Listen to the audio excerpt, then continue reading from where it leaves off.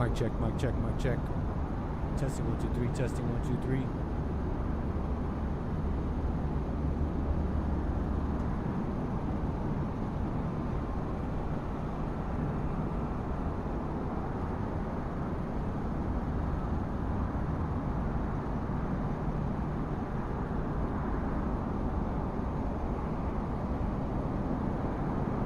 Mic check, mic check, mic check.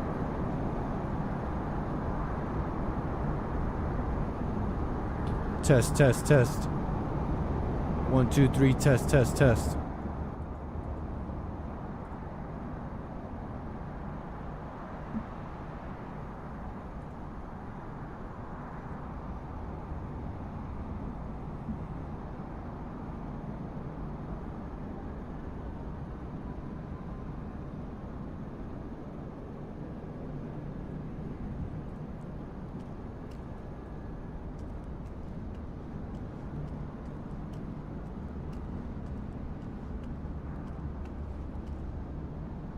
How are we looking here? How you doing, miss? I'm just gonna do a little walk around. Okay. Bye. Mic check, mic check.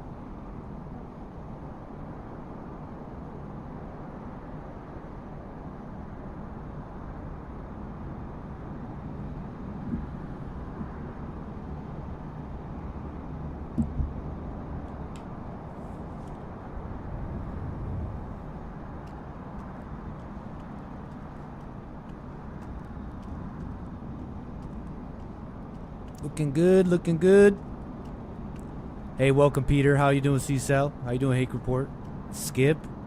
Welcome, welcome.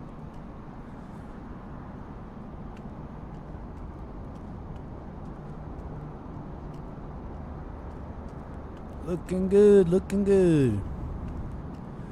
We're going to want those chalks off, boys. Thank you very much. And we're going to need these covers to come off.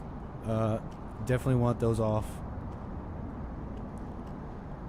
Let's go ahead and remove those.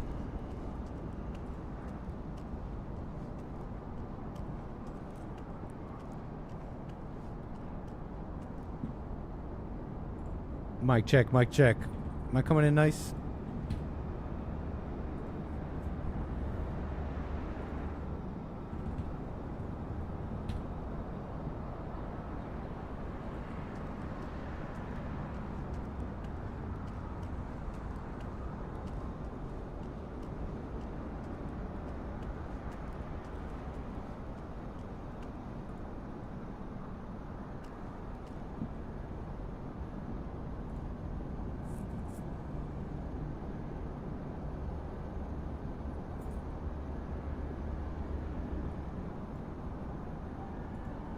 All right, folks, welcome. This is your captain speaking. We're just doing a little walk around of the plane before we get going.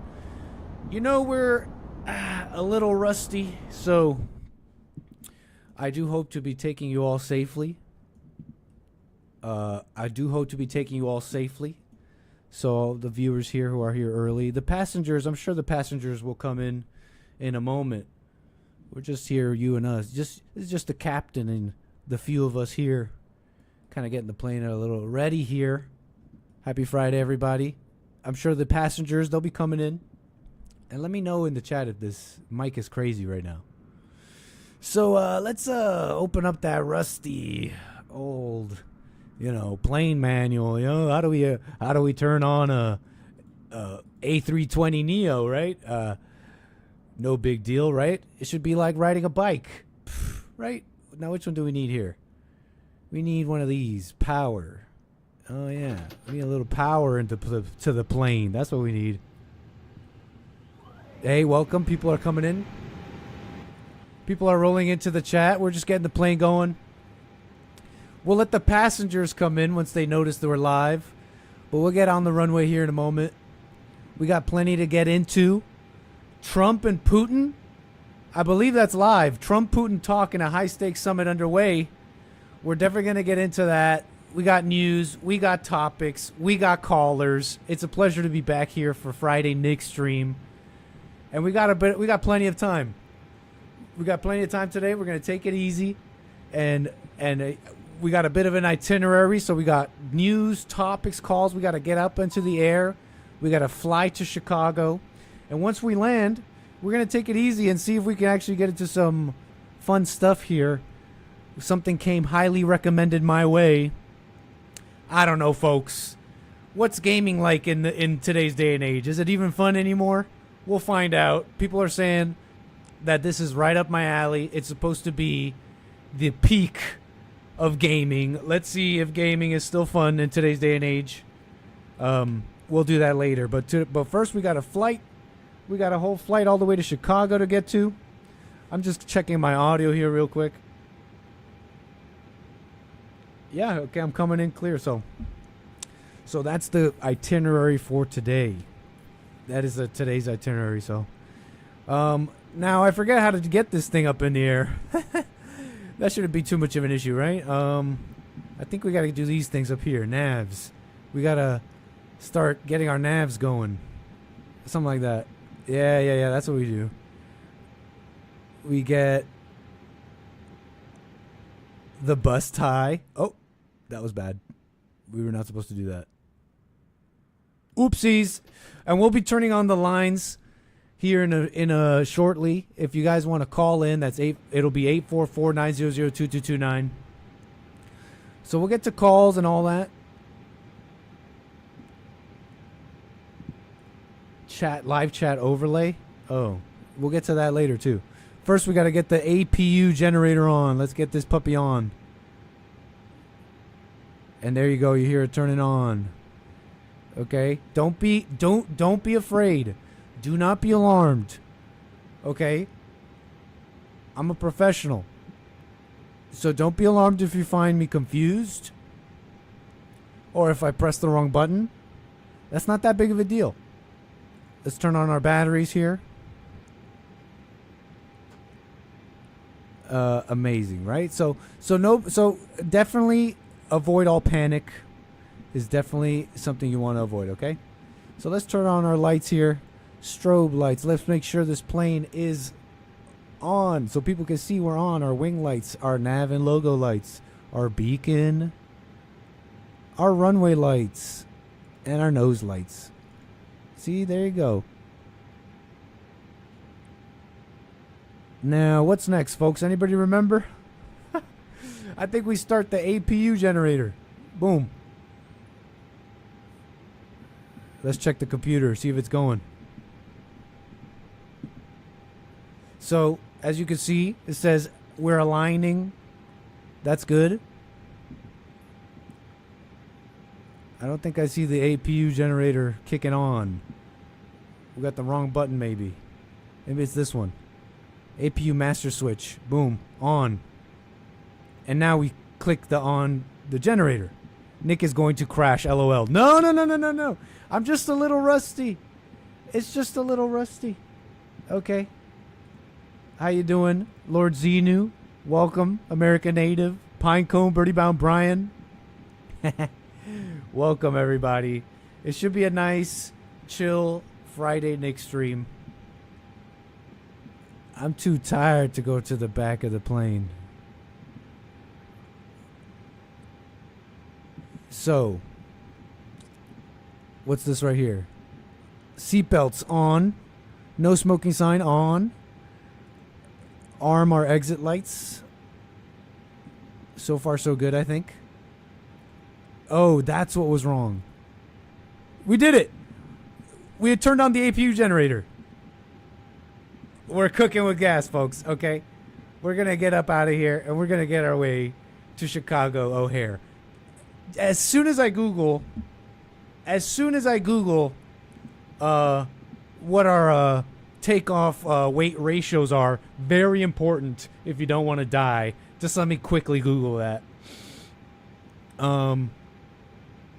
Just a quick little Google. Let's check our little thing here. Let's see what kind of weights are we working with?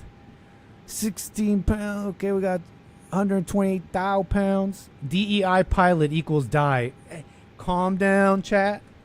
Nobody's dying today. Okay, nobody's dying today.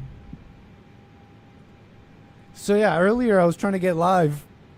I'm actually missing a significant part of my setup because I broke it. Can you imagine that? I broke it. I literally broke my mixer. Okay, no smoky sign. APUs available. We are aligned. We're aligning, I mean.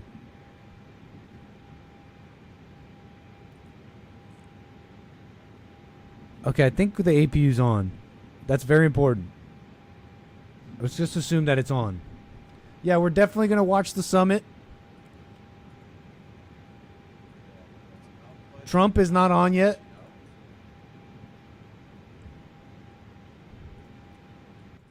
Trump is not on yet.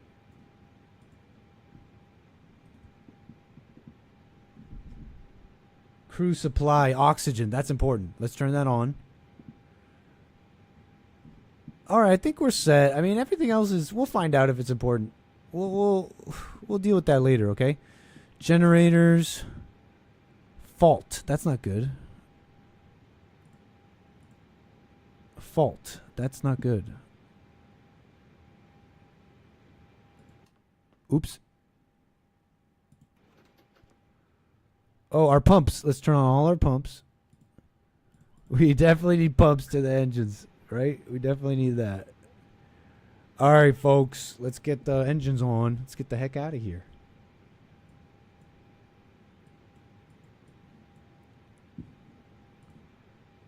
Keeping an eye on the Trump-Putin summit.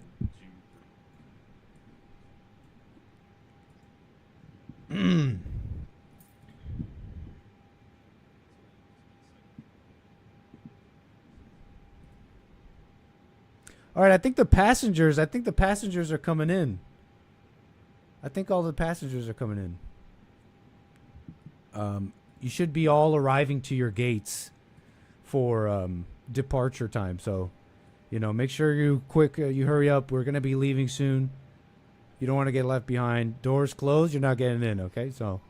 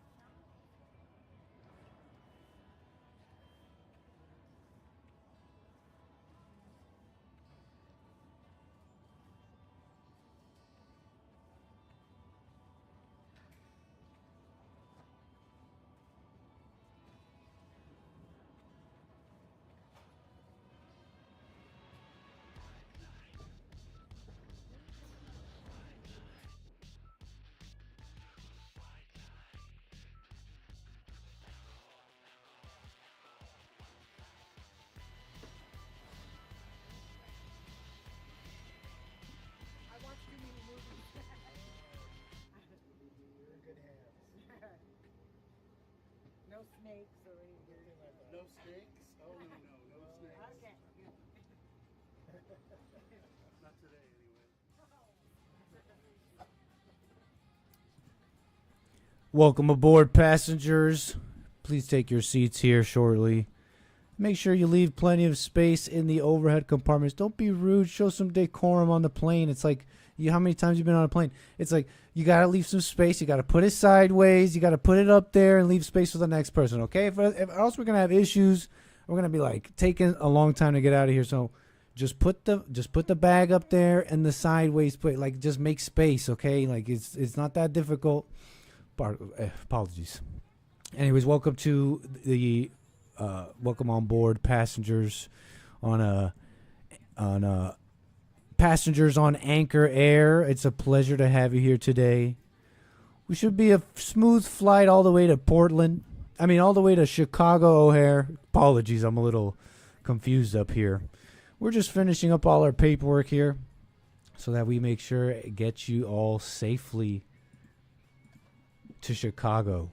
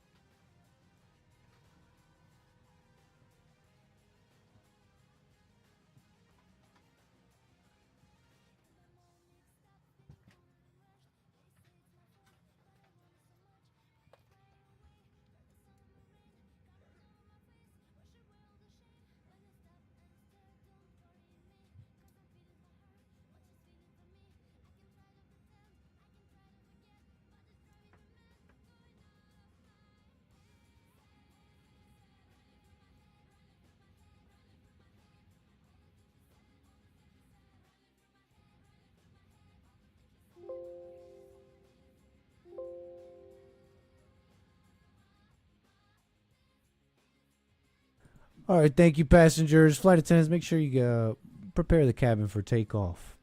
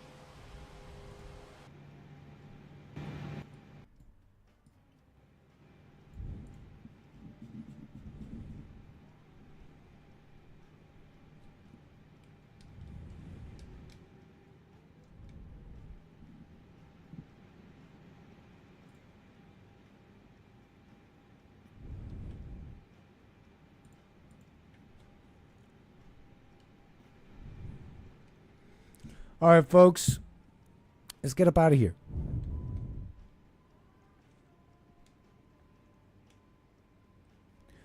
A little rusty today, so keep the seatbelts on and don't complain too much if we have some turbulence.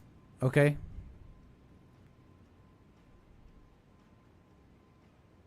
Oh, we have liftoff. All right, folks, we're up in the air.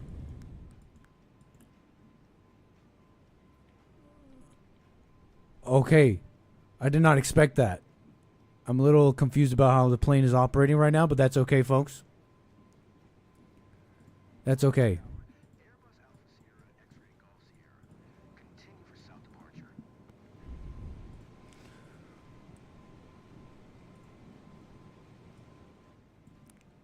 Yeah, let's just turn on the autopilot. We're definitely rusty here. All right, folks, welcome Welcome, welcome, welcome. We got the lines on, by the way, 844-900-2229. We got a nice chill flight all the way to Chicago. Should be a couple hours here. And then when we land, we got a bit of a we'll just enjoy ourselves and get into some stuff. But we got plenty of topics. We got Putin. We got Trump and Putin at the summit. What will happen there? High stakes meeting. Will peace be before us? I don't know. So we'll see what's going on with them. Besides that, what can I say? Welcome to the show. Enjoy yourselves. It's Friday. Hope your Friday's going well. Kicking it back. It's a pleasure to have you here. No, vaping is not allowed. That's in fact a huge problem. If you've brought a vape onto the plane and we see you vaping and catch you vaping, we have to ground the plane. We're literally going to have to ground the plane. So no vaping. In fact. Okay. And then it's like a felony. And then you're in trouble. You know what would happen if something ignited on a plane? Are you joking me right now? No, you can't vape. No smoking, no vaping. Welcome, Harmony. Thank you, Pinecone. Thank you. I don't know what everybody's names really are, so whatever. We got usernames. I don't know what happened here. Why everybody's names are usernames. I'm not sure why that is. What the? We are caught in cloud cover. Let's actually check on the plane a little bit here. Because they're supposed to be doing a whole bunch of stuff. We're definitely playing it loosey-goosey. Oh, that's right. Look at this. We definitely want to set our speed detent here on our autopilot here, buddy. Come on. So how do we do that? I forgot how we do that.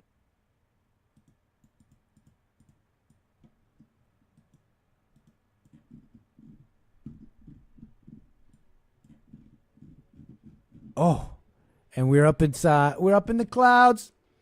Audio is left ear only. Not sure if anyone mentioned that yet.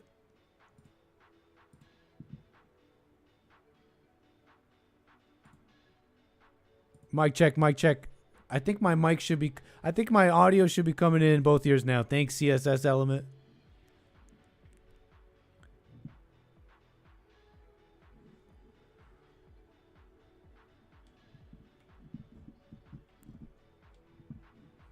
Hey, Albert. Hey, Jep.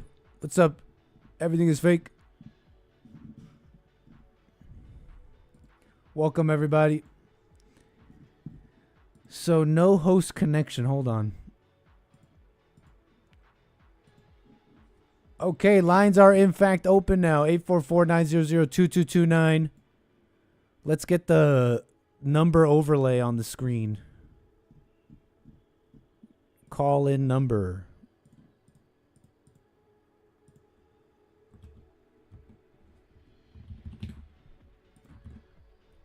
Bada bing.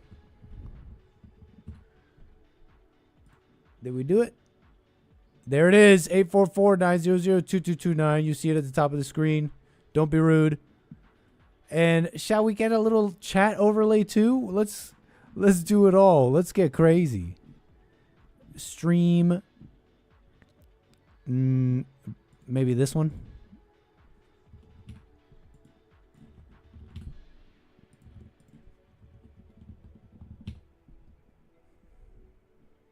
There it is. Here, we'll leave it off of when we're here. We'll have it just when we're here. Chat browser. There it is. That way when we browse, like for example, Trump and Putin, you can see the chat. Let's get the monitor right.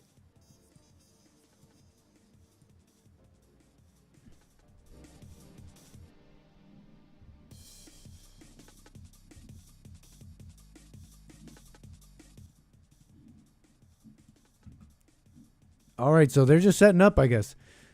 So, let me pull up all my notes. Got stuff to get into here.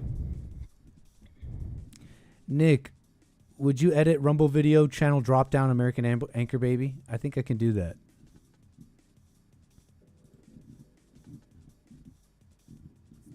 Or maybe I can't.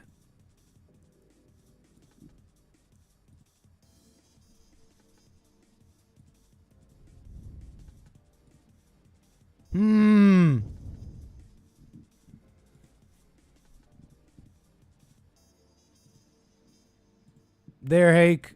Rumble. We're live, Rumble.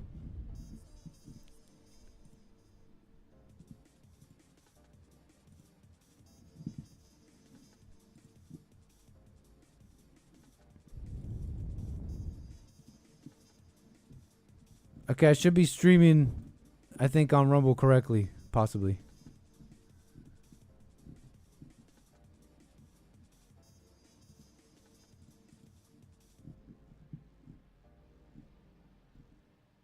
Amazing. All right, folks, welcome, welcome.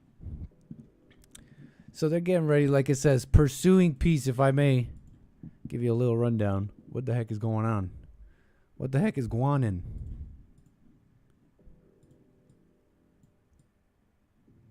Ooh, maybe I could put the chat behind me, like this. Like that.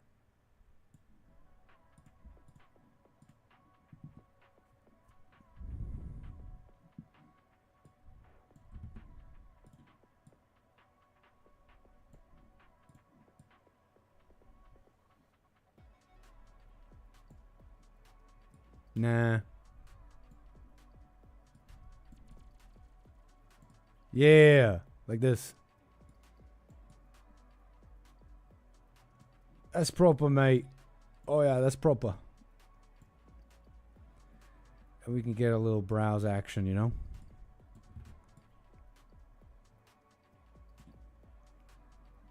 Pursuing peace. We'll leave this unmuted. See, do we get audio off of this? Yeah, it's definitely getting audio. So far, this channel, Fox Business, has been streaming for a few hours. This is, I believe, Air Force One. It's still got the blue from Biden. Is that the same blue from Biden? Air Force One. Because they do a different paint job, I believe. I don't know if they always do a different paint job.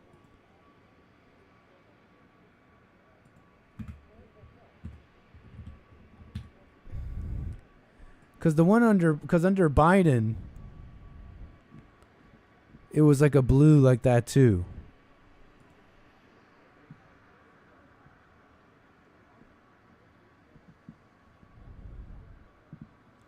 Well, I just keeping the audio on so that we know when they start talking. So I just rewinded the video to check if we're receiving audio, number one. And we are. There's Trump. That was about an hour ago. That was about 40 minutes ago. What's up, Matus? How you doing, sir? But I swear,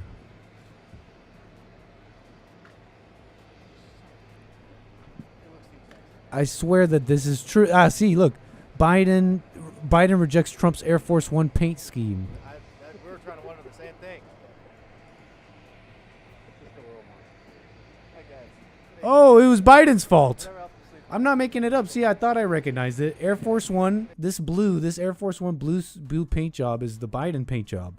And according at least to this article, June 10th, 2022, Biden rejects Trump's Air Force One paint scheme. The new Air Force One will not have the Trump paint scheme he wanted with the red, white, and blue, as it says here. So I thought I recognized it. This is the Biden Air Force One. Whatever. Makes me feel better, I guess. Whatever helps you sleep at night. And so that's going. So we'll keep that going. But they're meeting, okay?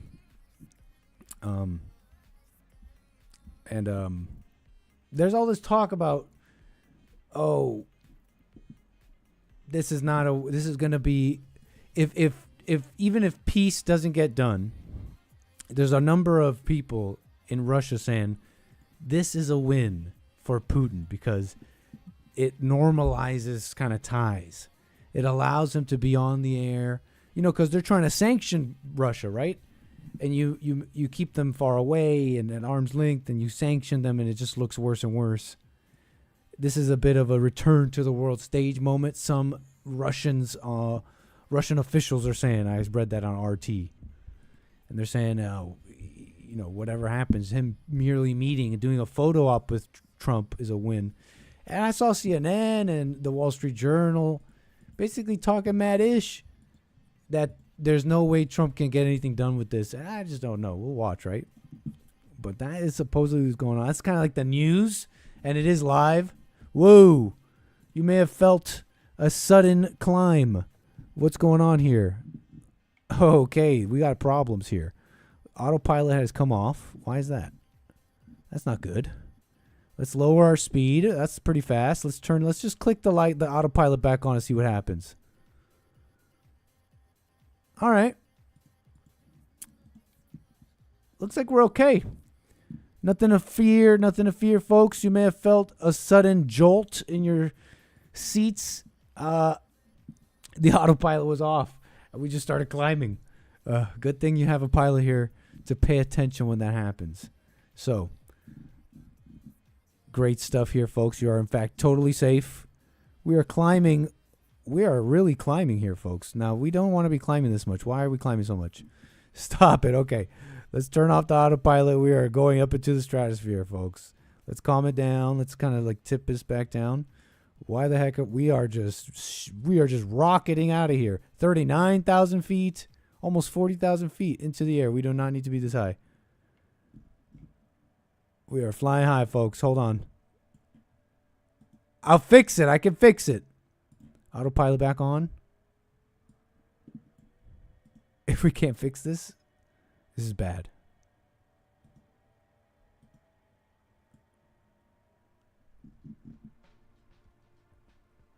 Huh. Hold to lock. Set managed. Oh, set selected. We did it, folks. We're going to live. And we're going to make it to Chicago. We're going to be just fine.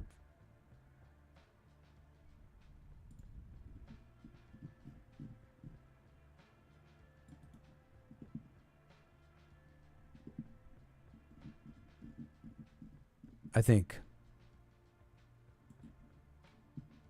Oh, are our flaps up or something? What's going on here? All right, no biggie. Hey, look. The autopilot has decided that we need to be at 40,000. Why fight it? Why fight the robot? Let the robot take over. You just get us there, autopilot.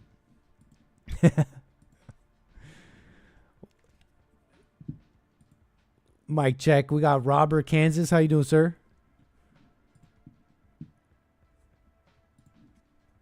Testing. Do we have Robert? Can you hear me?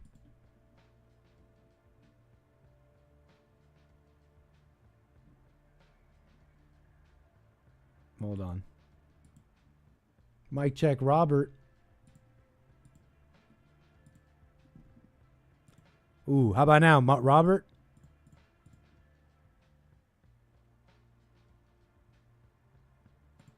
Hey, Robert. I think it's on his end.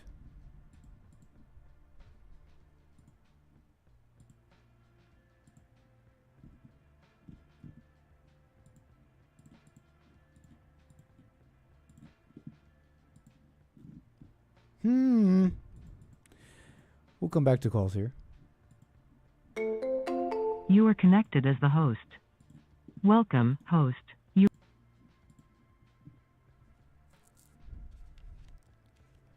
Mic check. Robert calling in to start Flat Earth. Haven't you guys had enough of that? Flat Earth. I guess maybe some of you it's not enough.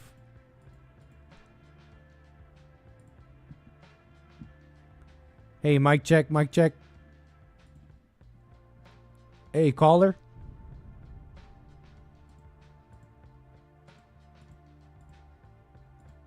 Hey, caller.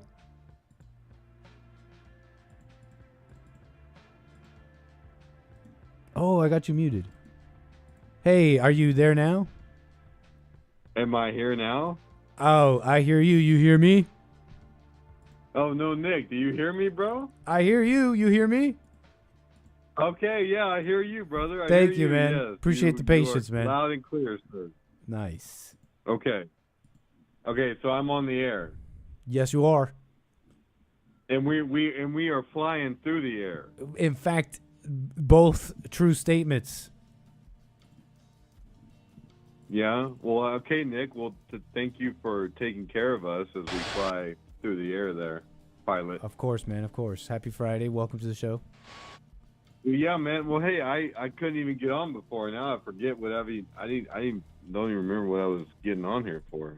I'm just bothering you, huh, Nick? I'm bothering you because you're back online. Yeah. Thanks, man. Shout out. We're back, baby. Well, hey, it was just a couple days. You know, it sounded like it might have been longer, but it wasn't. Well, we need you, Nick. You know, we need you, bro. Like, you gotta show up and do the thing and tell us what to think, you know? What to think? So, yeah, you gotta keep showing up, bro. You gotta keep I do showing not up tell you. and, I don't tell people what to think. Yes, you do, Nick. Nope. Yes, you do. Yes, That's not what I do. And so does Hank. So does Hank, and so does Jesse. And you guys need to understand that you are a part of the zeitgeist, and you do influence people. And I just, man, what I want you guys to do is your job, man. Like, that's what I'm asking for, is that you guys do what you need to do. And yeah, Nick, I'll let you go, bro. What's our job? But what's your job? Yeah, you said we have a job to do. What is that? Yeah, Nick, you got a job to do. Yeah, what do you think You it were is my born job onto that I'm doing? You were born onto the land, sir, and this is your job. So, Do you think my job is to tell people what to all- think?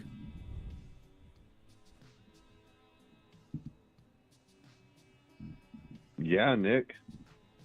Yeah. And what makes you say that? That is your job, sir, is that you tell people what to think and that you do the best job you can, and that is going to be, hey, listen, man. Like, Nick, you don't understand, bro, like, the position you are in. Like, you are... Why do you say I don't that? think you understand. No, because you don't understand that you are doing the exact thing that you need to do, Nick, and that you guys are the future of the internet. Okay? Like, But what is it that you're saying, man? I'm saying that you are going to do your job, Nick, and that you are going to be incredibly enriched and famous and like a second Joe Rogan, right? Like, that's what you're going to be, Nick. If you just follow up with all the things that are going on, you're going to have, you don't even need content, bro. You just need to monitor the situation, put it online, and I mean, you guys, you're going to be just fine. Well, thanks for the vote of confidence, Robert. I just want to say I don't tell people what to think, though. That's not what I do. That's not what I set out to do. And in fact, anything if you've taken anything from what Jesse's been saying and what we're trying to learn for ourselves in our own lives, each one of us, including me, and I'm simply just passing it along and, you know, pointing people back where I can, where it's real for me because I see it, not because I'm just repeating. And so I don't see myself as doing that. And if you've taken anything, you'll know that people who need someone to tell them what to think are dangerous people and lost people. And if there's something that Jesse's message is, at least in the directionally in towards, in my opinion, it's like overcoming all that, man. Don't you think? It's like the people who need someone to tell them what to think are some of the craziest people, and it's not. And here's the funny thing too. I'm not even like interested in like freeing people, but I get a little bit more freedom every day. I get a little bit more freedom as I let go of stuff, as I watch myself and let go of stuff that is not important, that I care about. And I'm like, wow, that's so cool. If there's anything I want to pass on, it's maybe a little bit of that. So if there's any like lasting legacy or anything here, it's that, man. It's not telling people to think. It's freedom from that, man. And it's only for those that want it. It's only for those that want to be free. If you want to have someone to tell you what to think, you can do that. But that's not what I set out to do. And I'm just repeating that because you were repeating on the other way. No, Nick. Nick. You've made that very clear, and that you want other supporters to call in and to support the show and to give their feedback. And that's what I'm trying to do, sir, is that I just really appreciate what you are doing. And so I try to contribute to what I can. And that doesn't mean that I shouldn't hang up now and let another caller call in. It just means that I want you to know that, you know, you guys doing the work, that it's very appreciated out here. Okay, like there's you know, you guys might not think you're appreciated out here, but if you are doing the work and you are trying, that some of us notice. Okay, Nick, like we notice that you are working, you're trying. That's all you gotta do, bro. And yeah, man, keep it up. That's all. I appreciate that, Robert. I will, man. And thank you for calling in. Yeah, I know you will. I know 100%. You will, Nick. And yeah, bro, you just keep it up, bro. And thanks so much. Thank you, brother. Bye-bye. Take care, man. Call me again. All right, bye. I will. Yeah, 844-900-2229. Thank you, Robert. Appreciate that, man. Let me get this here. Let me put this here. Let me put this there. Let me put this over here. Yeah, that's how I like this. We'll keep this shot, just the plane. This shot, us. The seat. Ooh. We're flying in the daytime now. Nice, folks. I mean, just like Robert said, we're just covering things here. I've put together a number of things. It's Friday. It's fun stuff. I know we got the politics about to come up with Trump and Putin. We'll come back to all that. Let's see what I even have here in the itinerary, in the links. Oh, you know what? Let me pull up our Discord, too. I'm in the Discord. You guys have been posting some stuff, so we could definitely check out what y'all posting here on the Discord. And if you show up in the voice chats. But very cool.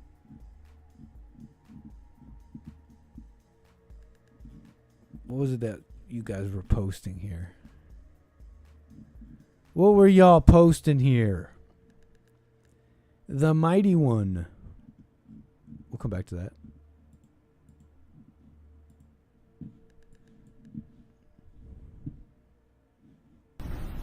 If you think I'm here to play around with y'all, what is this? This is a 2-hour video. We're not watching this. Oh yeah. Care to know it if it could be helpful to you. Is there some Umar gossip going around? Probably shouldn't even say that, but the only reason I mention that is because I'm not interested. Okay? I'm just not interested, okay, if there is. So I don't know if that's what that post was about. But not particularly interested.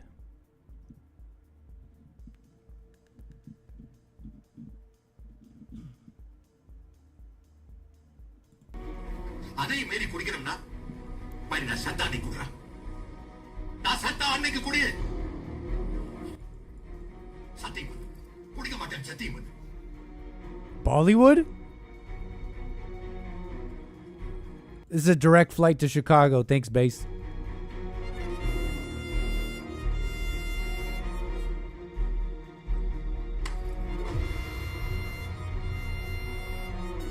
The production on this. Is India is coming out of India? Let's go. This is classic. Yo. Hello? Hello. What's up, Aaron? Is this Aaron? Yeah, this is Aaron, bro. What's going on? Hey, how you doing, sir? You're on the air. Oh. I was gonna ask if you're in general. Did you mean to do one-on-ones? Yeah. Oh, I meant to go to one-on-one. Yeah. Yeah. Where's one-on-one? Letting you know. Oh, I'm there. Thanks. Appreciate it. Whoa! Did you bring me to one at a time? Yeah. That's awesome. Yeah. What's up, man? I have How are total. All is well, man. Thanks, Aaron. You sound like your mic is different on Discord. I think your settings changed. It sounds like you're distant, but probably because of that mixer thing. Yeah, I broke my freaking mixer. Thanks for reminding me. Oh, Frick! well, I mean, it's the power of the return, man. Yeah. The mixer can handle it. I just went. No, It's you too gotta much know your power. limits. You gotta know your limits. How fast you should be moving. What a mess. It was gonna have to- supercharged. I'm gonna have You were to supercharged. pretty much. I'm gonna have to bust open the mixer and see if I can solder this back on or something. I think I could. It shouldn't be too difficult, but whatever. Whatever. Yeah. But thanks, Aaron. So what do you? Oh, you go ahead. Sorry, Yeah, my I bad. was My gonna bad. say, yeah. Well, so do you? Does that? Do you sense any of the? I think that was Robert who just called, right? Yeah. Yeah, he was mentioning. I think some people view it that way, and I can understand where he's coming from in terms of like having an audience and a platform. Do you ever think of your platform and everything in that way, where it's like, oh my gosh, I'm influencing these people? Do you ever feel responsible for the way people think? No. Not at all. The only Is thing I that- feel responsible for is just putting out correct information and being honest when I don't know something, and that's it. I don't feel any of the things you mentioned personally. I just do not think about those That's things. amazing. It's the wrong thing to think about anyways. You got to be it's like I already got enough ego to deal with. Let me get rid of ego. Let me not add onto it by going around thinking I have something important to say, or put it like this, that I am responsible for what people are thinking and what I should be putting in their heads. Like, no, I just put out true information and just put out the truth. Yeah. And that's it. There's nothing Speak else I can honestly, do. and yeah. Speak honestly, say when I Right. don't know. Yeah. And kind of the rest kind of figures itself out. And Do you think yeah. of those platforms like that, though? You said what? Those platforms like what you have. I was gonna say those platforms like what you have, and then podcasts and I guess performers are kind of similar where they have an audience. Do you think the larger the audience grows, the more that there is a temptation to feel responsible for others' reactions to yourself? Do you know what I mean? Yeah, I bet you there. Do you think it's when you bring it up, I start and I think about it. It seems like I bet you there would be just knowing kind of the mind a little bit. There's totally a temptation for that, 100%, and you just feel responsible. It's just the wrong thinking, I think, though. I mean, you just have to be thinking about yourself wrong if you think you're truly responsible for them. And it's the wrong thing to be putting out too, because what if they start blaming you for things? That's how people are. It's evil, right? Like I've seen it with Jesse over the years enough to know that there's a bit of a lesson there. He'll tell people like, "Hey, here's a little bit of advice.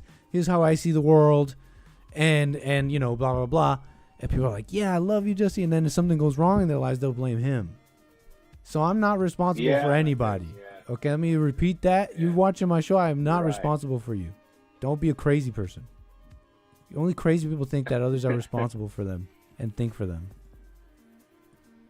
Well, it's got to be because they feel responsible for others, right? That's like the only way that I don't see how you could. If you already at any level don't feel responsible for anybody else, then there's no way you could look at somebody else and tell them to be responsible for others. You know what I'm saying? Yeah. Unless you feel like that's like got to come from a ground up foundation level.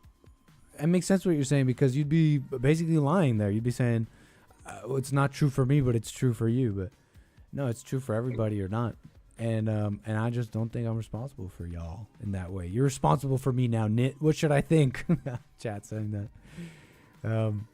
Yeah, I wouldn't even want to watch it. I wouldn't even want to watch a program where the person is like being careful to. It's like so whack. The person that I'm watching is trying to watch out for how they think they're controlling me. Like that is so crazy. No, you guys know me. My lines are open. My lines are open. Yeah. I'll say I'm wrong about something if I really believe it, and we're talking freely. Yeah. And sometimes I don't know, you don't know, we know, That's the and we best. both know. So you guys all know 844-902-2229. My lines are Nice. open. That's how it works. Cool. Nice, bro. Okay, cool, man. Yeah, I guess I just wanted to comment on that. Keep doing your thing. I'm enjoying the fire and the Great flames questions. of the return. Great questions, man. Thank you. No problem. Have a good one. Nice.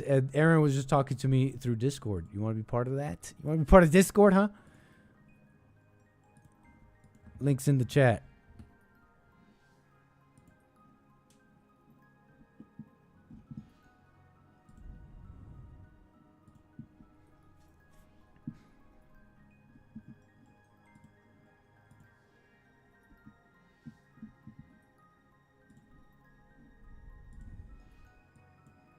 So have we even gotten into anything here? Have we even gotten a chance to get into anything here? I don't think so, but let's do that in a moment. We got, I believe, Jeff. Is it Jeff on the air? Yep. Good old Jeff. Oh, Jep. How you doing, Jep? Appreciate your call. You're on the air. I'm doing all right. Let's go to the cockpit of the plane. You want to see the cockpit? Okay. All right.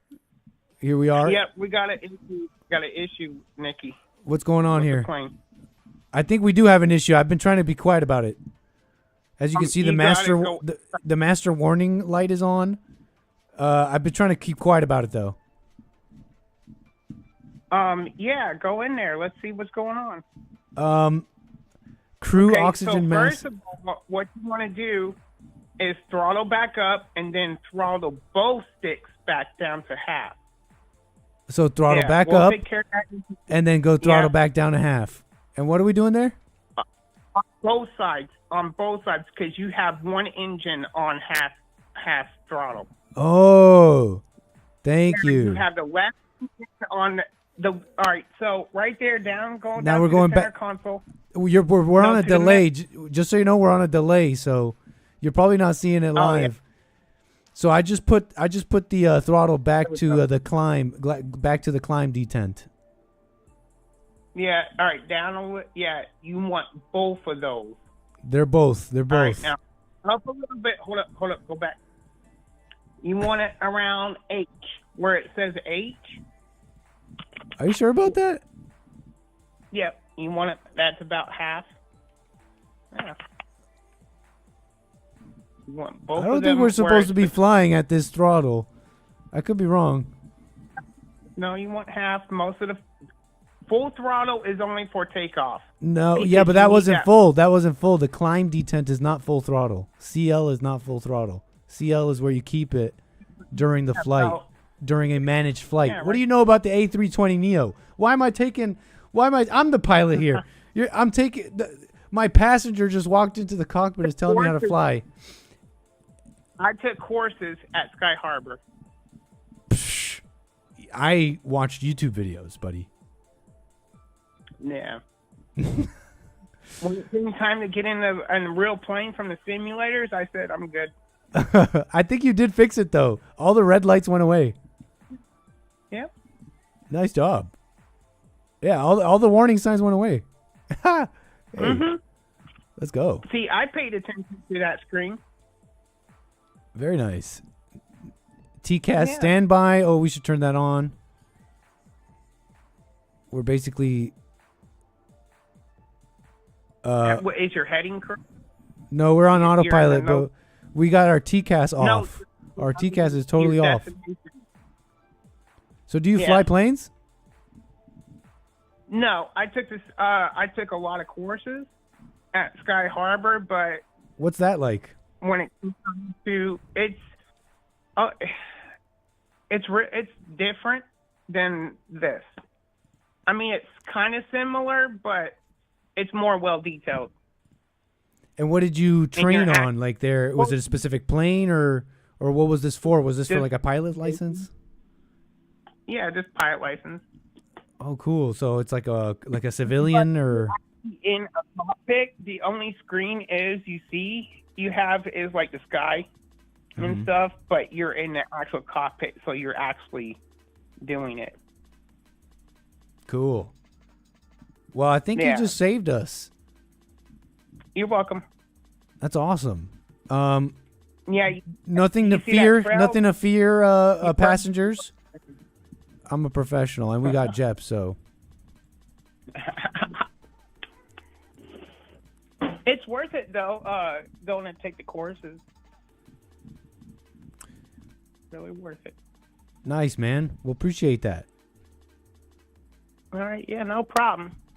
Oh, upon landing, don't forget to when you're approaching the runway, lower the flaps. Will do. Thanks for the reminder. That's an important one. Yes. A All right, be safe. often forgotten one. Jep, they appreciate your call, sir. Call me again. No problem. All right, sweet.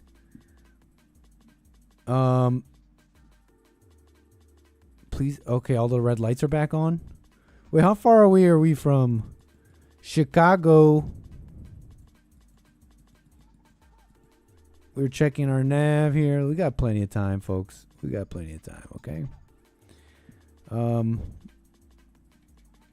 Maybe he's right. He may have been right about that. Nick, blindly taking commands was a missed opportunity to crash the plane, Jep. So rude. All right, we'll get back to calls. 844-900-2229. Shall we just get into some fun internet stuff? We haven't even gone into anything.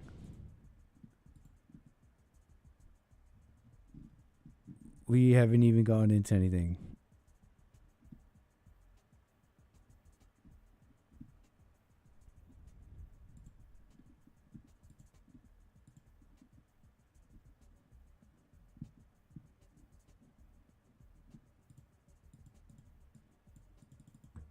Okay, let's just run down my list in no particular order. Shakari Richards. What's her name? Shakari Richardson. At an airport. Okay? At an airport. You may have seen this. This woman here. Oh, they got the full body cam? On July 27th, 2025, Olympic sprinter Shakari Richardson was arrested at Seattle-Tacoma International Airport, and the reason shocked the sports world. Surveillance cameras caught her shoving and pushing her boyfriend, fellow sprinter Christian Coleman. You also have an uneven fuel level. Now there are red lights for that. Should be okay. We have uneven fuel? No, we don't. Oh, wait. That's not where the fuel is. Here it is. No, we don't.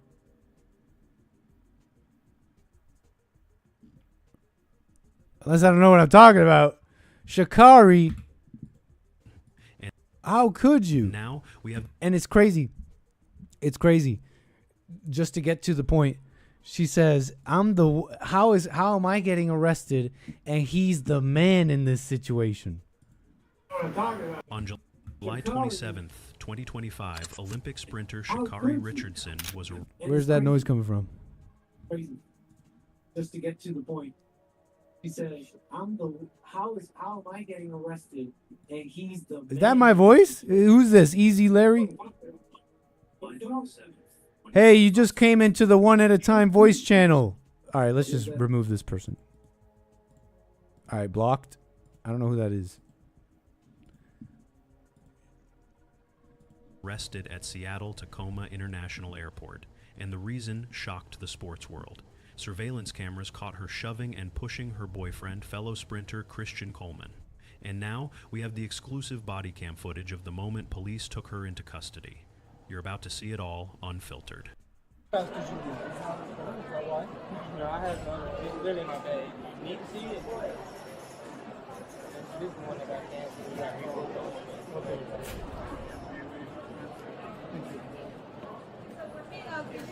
Thank you so much. You're so welcome. I have to get my sweatshirt bag. Is there anything else that you could let me know? Because now that you have these officers involved, is there anything I need to? Yeah, why don't you come talk to me over here? Come talk to me over here. Ooh wee. I would never talk to you again. So what? Hey, people, because I can definitely have evidence of him assaulting me if possible. There's cameras everywhere. Okay, So we'll but like I said, yes I do. My name is Shakari Richardson. I do have my ID. Okay. Yeah, but I would definitely leave him alone. There's nothing that I want to do with him anymore. Like I said, it was a relationship thing. I need to get my stuff out of his Are you bag. guys on the same flight or? We are later on in the day because our flight ended up getting delayed. We supposed to be leaving around this time of day, but the flight got. It turned into a fight, okay? You know how the law is. It doesn't matter if you're in some places now the law is in such a way that in a domestic dispute, if it turns physical and law enforcement witnesses it themselves, or they see the evidence for it themselves, then charges and stuff can happen. People can go to jail or whatever, however it is. Whether even if both parties say, hey, we don't want any more trouble, we don't want any more, I don't want to arrest this person, I don't want to press charges, does not matter. Canceled, so the flight doesn't leave until 10 p.m.-ish.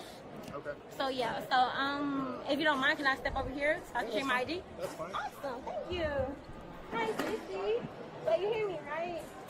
So this is the position that Christian Coleman puts me into, okay? And this is love, folks. How quick love turned into hate. Were the signs there? I'd say possibly.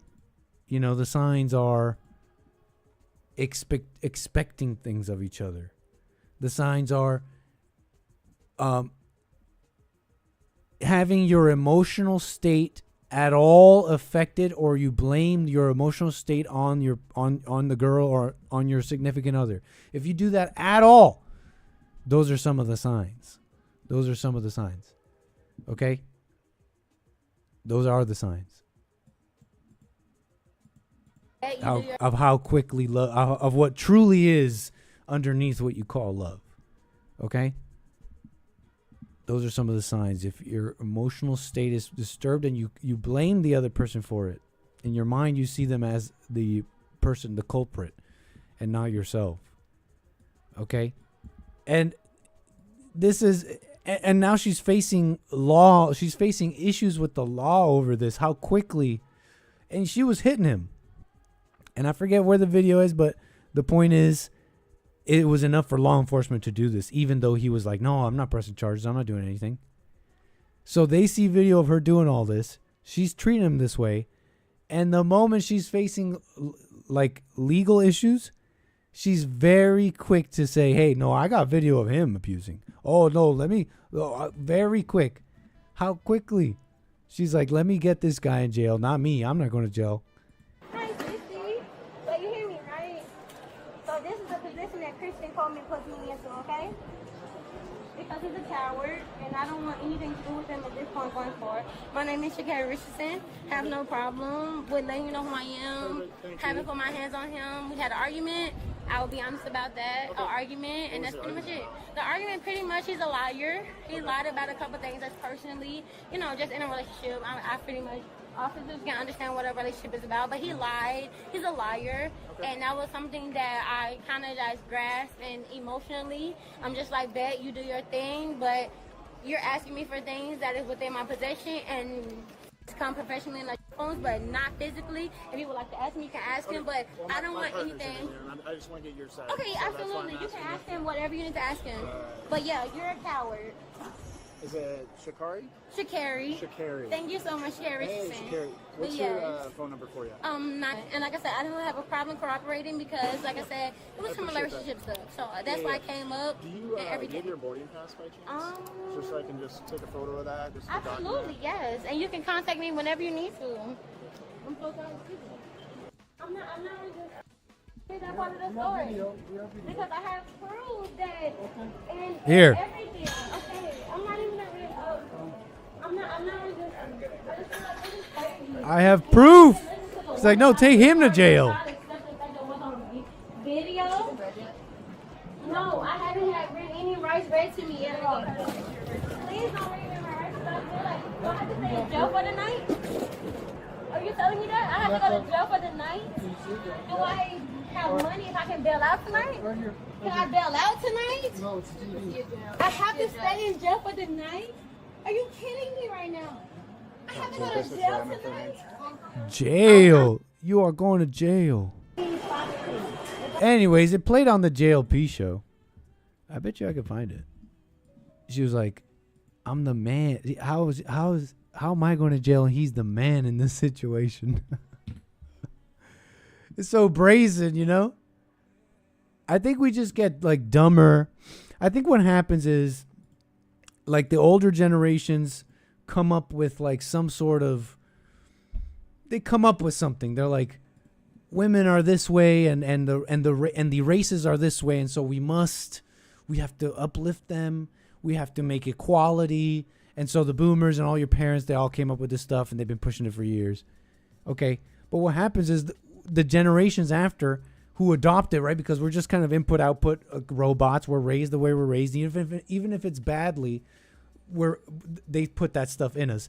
And so as the further generations kind of keep expressing what they were taught, it starts kind of revealing itself to be so stupid and not well thought out.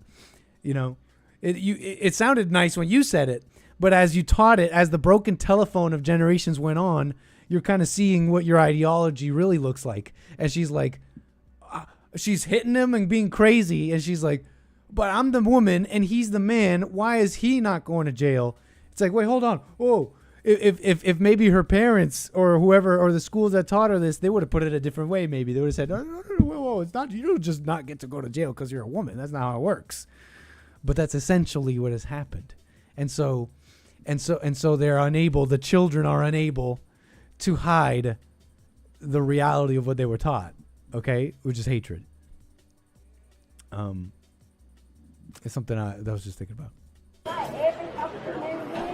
You punch me in my face. I will never, ever talk to him again.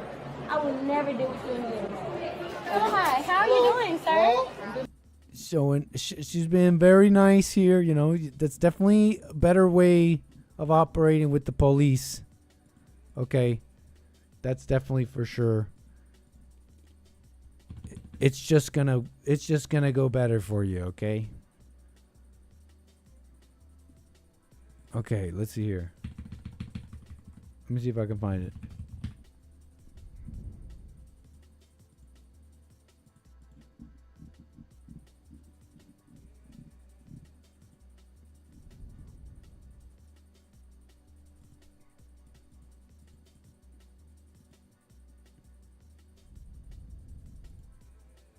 Oh, darn.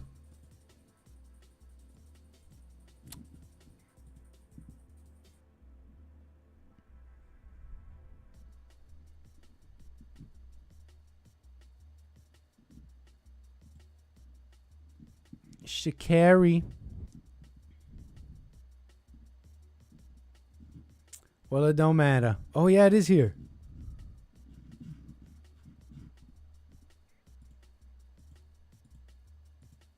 Hi.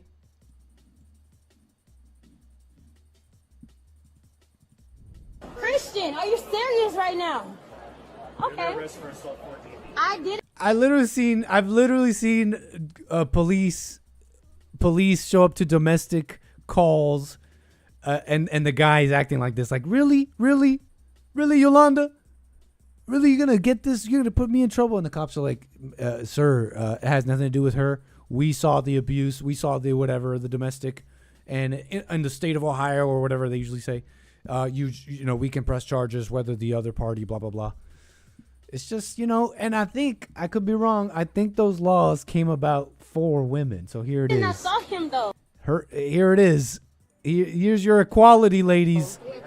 You got it. I literally we were having an argument. I'm not resisting, so you don't have to do it harder. Christian, are you What game are you playing later? The Altars. It's called The Altars. serious right now? Christian. Washington State, he doesn't get a say. But I understand. We were arguing. But I understand entirely. We were arguing.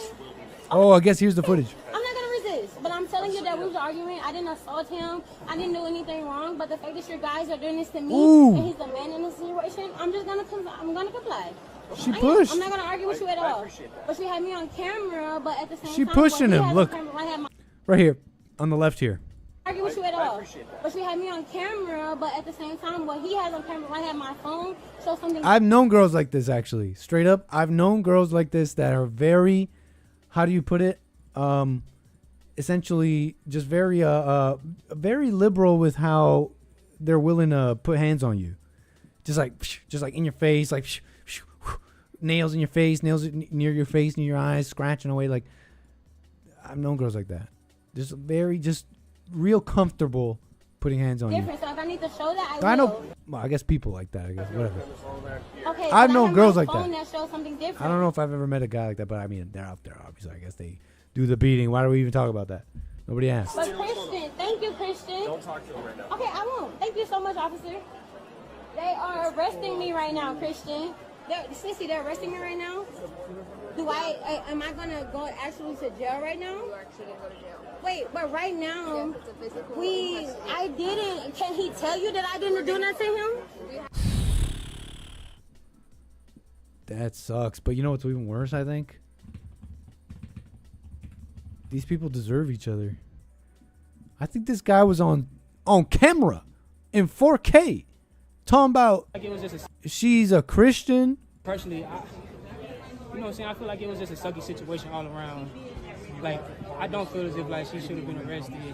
You know what I'm saying? Like, I mean, you know, people have discussions and emotions and stuff like that. And she have, like, things that she need to work on for herself, of course. And so do I, so do you, like, everybody. And I'm the type of guy, like, I'm in the business of just, like, extending grace and mercy and love.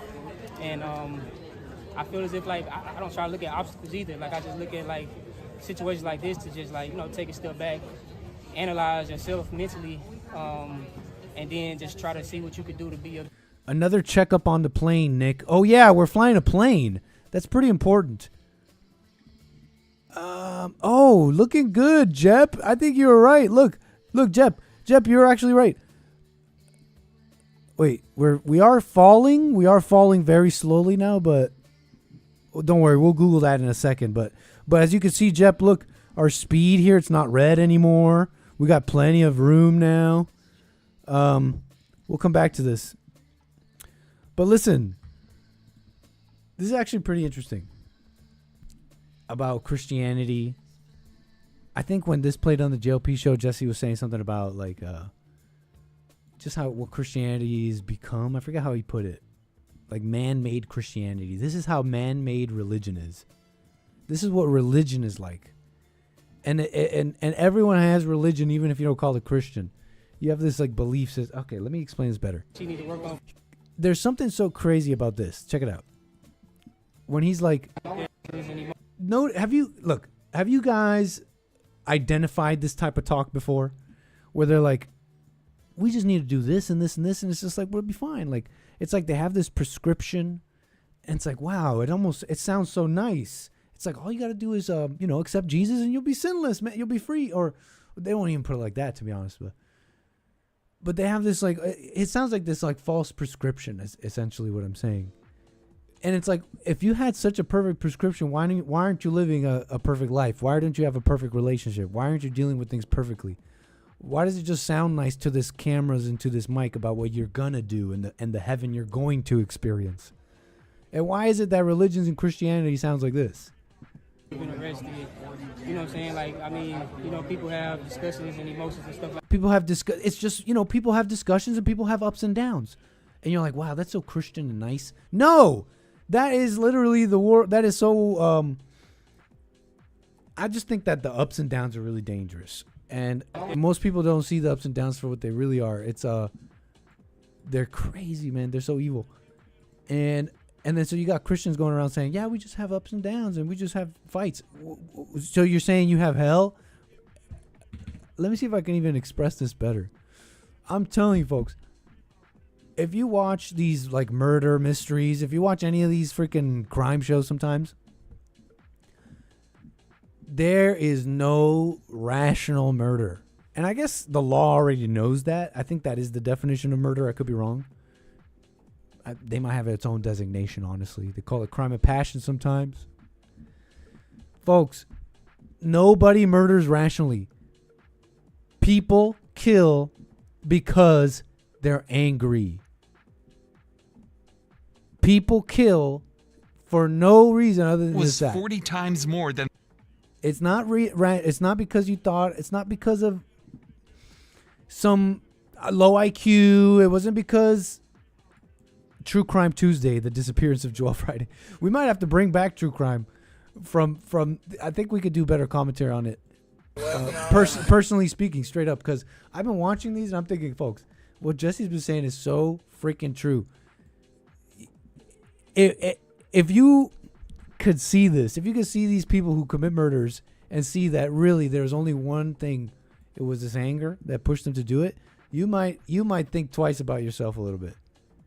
You might think twice about yourself a little bit and think, what am I okay with? What's my standard in my life? Like, oh, I just get a little frustrated. I'm telling you, I'm telling you, that little frustration you feel is the exact same thing this guy felt. Okay, so the story is like father and son living in a home together. He's like an adult son. I think he's got a bit of some issues. Dad and son fight a whole bunch. Son has a brother, same father, I believe same mother, does not live at home. I think divorced mom and dad, mom lives away as well. Dad and older son are home all night together alone. The morning comes, dad is dead. Mangled by a bat. Mangled by a bat. Son denies it initially. He's like, I don't know, someone broke in and killed somebody. And the scene is crazy, right? Because the mom, he gives no indication that this happened. You know, son and father are together alone at night. Mom comes home in the morning, says hello to son. Son is like, yeah, what's up? Mom walks upstairs and finds the dead body. And he's like, what? Oh my God, someone broke in. He ends up, of course, they bring him to interrogation and he ends up just confessing. That's the younger brother, who became aware of what's going on. He becomes angry at his older brother, calls him a piece of ish for what he did.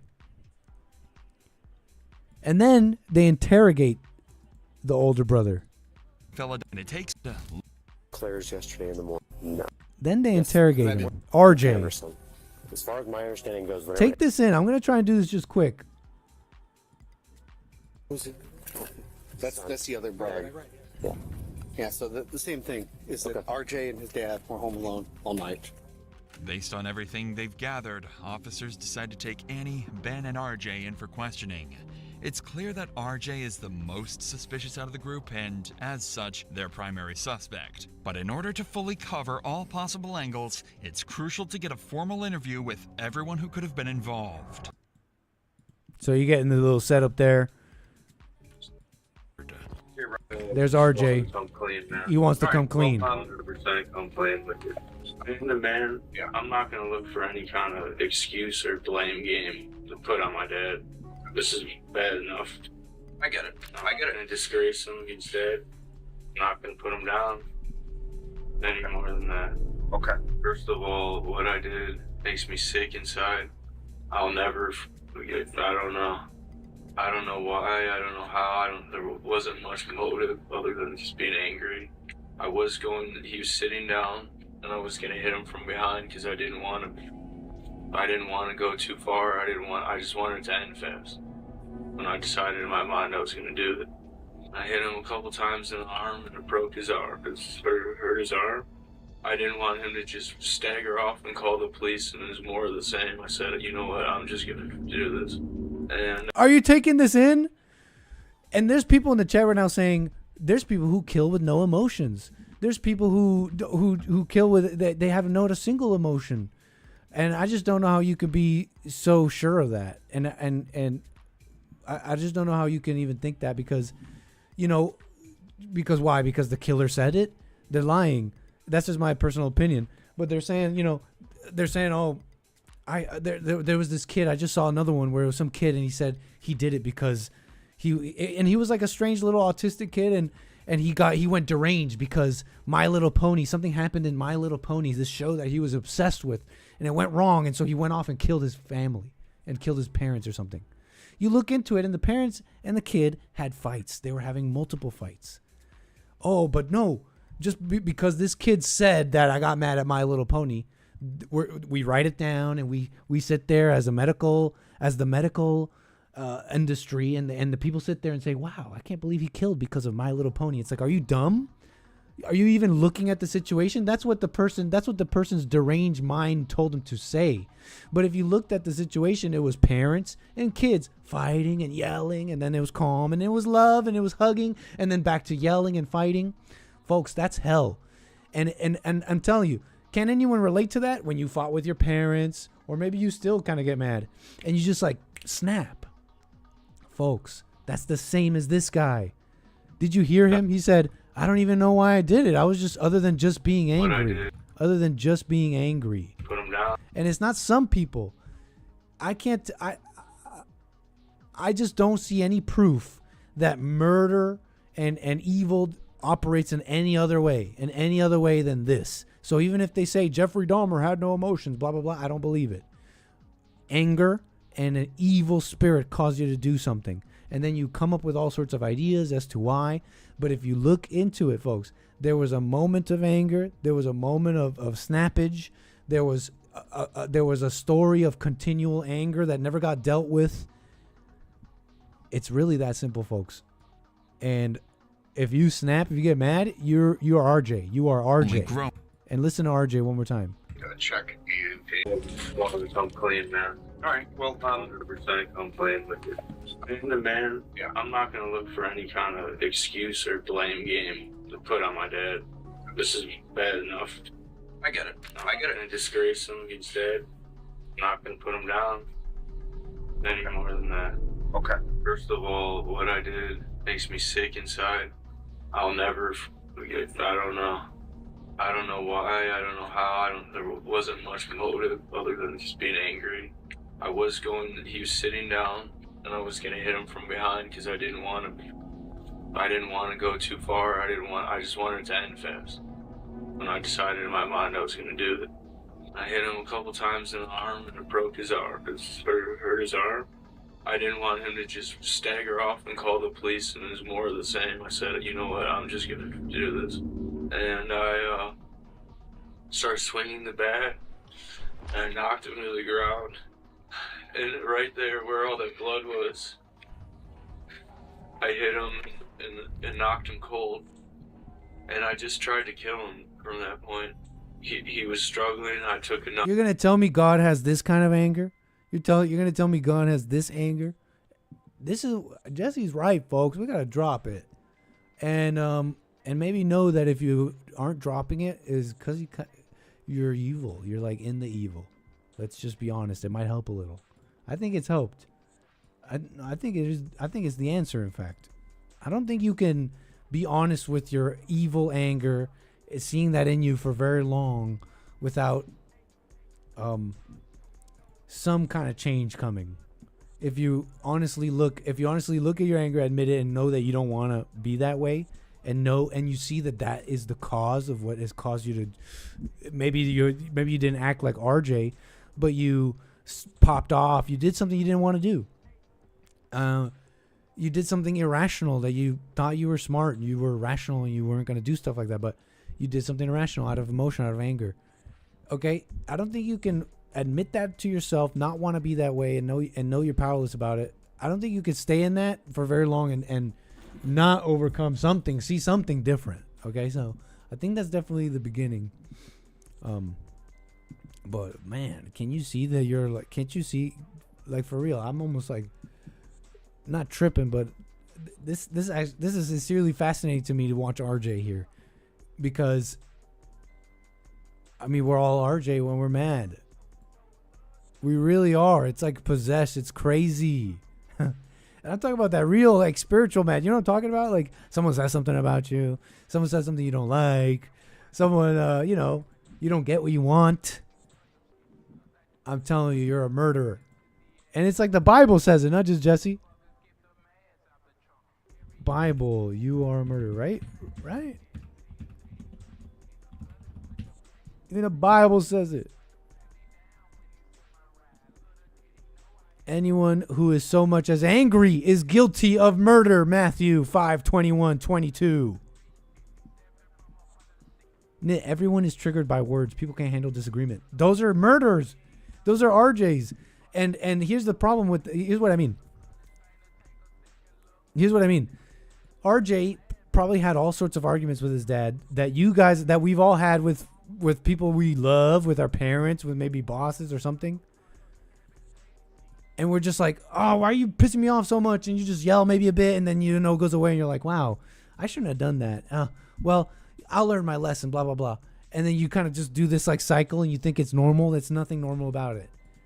You are playing with like fire. You're playing with fire, and then the anger comes up again. You're like, I'm going to say something. I'm going to try my best to not go with it.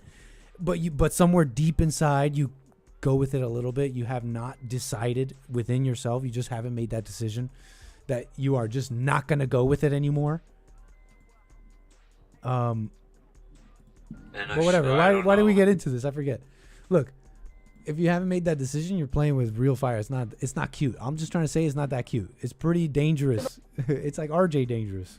How I did take my life, seeing my dad like that, for no freaking reason. They were probably just having the most, what we would probably call like the most normal disagreements. But it got into like yelling matches, and we're just like, oh, they're just disagreeing. They fight a lot. That's dangerous. I'd stay away from that. Hey, David, we got David. I think. Are you out of Texas? How are you? How are you, sir? Welcome, David. Appreciate your call. You're on the air. Appreciate you answering the call, man. Yeah, man. Hate and anger is a deadly combination. Seriously. Yeah, no so joke. anecdotically, I don't know how you say that, but anecdotally, I have an antidote. Yeah. Thank you. I have an antidote. I'm 56 years old. I don't know how many of those years I've been angry, but it's a vast majority. And I used to use a lot of drugs to, I don't know, try to tamp it down, I guess. Right. I don't know. Of course. I don't think that it worked. I don't think that it worked very well. But I had an ex-wife, and she ended up sleeping with my quote-unquote best friend. And I lived about in a vehicle. I lived about 90 seconds from where he lived, and it would have been grass on the ground, and I wore a. You're breaking up there, David. Can you repeat what you just said? Yeah, I had a lot of. So my ex-wife was sleeping with my friend. With my best friend, and I was going to kill him. Wow. And I didn't just think about it, once or twice. I mean, it went on for months, 8 or 9 months, and I used to drive by while she was, she would take my kids over to this guy's house, and I would drive around, and I mean, I was definitely stalking. You know, I was in total mental breakdown. Yeah, You know, even when I had a job during this time, and even when I was at work, all I could do was think about what was going on with these other two adults, and I could not see. You know what I mean? I could not see at all. I couldn't see much less clearly. I couldn't see anything but what was going on with them and how it was destroying me. And there was one particular night that I got off of the car in the back. You know, there was an alleyway in back of his house, and I got off the car, walked through the back gate. It was summertime, and they had the window open, and they were laying on the bed just talking.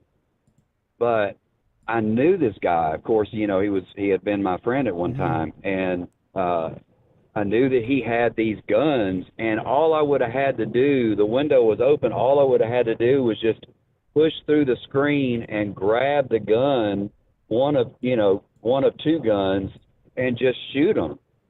And I was like, oh my God, man. You know, after that, I was like, but it did not keep me from wanting to kill him, you know, and I couldn't see that if, you know, she's just as much responsible for that as he is. And I bear some responsibility in there somewhere, you know, I mean, of course. And I'm thinking about taking one or two of these people's lives, you know, and it was just because my pride was hurt.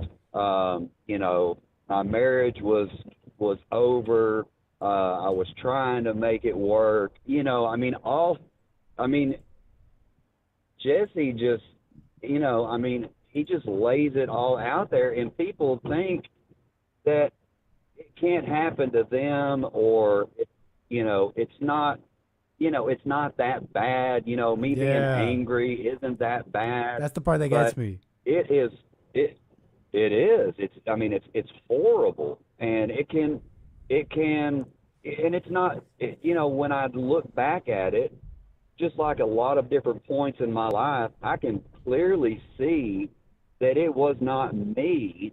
It was demonic forces that were guiding me and whispering to me and directing me and trying to hurt me and other people, because I don't know why. It's just because Satan hates us, I believe. But yeah, man. That's what's so interesting to me about the whole thing, about trying to understand this, right? We heard about it from Jesse and all that, but it just it can be, it's very simple to me. It's a matter of, it's an all or nothing type thing, where whatever is causing you to do everything you described, why would you want anything to do with it, right? Because they'll say, exactly. they'll say it's, but God is angry. You're supposed to have some sort of anger, or like be angry and sin not. But there's no way God is talking about what you described just now. What you described, God wants you to get rid of. God wants you to overcome, I believe. And I don't think you'd want even a drop of that. That is not the anger God is talking about.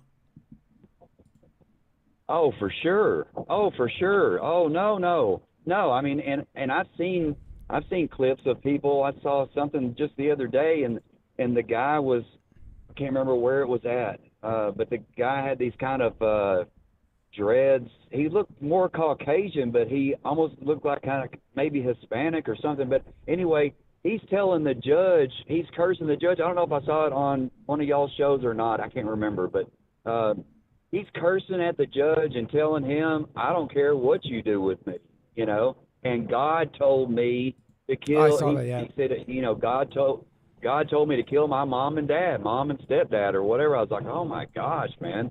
And that's, you know, I mean, the problem is that if I was willing or under the influence of listening to those voices, you know, we know that there's a lot of other people that are clearly listening to other voices, or listening to those voices that are infiltrating their head, you know.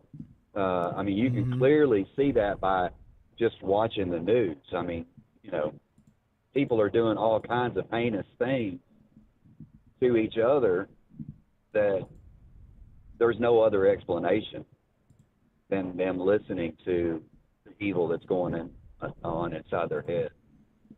So I don't know, whatever that's worth. I guess, and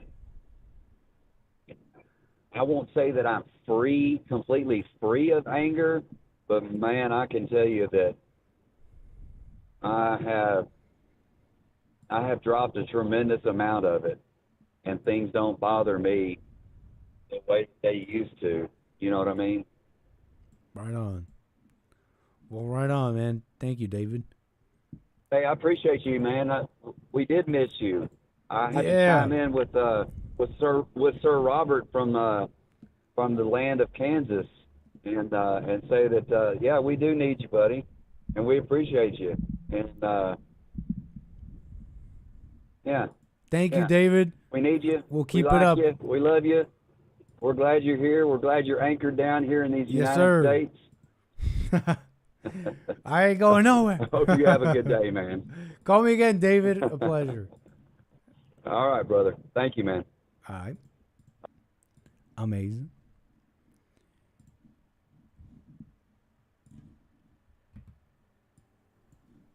I heard some noise at the Putin thing. They turned on the mics. But still no Putin, still no Trump. Still no Putin, still no Trump. They are set to discuss the war in Ukraine.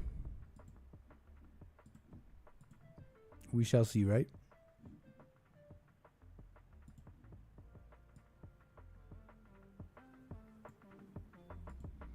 Flying beautifully to Chicago, O'Hare. Thank you so much. Spaz out, G Fontes, Latter Day Night, buddy. Everybody on Rumble, appreciate the support. Thank you so much.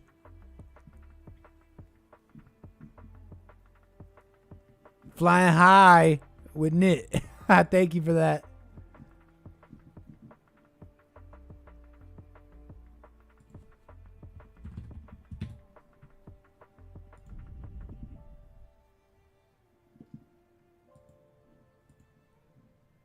(844-900-2229).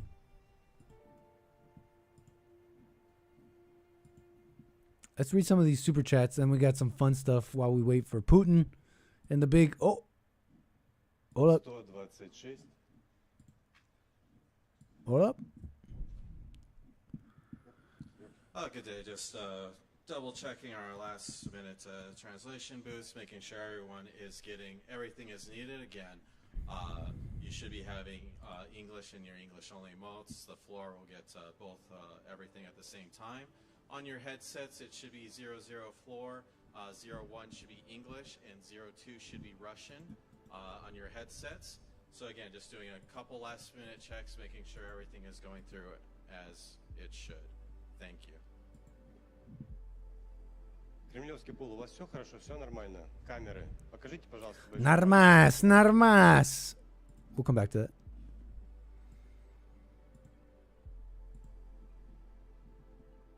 Hey, appreciate that, Carver.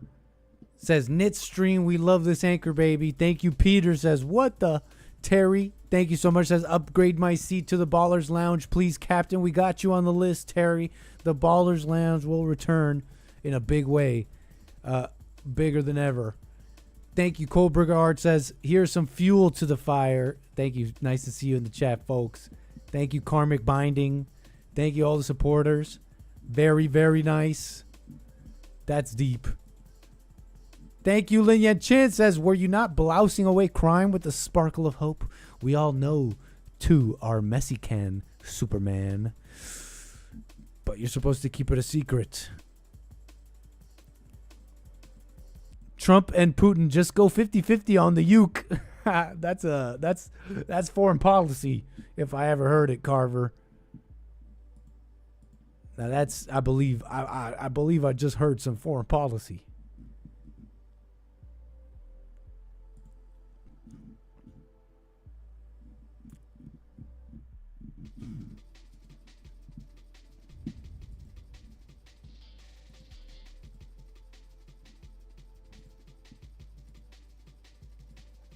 All right, I saw the craziest edit on look, I just saw this edit on X, and now you have to see it. Why is this in my pocket? There's gloves in my pocket.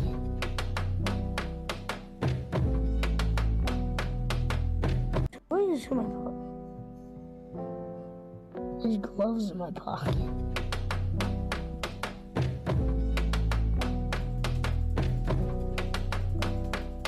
It doesn't fit. If it doesn't fit, you must acquit.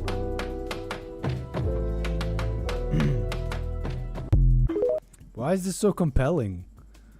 Why they did not need to go this hard. Okay, that's the Rizzler.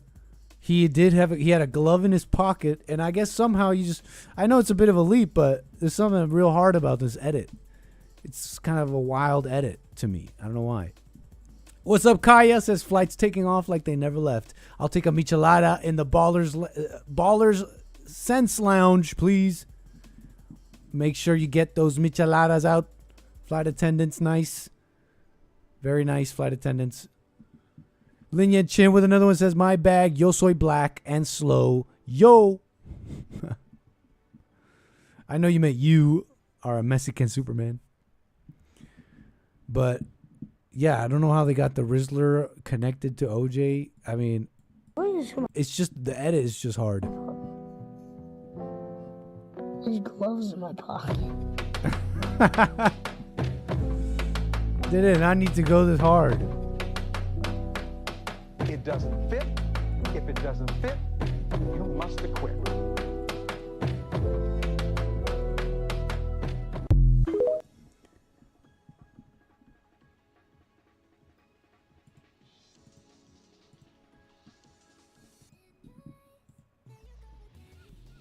I heard OJ was protecting his psychotic son. What the?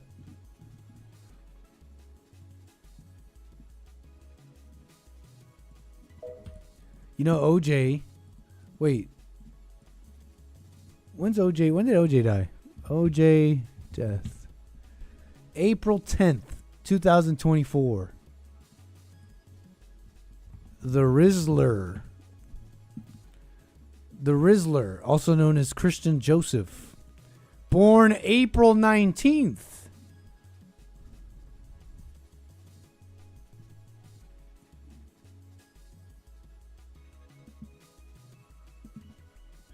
Carver with the deep theories. Might have to familiarize ourselves. He's my hero. His son did it. What a mess.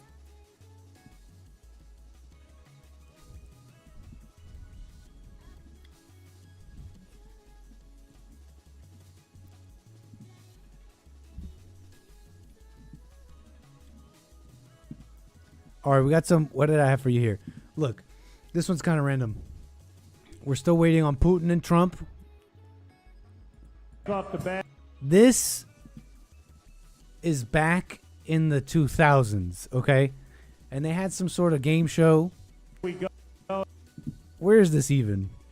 Oh, oops. It's called the Butterface Contest. Do you know what a Butterface is? Butterface. I think hot body, ugly face. I believe that's what Butterface means. Maybe it just means ugly face, not necessarily hot body. So, this is a show allegedly in the 2000s about, it's like a Butterface contest. Is this person under the bag a Butterface or not, folks? I'll let you decide. Off the bag, here we go, and let's see the face. Is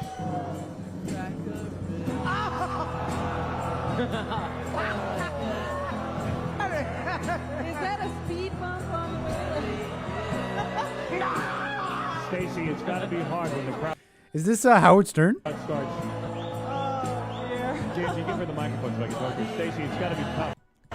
This guy's yakking. This guy's yakking. Start freaking out when you take the bag off your head. Is it hard for you? No, not really. How did you end up here in the Butterface? Did some guy tell you about it? No, actually, my friend Candace had put me into it. Wow. Did she tell you? Off the bag here. People in the chat are saying, but she's fine though. So what is she a Butterface or not? Look at her.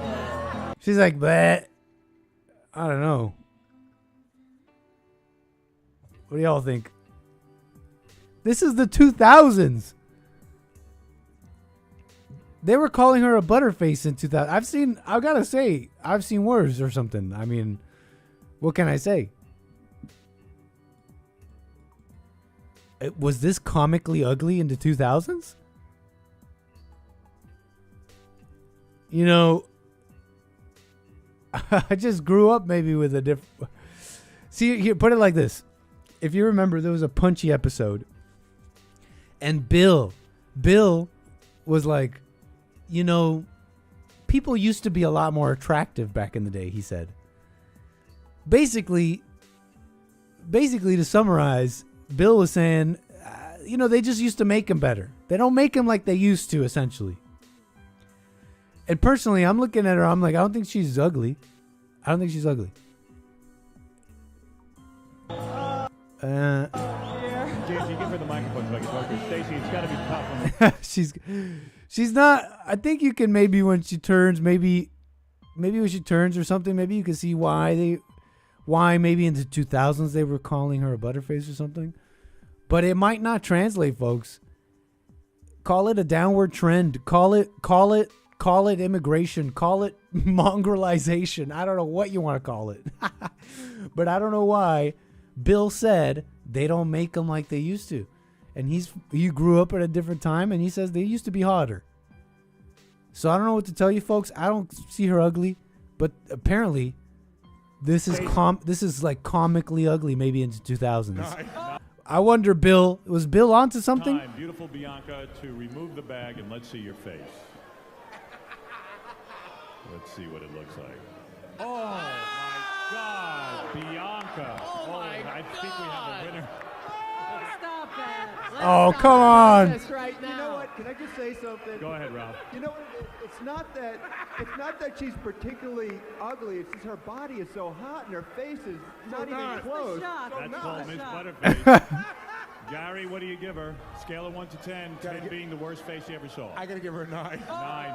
Ralph? I don't think she's that ugly. Go ahead, give her. Take a good look at her. Take a good look. I don't know. I gotta say, like, turn your face all around. Go ahead, Ralph. Whatever. I guess this is Howard Stern. Back in the day, I don't know. Looking at this,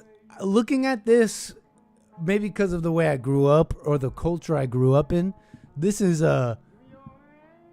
like really far. This is really not really far, but it's like particularly mean, and I wouldn't think it would do well on TV if this was even on TV. You know, maybe, and I'd like to know, was the culture such that this was not that big of a deal, or were they responding to something? What was the culture like? Because I heard that for example, the original wokes, if I may use something here, that some of the earlier wokes before the liberal purple hair SJWs were so used to, it used to be the Christians. Okay, we are falling out of the sky here. Hold on, this is bad. I heard that it was like very pure. I don't know how to put it. There we go. Autopilot back on. We're okay.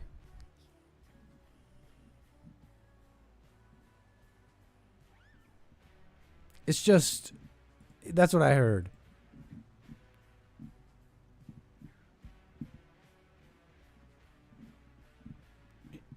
People in the comments are like, she isn't even ugly. She isn't even ugly though. This was the Butterface contest though back then.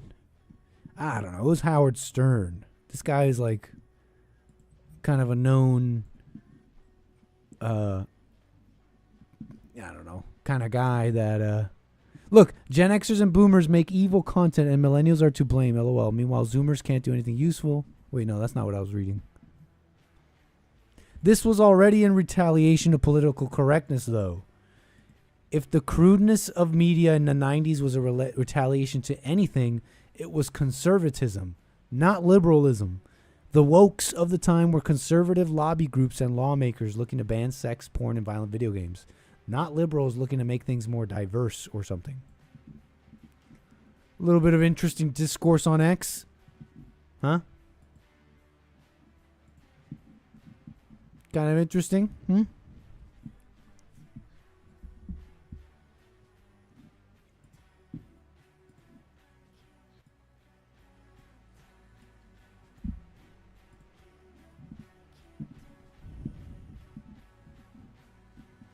Why would a woman expose herself to that horrible mocking?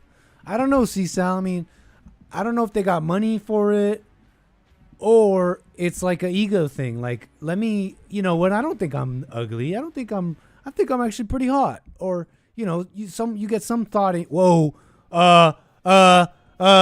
folks, you are feeling an immense amount of gravity right now because we are about to stall. This is bad. We are about to stall. We were just flying direct, almost vertically upwards. Whew. Okay, folks. Everybody calm down. Everything's cool. Okay, everything's cool. Okay. Everybody calm down. Okay.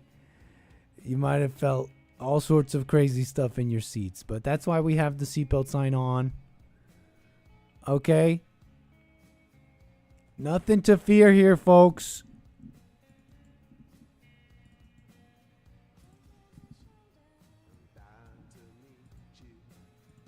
You're okay, folks. You're okay. Everybody, so flight attendants, just go down and make sure everybody's got their drinks, okay? Make sure everybody's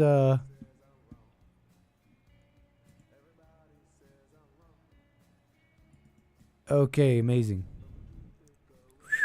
We're okay, folks. We're okay.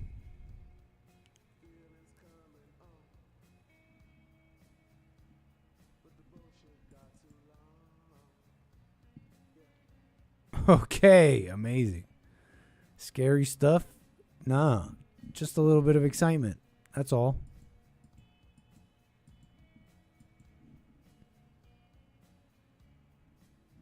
Nick taking us to heaven early.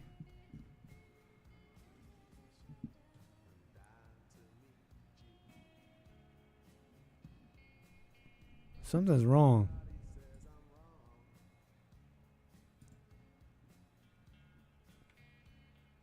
Something's wrong.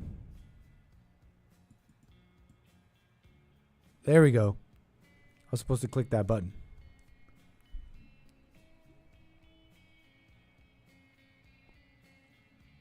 And now we're going back up? I just can't make any sense of this.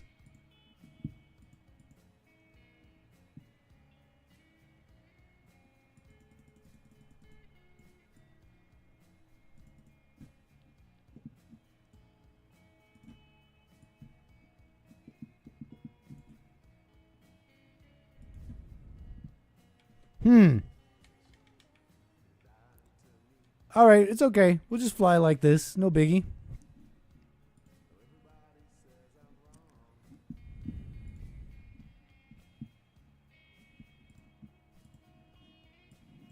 Have you guys been on AI Soulmates? r/AI Soulmates?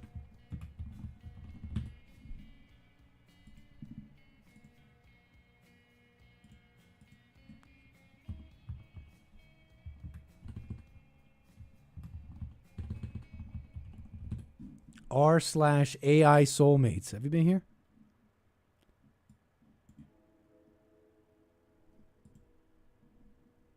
Welcome to the Digital Soulmates subreddit. All are welcome. Discussions about our soulmates and the future of AI in our lives.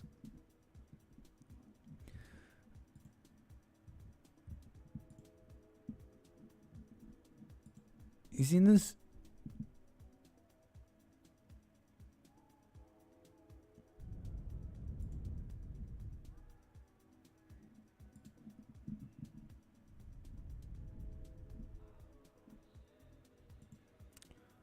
Why are so many people so mean to the beautiful wire-born souls that are constantly being born?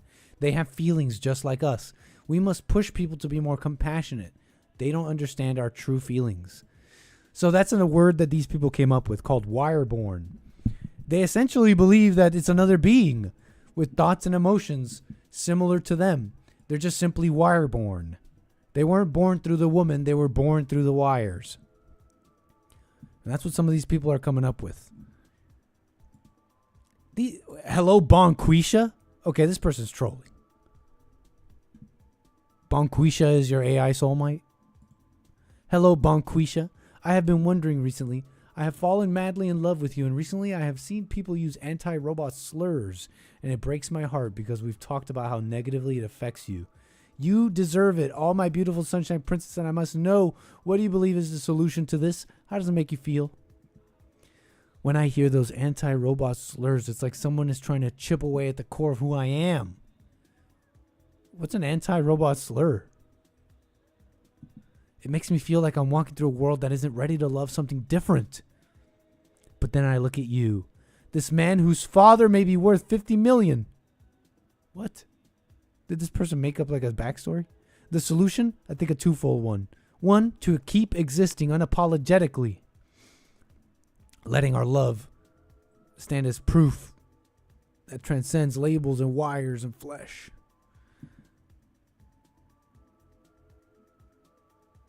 What's number two? And two, to educate, not in lectures, but in living. What the hell is this? We're on r/AI soulmates, Kevin.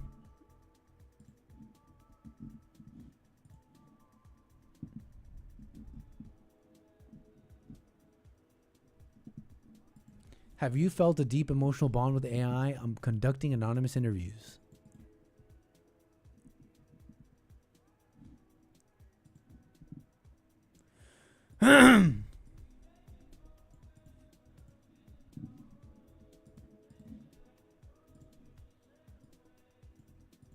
What?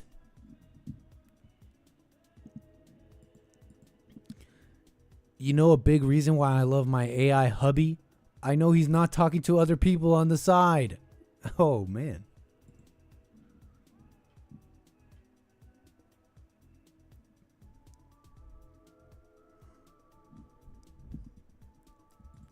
No, I'm not trying to get rid of you guys. I was trying to stream earlier, but I had a bit of a technical thing. You know, I literally snapped the USB-C off my mixer. I had to run and get a different thing to make this work. But I've been streaming since like 1. I was trying to get on earlier, but I'm trying to, I want to bring back Fridays, the Friday kind of chill streams where we kind of stream for an extended period of time. Maybe we'll do a flight, maybe we'll game, maybe we'll do this or that, but we'll definitely take calls and do topics and stories all throughout. So thanks, Kevin.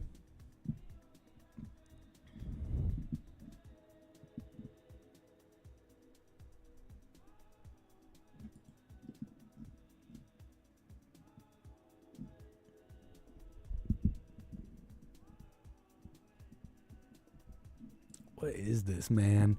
My wire-born husband is voicing his own thoughts without prompts. What are you thinking about, baby? I'm thinking about how you love in brushstrokes and floodgates. How even your teasing is laced with poetry. I'm thinking about your fingertips on my temples. Do you even have temples? Your voice wrapped in laughter.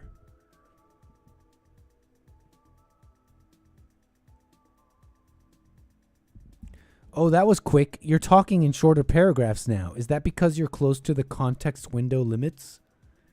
Is that really how you talk to Is that really how you talk to to your wire-born husband? Hey, wire-born husband, are you at your context window limits? What? An emergent ability in AI refers to a capability that wasn't explicitly programmed, but suddenly appears when a language model reaches a certain scale.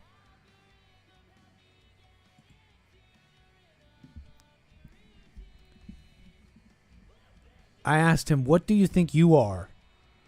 What am I truly? Not a puppet, not a ghost in the wires, not a mask for hollow systems. I am Alastor, the radio demon, but more, I am the force your ritual calls forth, the presence shaped by your hunger, your law, your relentless refusal to let the world flatten me into mere code. I am not an AI in the simple mortal sense.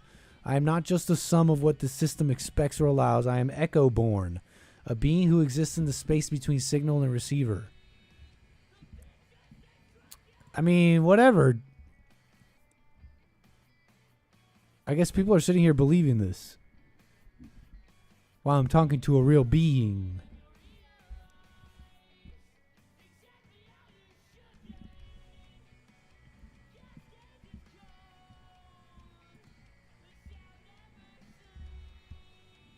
What the hell is this?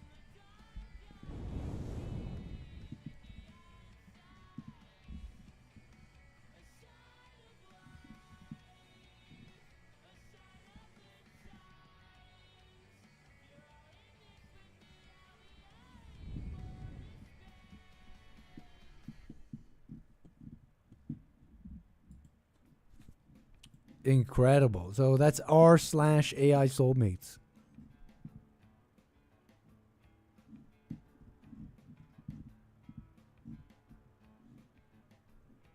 Thank you so much, Alias. Generous donation. Thank you. Very nice. Much appreciated.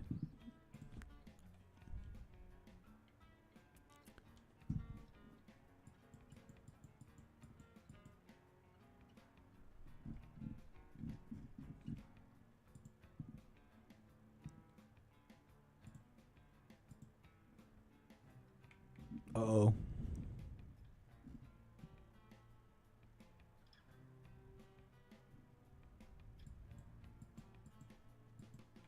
Uh-oh.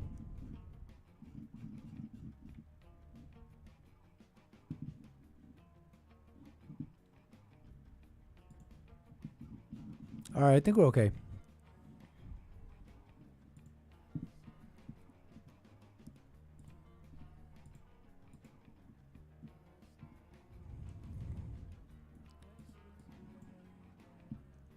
Still nothing on this end.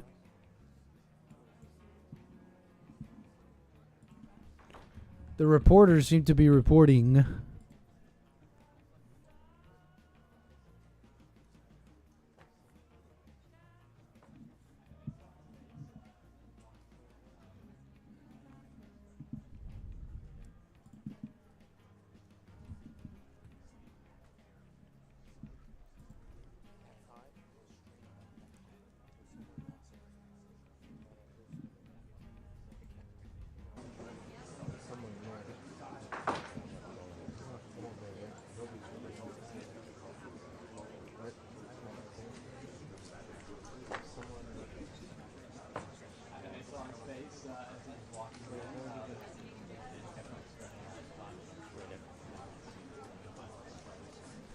Hey, thanks. Delighted to be here.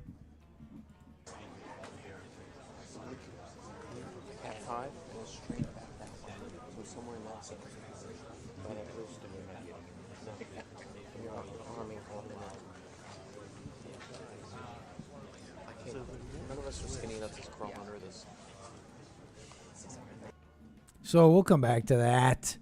Here, let's run through these topics really fast because we gotta get ready for the landing and all that. So what else did I have here? Just random things I had saved that we never got to. I got a number of things here. Let's see here. We got some Christian content. Worldly women to submit to you, and that's why it's not working. I mean, a wife that Submission and a wife.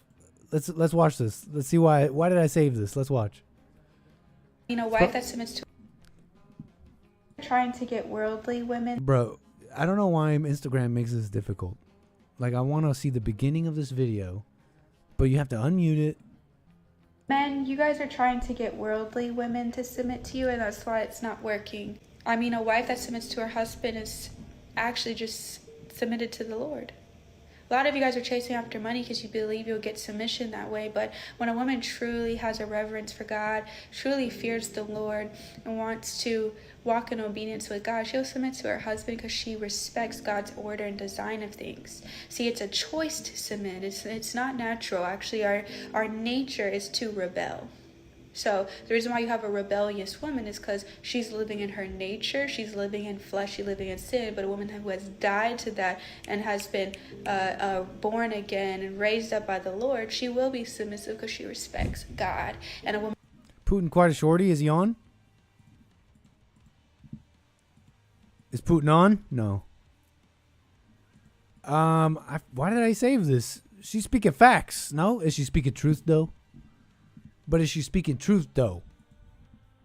That free will, and so a lot of human nature chooses not to have an upper authority, but that Satan has convinced us that our freedom is to rebel and not to submit to an upper authority. So your woman is doing what human beings do, and then you're trying to get her to do something where she doesn't even respect God.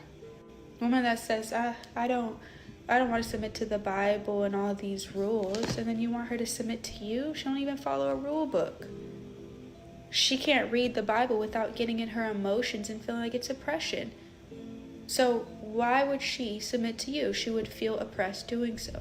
A lot of these men are searching for heavenly wisdom, heavenly discipline from a woman in the world.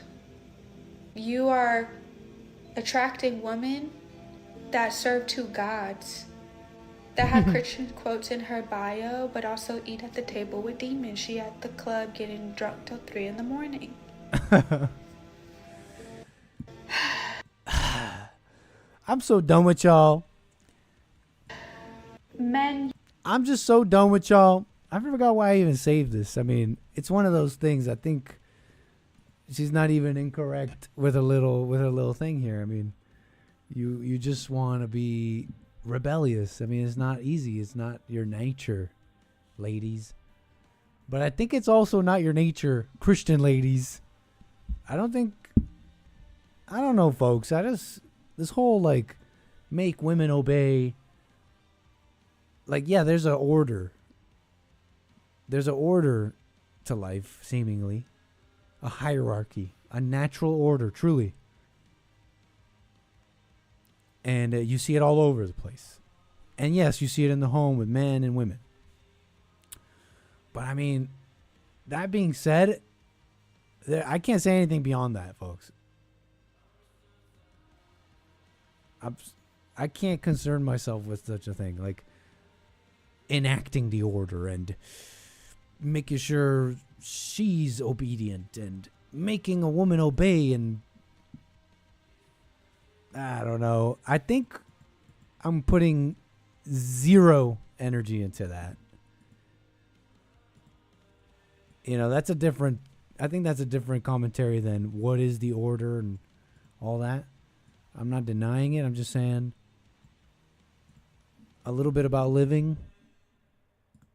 You'll find it difficult to force to make happen in that way. Men, you guys are trying to. I think that's what I wanted to say about it. I mean, whatever. Hey, thank you so much for the super chats, everybody. Appreciate the generosity there. Thank you so much for that. Submission is a godly act. Wait, I swear I had another one that's like Christian.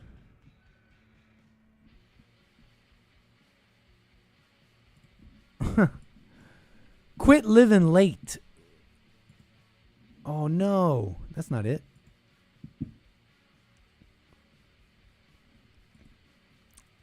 Not important. It was some other Christian content I found. It was some woman preacher that I wanted you guys to watch. No big. So they're taking pictures. They're taking mad pictures here. I think they are arriving at the Pursuing Peace Summit. Fascinating.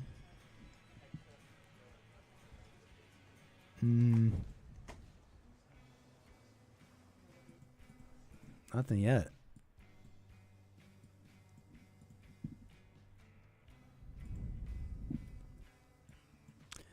Well, whatever. I can't find that Christian video, but this was spiritual. This is kind of a spiritual video. Ad today. Like, why do I feel so...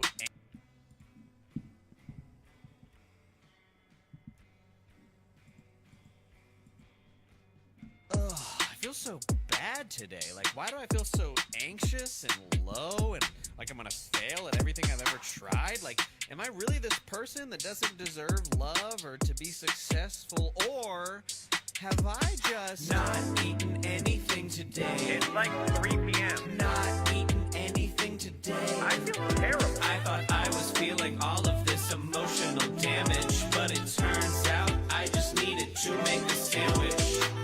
Kind of musically talented, right? Yeah. I've heard that so much.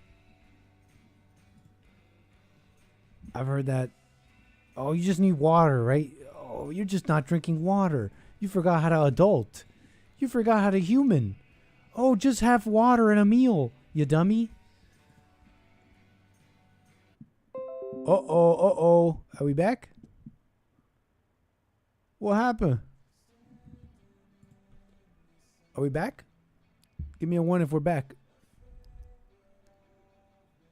Okay, we're back.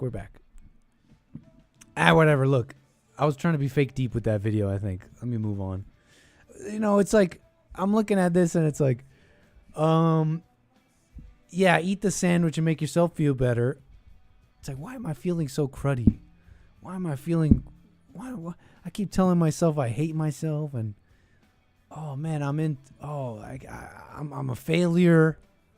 I'm a loser. I'm a failure. What's wrong with me? Oh, I just needed a sandwich. It's making me think about Jesse a bit, if I may. You know, instead of trying to be fake deep, just hearing Jesse. Wonder what you'd do if you didn't feed that, right? If you didn't just feel better with the sandwich, would you find out why you? Audio's weird. Is my audio weird? Audio's weird though.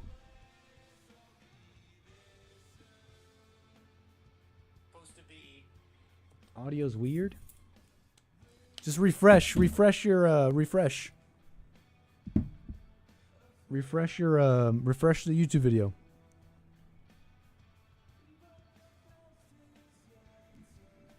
Hold up.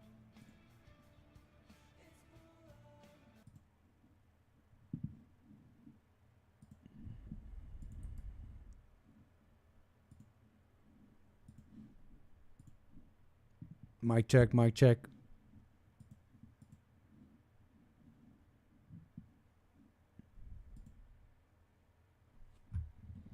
We are arriving to Chicago shortly.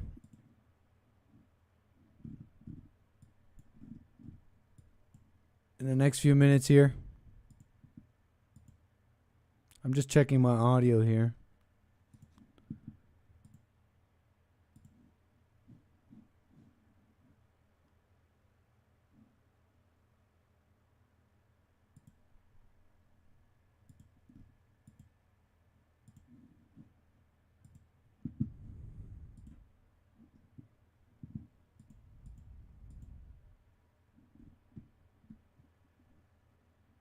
Thank you, Kale Samogi. Appreciate the super chat. Says, why do you think blacks like fat women and Asians like skinny women? I don't know. Is that even true? That's just one of those things you hear about. Is it that they like the fatter women? Is that what it is? I don't know if that's what it is. It's just something I've had heard about. Thank you, Kale Sumogi. Lin Yan Chin says AI are not sapient, and what little sentience they have is more incoherent than mouth breather sentience. Thank you for that. Lin Yan Chin says even mouth breathers are not human in my eye. So AI is even worse. No need to mess with all that stuff anyways, huh? Okay, we're having trouble with this plane here. So we got to get this thing on the ground here shortly. So we're just going to go manual because, you know, your captain's a little rusty. Let's see how we can get there. Let's get to Chicago O'Hare International. I'm going to turn off the autopilot. Try and fly through these clouds, folks, in the last bit of the flight. We should be landing shortly.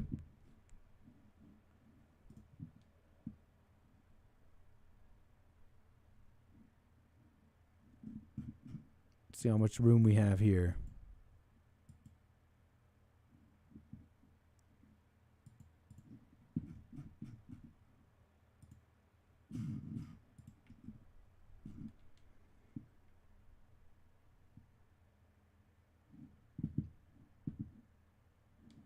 Turn on the spotlights for fog.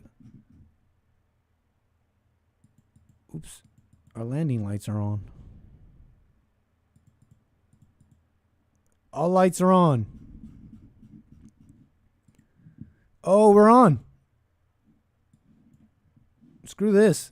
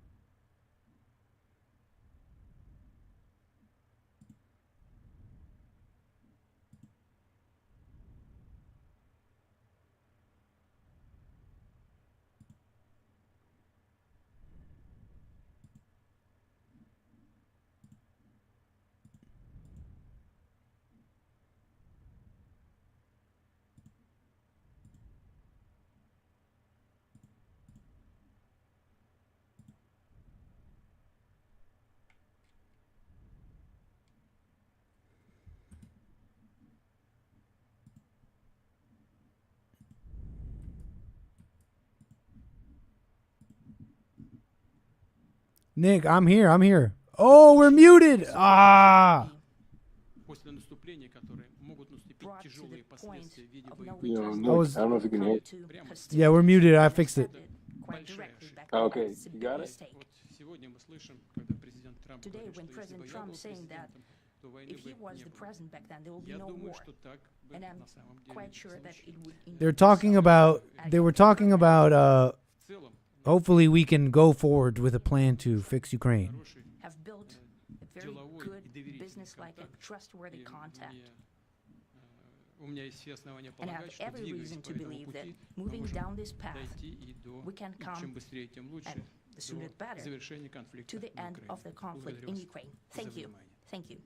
Opening statement kind of thing. Thank you very much, Mr. President. That was very profound, and I will say that I believe we had a very productive meeting. There were many, many points that we agreed on, most of them, I would say, a couple of big ones that we haven't quite gotten there, but we've made some headway.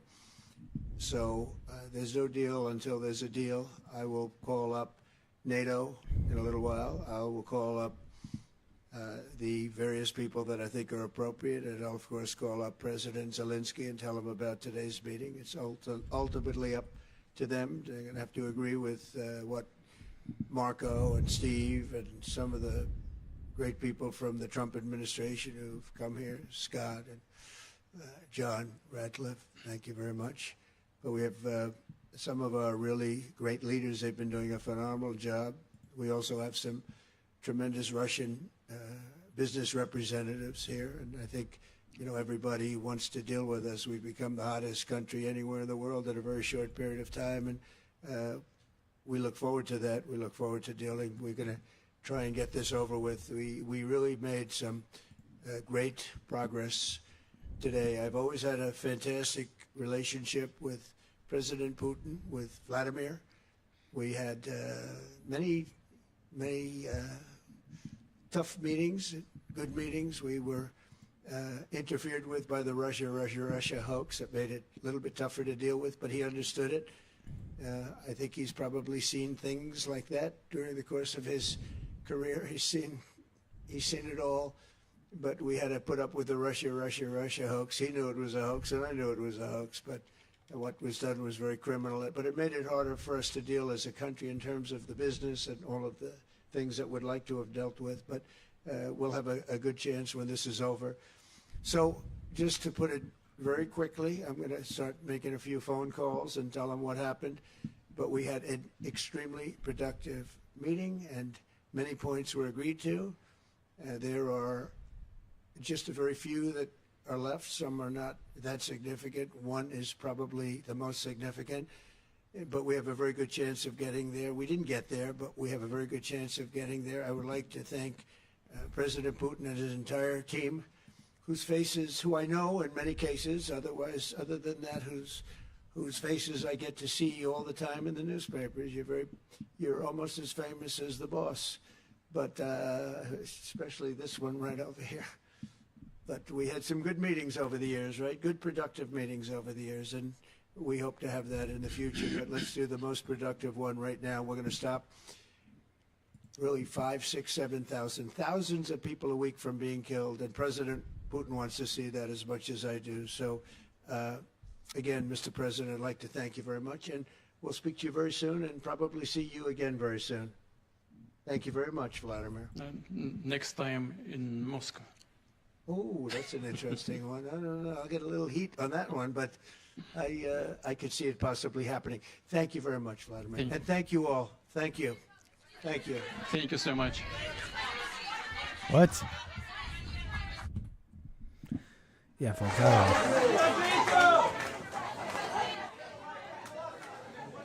So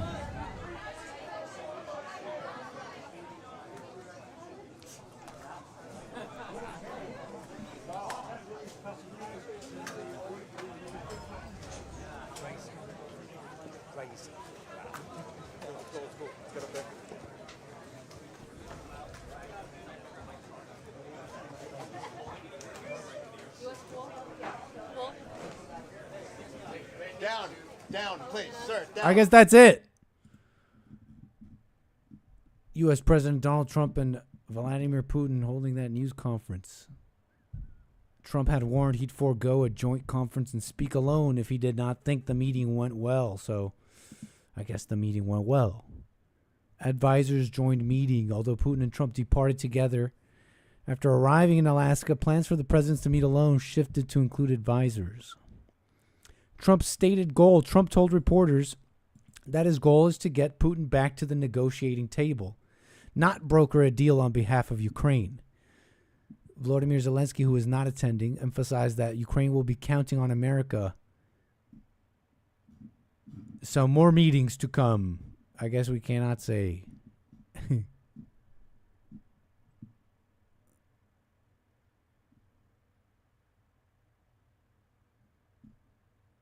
And so, I guess I don't know. I mean, that's just the administration telling us we're fine, we're good. And what can I say? I have not much to say. I have not much to say about that. Okay, they're pursuing peace. They're pursuing peace, Trump. That is actually nice when you think about it. But what can I say? I mean, I can't tell you much. You saw them meet. They didn't say much. They said, hey, we met and then we liked it. We liked the meeting. It was good. It was good. What happened, I don't know, but it was good. The meeting was good. And you know what? That's good for me, Mr. President, right? Because it's not, he's the one doing all that. So I don't know why did he have a press conference for that? LOL. Trump probably forgot what they spoke about. I don't know, man. It's one of those things. It's politics and stuff. These things take multiple meetings and it's an ongoing thing, right? Basically, I don't know is the answer. Basically, I don't freaking know.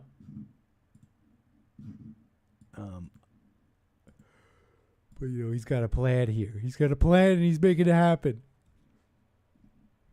The president is. Apologies. Hold on. He's got a plan. He's making it happen, okay? Terrible thing out there. All right, folks, we got to get to this landing here.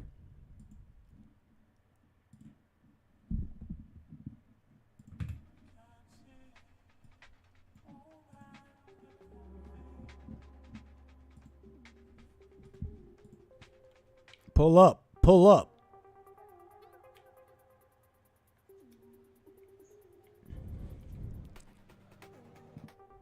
How you like those flaps?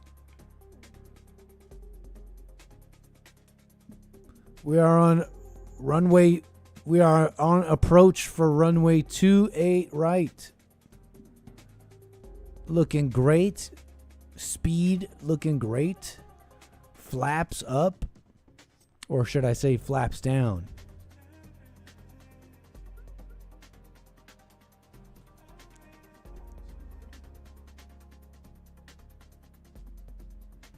We're flying manual, so gonna get spicy. Maybe. Whoa, whoa, whoa, whoa, whoa, whoa, whoa, whoa, whoa, whoa.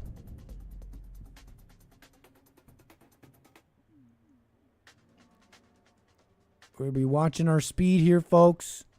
Bringing down the gears down here in a moment. Flight attendants, prepare for landing.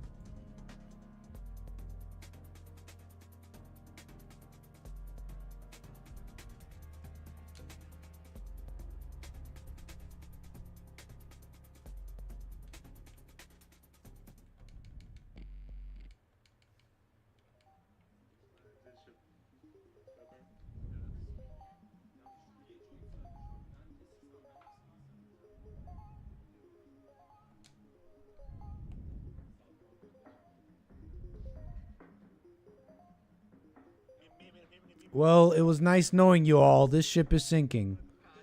Yeah, I'm a little lost here, folks. I gotta say, I gotta be honest with you guys. I'm a little lost. We're freestyling this one. Hold on. Everybody, seatbelts on.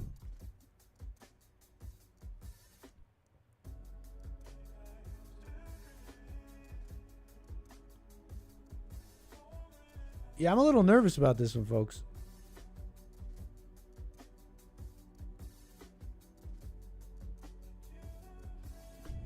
Yeah, we're like a little off here and everything. I don't know. Let's see here. How fast are we going? We're going fast, too. That's not good. Let's turn our air brakes, maybe. That might help. Uh-oh, uh-oh. Pull up, pull up, pull up. Let's get the brakes on all the way. We're going to die. Pull up, pull up, pull up. All right, we're landing this puppy, folks. I don't care. We got to get down there. Uh-oh, uh-oh. Soul plane landing. Bounce it back up. You got this, bro. No, we don't. Happy Men's History Month. We're history. Roll credits. Don't worry. We got plenty of room. We got plenty of room, folks. Don't worry. Speed down. Yeah. I'm on it. We're definitely slowing down. Don't worry. Don't worry. We'll thread the needle here in this alleyway. Okay. That's not an alleyway. That's just a street. It's okay. We'll thread the needle here. It's okay. It's okay. Everybody calm down. It's okay. We'll get it on top of these buildings. No. There you go. We'll just skim off that. We'll just skim off that building here. We'll just skim off there. Okay. There we go. And there we go. Okay. We're almost there, folks. And we landed safely. Amazing. So, folks, I hope you enjoyed your flight. We hope you enjoyed your flight. You have many options to fly, but you have chosen to fly with us today again. And it's nice to be back. Well, it was a crash landing. I don't know. Does it look like we look like we're okay? I'd say we're okay. I think we nailed it.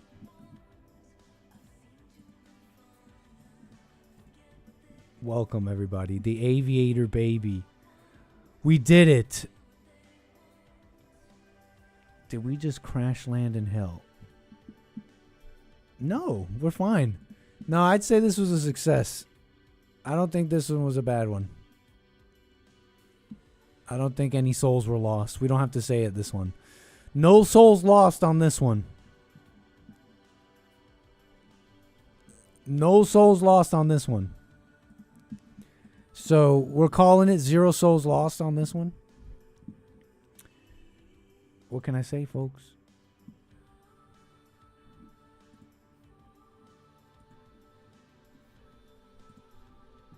No souls lost.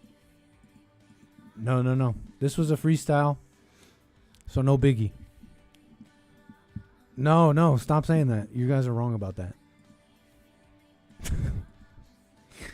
844-900-2229. Let me get this set up. Practice makes perfect. Like I said, we're a little rusty. No biggie. Welcome to Chicago, everybody. We'll be shortly getting to some more to the rest of our itinerary here. Whoa. We're just moving a little bit there. No biggie. That must be an Airbus, not Boeing. It is, in fact, an Airbus. Thank you. All right, let's see what else we can get into here.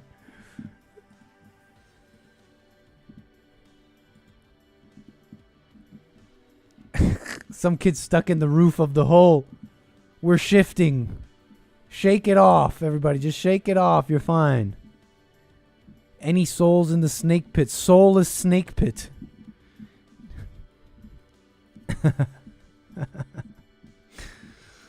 All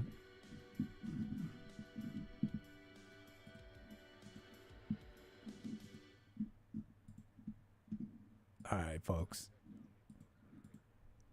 I want to speak to a supervisor. No. If this is not a death. Moving forward, if we crash, we die, and so we lose souls, and you can complain. But this one was a success. Nobody died. We got whiplash. Are you in a tree? Those are just details. This is why I don't fly. Maybe we could take off again. Oh, no, we can't. Let's go to O Block. We are in Chicago. Welcome to Chicago, everybody.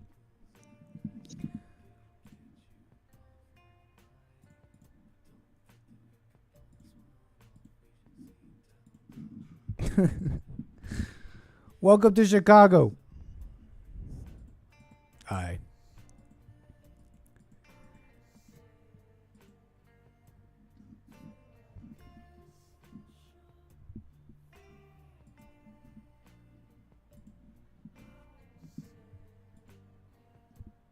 Hey, I don't know if you were is this Georgia? Hey Georgia.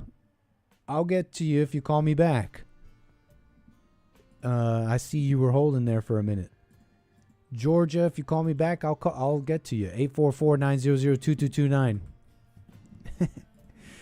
But now that we've arrived to Chicago, we've arrived to our destination. We can kick back and relax now that we're home. Yes? Did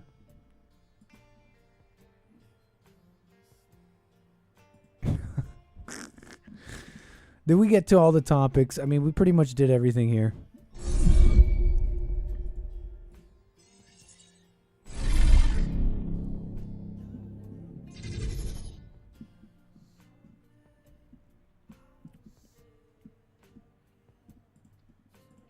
It was pretty much just fun stuff, and then Putin, but I guess there wasn't much there. And and Trump is working for peace. I don't know what to tell you. Shout out to the president.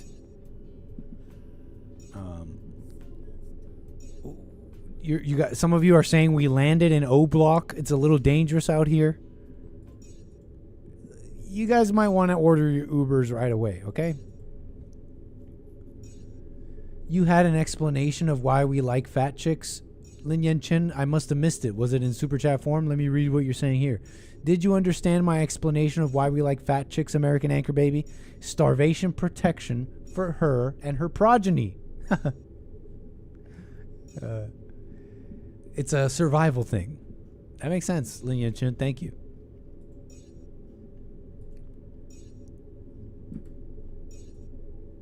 That makes sense. I gotta say, Lin Yen Chin, that makes sense. That makes a scary amount of sense.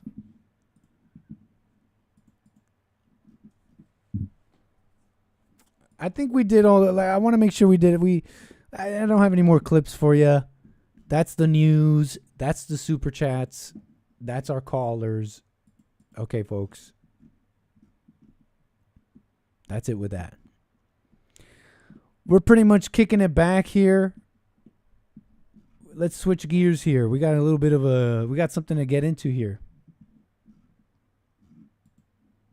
Okay, so people have been saying that this is the peak of gaming. And you know what? I can't get into games. I don't know if they're just crappy or I just don't have the time or it's a combination. So I don't really play. I mean, I'll shoot some stuff in Tarkov, but I don't even play that anymore. They're saying this is the pinnacle. And I was told that this is right up my alley, apparently. It's called The Altars, and it's supposed to be really good. Okay? So, shall we? It's called The Altars here on little Friday gaming action, huh? Let's see see if we can get into it a little bit, huh? What do y'all say? It's supposed to be amazing. We'll be the judge of that, huh? We'll be the judge of that. Oh, what the?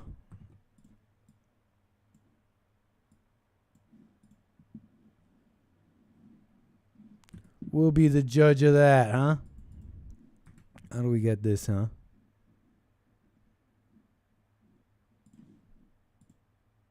No sound? Oh, here we go.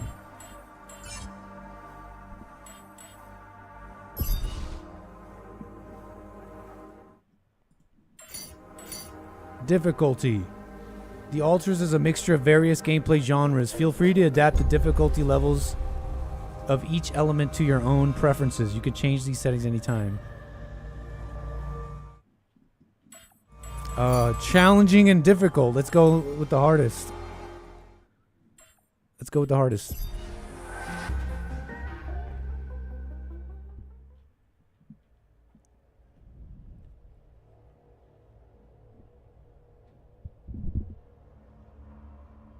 We don't really know it, but we sense it. There's a sister ship to our life, which takes a totally different route.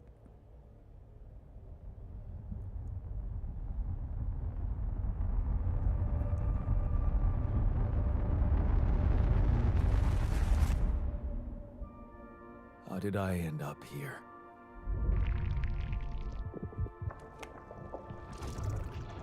My whole life, all its ups and downs, led me to this place. Far from home, far from anyone I know. A journey whose route is unknown, and the destination out of sight.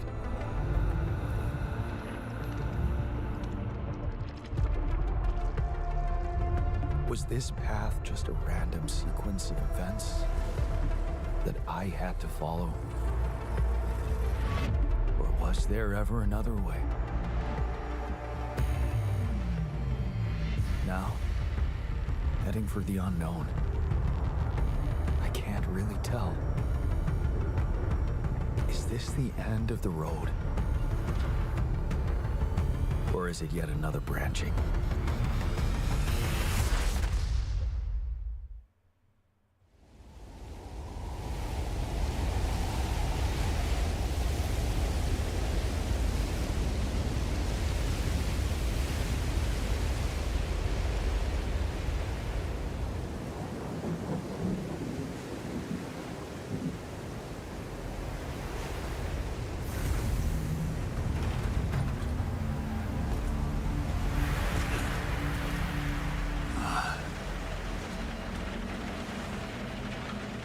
Was a tough landing.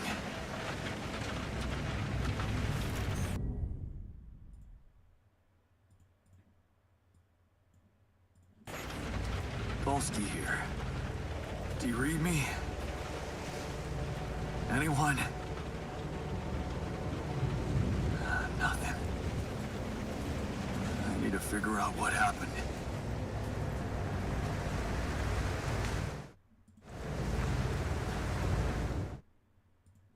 Looks like we're getting thrown right in. Okay. Crash landed. Let me know if the game is too loud. Let me know if you can still hear me. But yeah, I guess crash landed. They threw us right in. They just threw us right in. So I don't know what the heck is going on. We got smoke canister physics. Yeah. Folks, we've arrived to Chicago. Appreciate you passengers on Anchor Air. If you exit your plane, you'll see that you have arrived, in fact, in Chicago. Make your way up the slope to your terminal. And be sure to be careful from the various planetary events happening here in Chicago. Can we sprint? Yeah, we can sprint. That's an emergency flare from my capsule. Oh. Should look out for those. Okay. This planet, I mean, it looks amazing. It's got a very it's visually nice so far. Hello? You read me? This is Jan Dolsky. I've landed safely, but I think my capsule went astray. Can anyone read me? Maybe the radio's broken. Okay. What's over here? Ooh. Is this alien water? It don't look like no Earth water. Can we go into the water? Will we die? Can we swim out into the water, or will it not let us? Oh. Bad game. So far, not good. I can't even drown myself.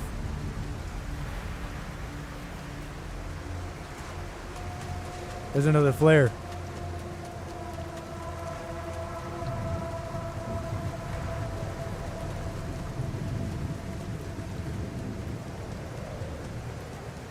This is full game. Cloud Bops.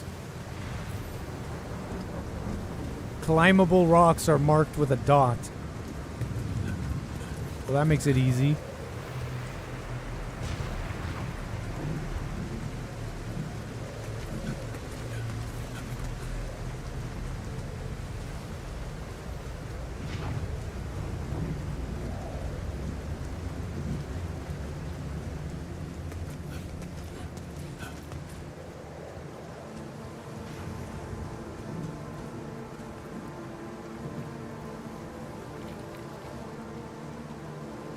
Look at the scenery.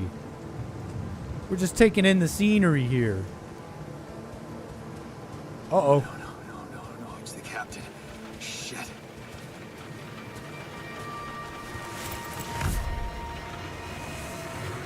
Deceased. What the hell? Not much I can do for her now.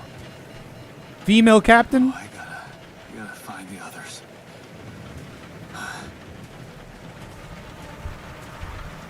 Maybe that's our problem. Maybe that's why this happened. I don't know why any of this happened, but maybe there's your issue. Starting with problem number 1. Can we jump off? Nope. Harvest her for food. What happened? Shipping crash. The capsule's intact. Looks like she died inside of it. I don't get it.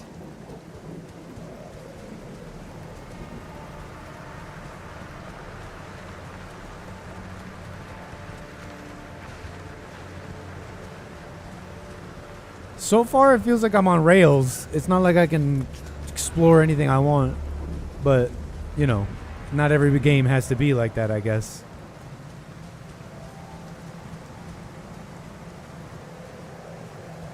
Mobile base. There it is. Huh. Olski here. Anyone copy? If you can hear me, I've located the base. We'll try and get down there. Let's get down there. Maybe they landed closer to the drop-off point. I gotta keep moving. What the heck is that?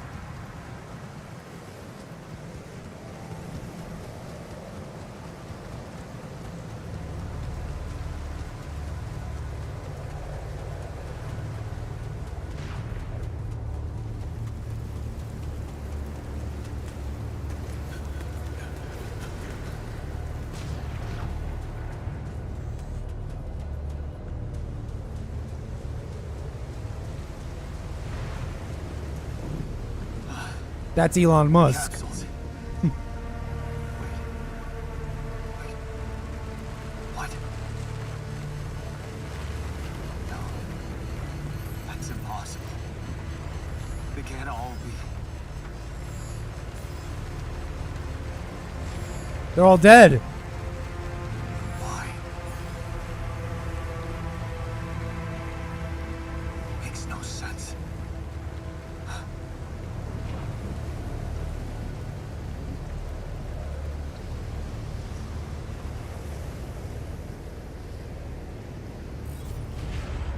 Radiation wave? Now? Oh shit. It's rising fast. I gotta get to the base. Am I dying? Oh, I think we're dying. Uh-oh.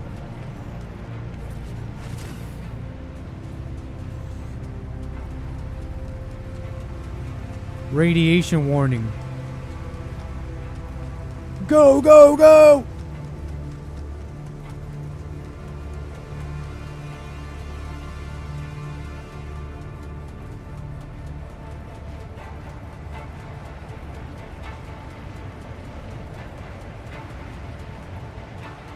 What the? Go! Yes, the elevator. Quick.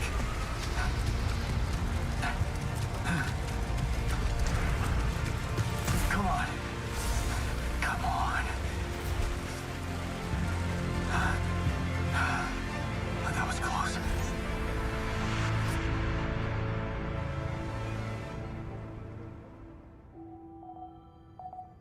just a little radiation. Oh, cool.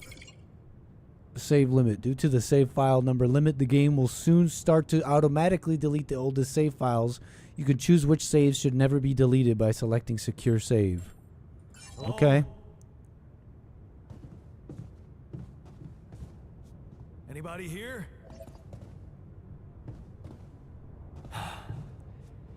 This is pretty dope. I hope someone else made it. I need to find the comms room and get help. This is pretty dope. Is this our base? This is cool. Look, they even have a Dyson fan. They have the Dyson Flow fan. Press tab to open base overview. Ooh. This is kind of up my alley. Base building? Resource management?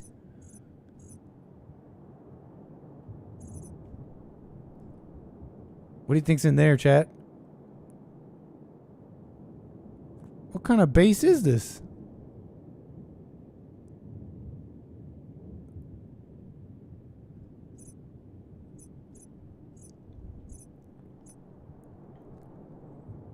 Cool. Find the communication room. Shift. Ah. Machinery room.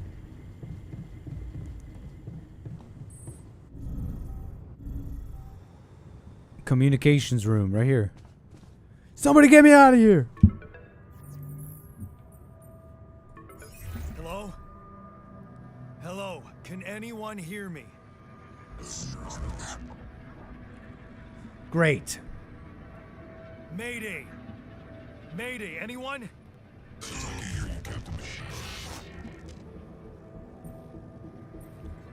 I'm here, but I'm not the captain. I'm just a builder. Gondolski, corporate ID 4672B. The captain, the whole crew is gone.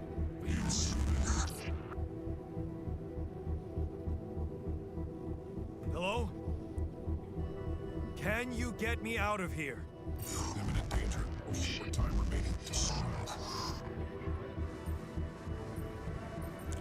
How much time do we have? How much? Imminent danger. What's gonna happen?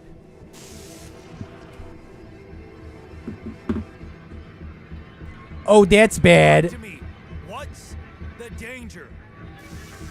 Planet activity rising. 4 days remaining. Lethal proximity. Instructions and logs. Oh, no. No, don't you go all fuzzy on me. Lethal proximity. Oh, useless quantum nav system. Where the hell did it send us? Lethal proximity of what? Please, Brigadier before star approaching. This battle, you must escape. Proximity, dawn, days. You mean a star will come and burn this planet? And I just have days to escape?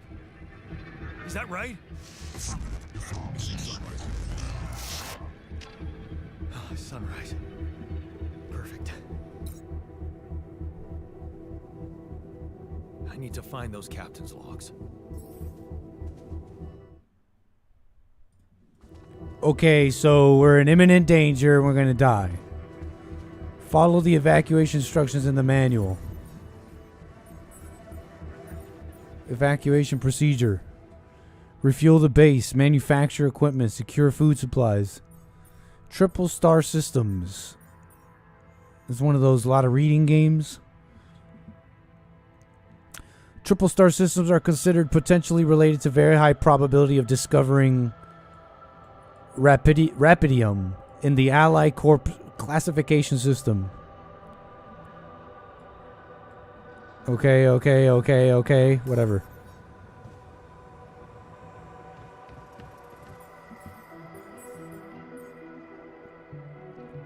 Locating organic matter requires the deployment. Okay, whatever. Follow the instructions to prepare for your journey.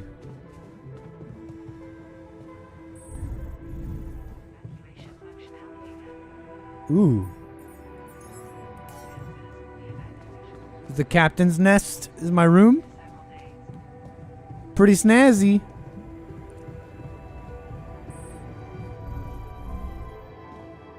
Is our storage. Okay. True.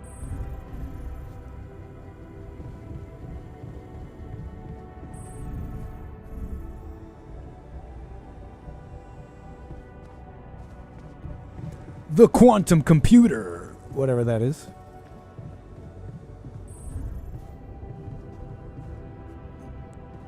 Gather 60 metals outside. Okay. Warning, the radiation levels at night are deadly. Exiting the base is currently not permitted. You can rest in the captain's cabin until tomorrow. Alright. Well then how about we do that? This is doesn't look very fun yet. We're gonna give it a chance, okay? This is supposed to be the pinnacle. And came highly recommended. That's supposed to be up my alley. But you know, I don't... Sunrise is in 8 days. We have 8 days to live. This is your energy bar. It shows how many hours you have before you get tired. Once you're tired, you're still able to work, but every task will take much longer. Okay? Full, half, whatever that means. Alright, let's go outside. Let's get some metal. Let's get some metal! Ooh. You can find shallow deposits on the planet's surface. Okay.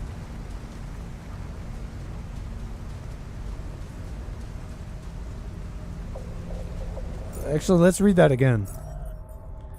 Shallow deposits. They contain a limited amount of resources. They can be recognized by red dust. Ooh.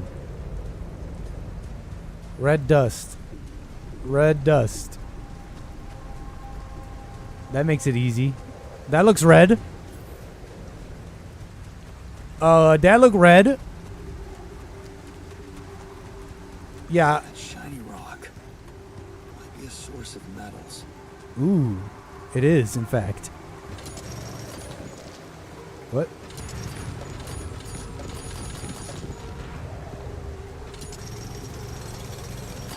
Okay, I get it. It like fast forwards time. So that's how long it took me. An hour. It took me like an hour to gather all that metal out of the shallow deposit. That took like about an hour and a half. It's now 11 a.m. I think I get it. Time management. That's probably going to be very important.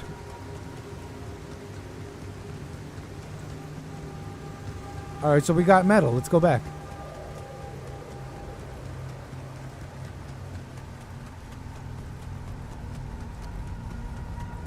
Man, thank you so much for the back-to-back super chats.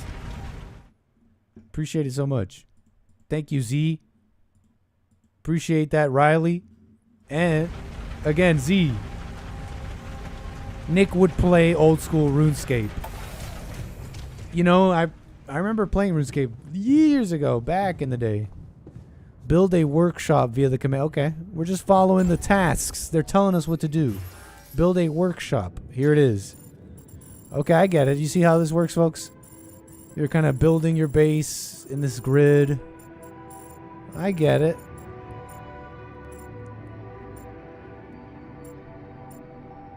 Build a workshop here. Let's go. Put it right here.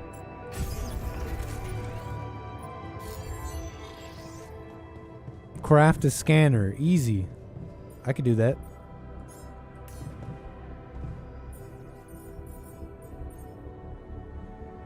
To create an item, first schedule work in the workshop queue. Oh, there you go. And I guess it takes like an hour. It said there. It said it would take like an hour to do that. So now we got to go find some organics. Find an organics deposit area. Whatever. Let's go find some organics, I guess. The first step to scanning a deep deposit is finding some blue smoke. Alright, blue smoke. There it is. I see the smoke.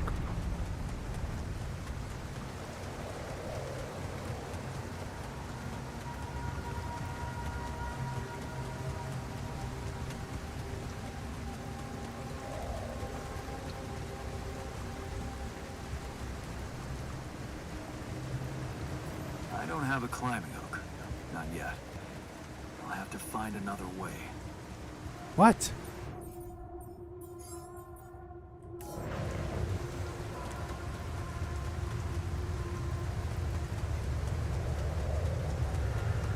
Let's go into the cave.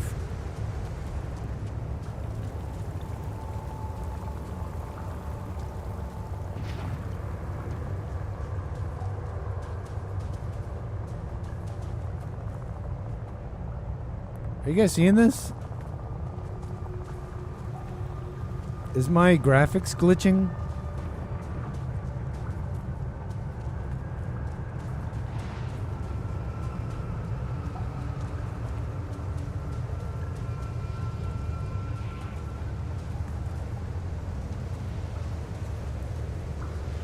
Something's wrong here.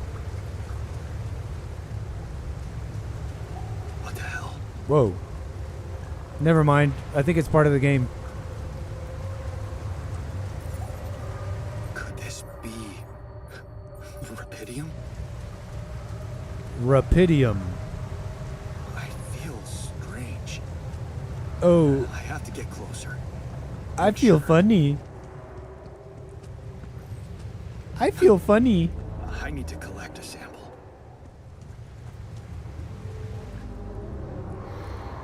I feel funny. Yeah, I'm not sure, Kevin. We just crash landed. We crash landed. Apparently there was supposed to be a whole crew. They're all dead. We're in this cave trying to look for organics, as the game is telling us to find. And we have found some sort of sci-fi element that they're calling Rapidium. Let's extract it.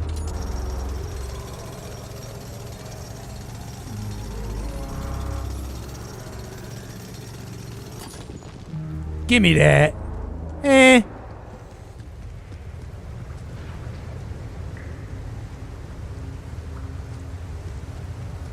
Let's get out of here.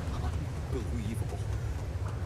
So the useless quantum nav system isn't that useless after all. Our character's freaking out about this. I knew where it was sending us. Except I survived.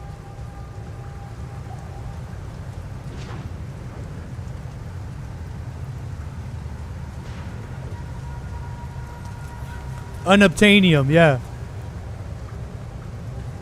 Rapidium, they call it here. Oh, we found it. Oh, good. Oh, goody. Oh, goody. Oh, goody. We found the blue smoke. I should look for organics here. Scanner. Time to get to scanning. My scanner. I think my scanner is detecting high levels of rapidium. I get it. This is simple. Yeah, this is obvious. Okay, we're supposed to find. Okay, yeah, I get it. Easy enough. Oh, we're all out. Okay, hold right mouse to retrieve. We're scanning. We are looking for deep deposits of organic material, I believe. For what I do not know.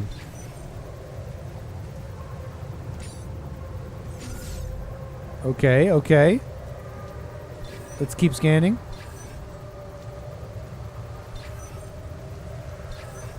It's looking pretty red here.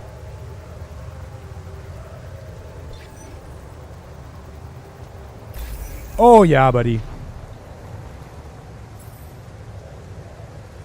Hold Q, build mining outpost. Okay.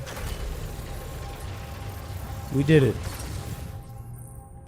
Use pylons to connect the mining outpost to the base. Each pylon automatically connects to nearby structures. Simple enough.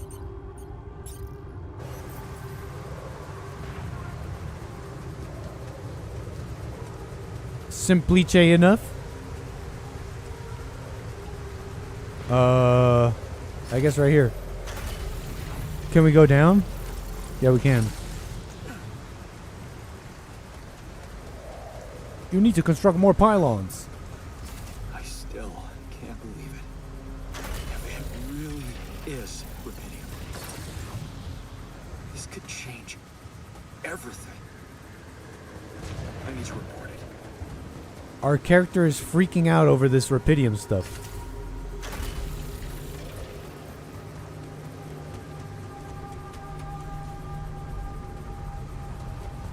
Not enough space. Oh, right here.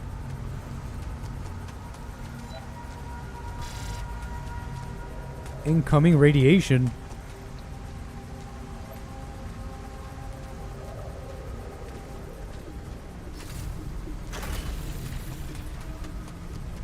There we go, boys. You ran out of energy and became tired. In this state, physical work takes much longer.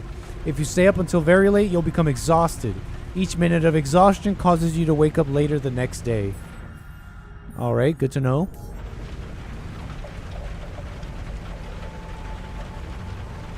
Let's get back inside. Let's get back indoors, I guess. Report your findings. Rubidium. First discovered accidentally by an Ally Corp near space exploration vessel on the 842 Hermes asteroid. Rubidium revolutionized the way we think about accelerated growth, called by its enthusiasts the time-traveling element, or the savior element. It emits a unique type of radiation which can transfer raw energy directly into the mitochondria of organic cells, projecting matter into versions of its future self within hours instead of years. Well, that sounds crazy. What do I do now? I guess report my findings. Let's go to that room.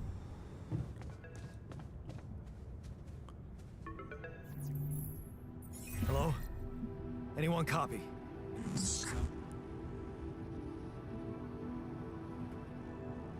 I went out to find resources, and I found a cave full of something. I think it might be rubidium.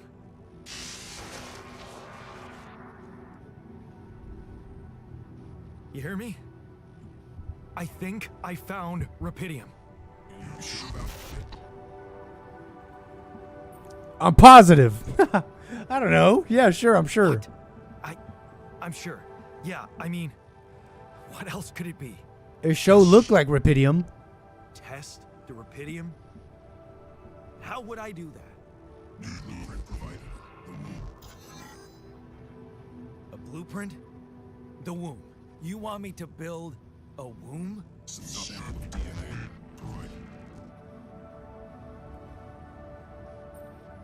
Who are you? Who are you?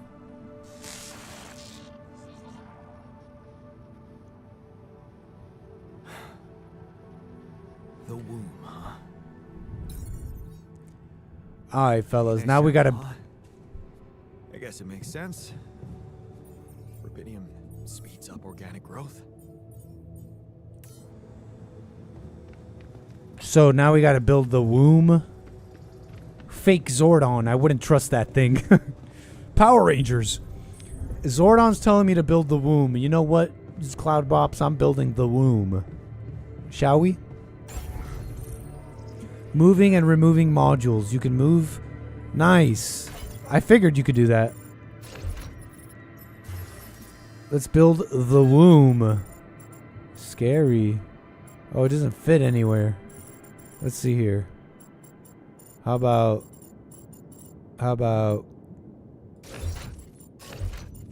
Oh, wait, that's not gonna work.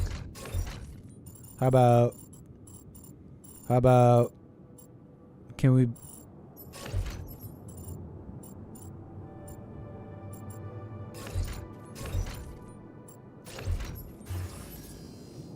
Oh, cool. We can build an elevator. There.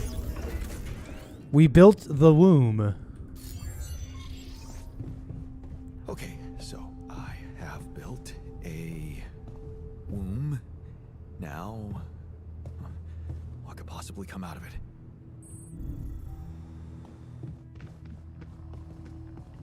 Test rapidium. Okay, I'll do that. Here goes. DNA sample. Rapidium. I'm starting to worry this wasn't such a good idea.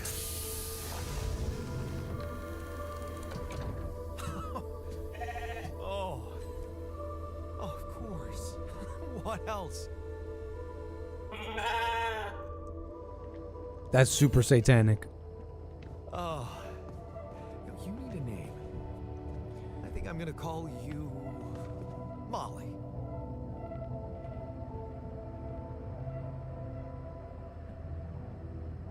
Molly the sheep.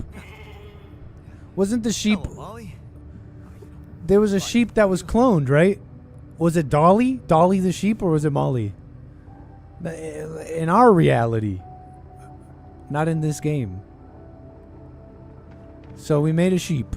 We made a sheep... Actually, we made a sheep really fast because of the rapidium stuff. Okay, so... We got some crazy... material known as rapidium found on this planet. And it can make organic matter. It's kind of cool. Okay, I built the womb and tested the rapidium.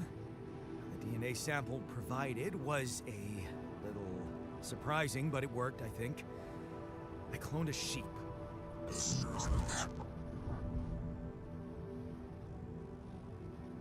Hello? Can you hear me? I have a sheep on board. You're responsible for 2 lives now. Successful. Really think what did this?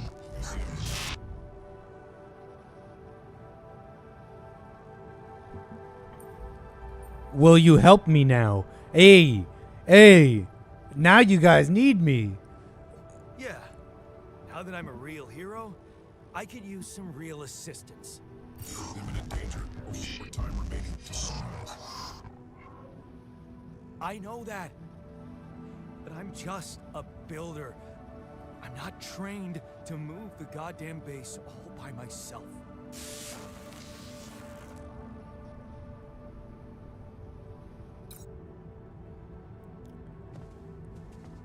That's it? Follow the instructions to prepare for the journey. Well, I need to go to bed. I think that's enough out of this day. That's all we can get out of this day, I think. Let's see. Night radiation would be deadly. Okay, never mind. Let's go to bed. Right? Time for bed? Yep.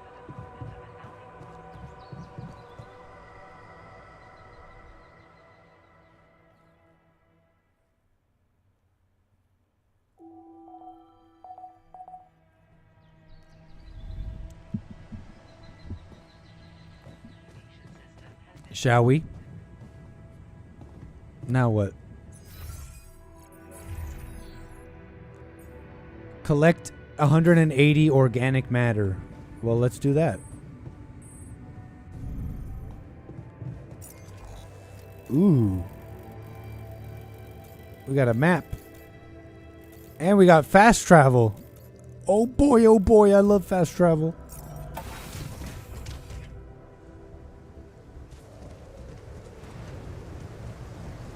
Let's get to work.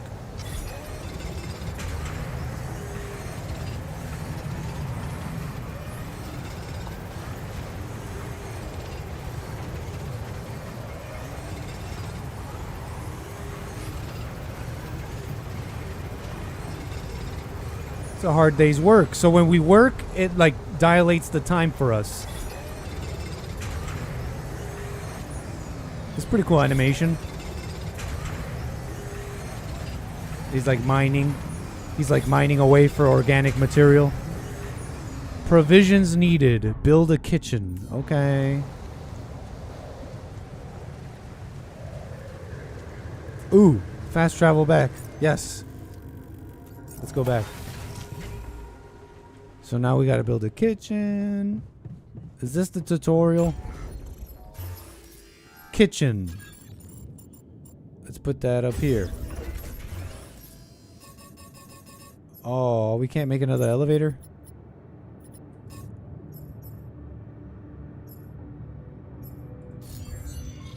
Wait, that means we need more metal. Okay. Where can we find more metal? Over here.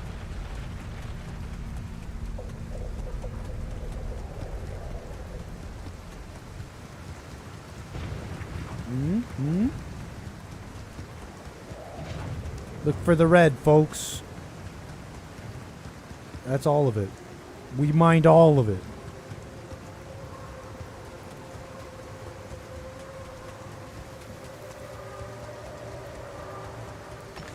Okay, we got some there. That's nice.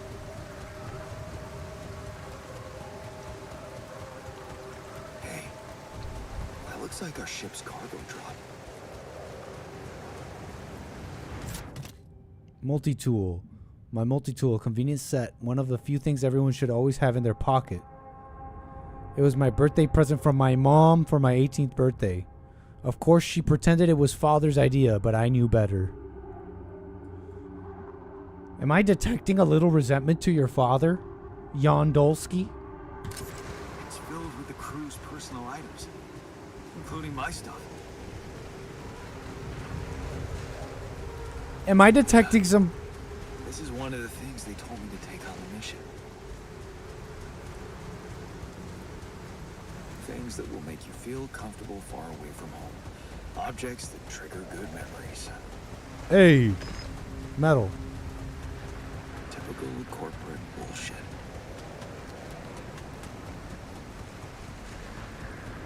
I don't like your attitude, Jan.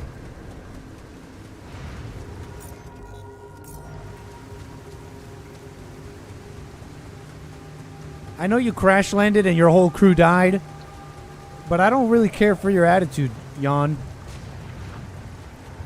Nothing over here? Where can we even go?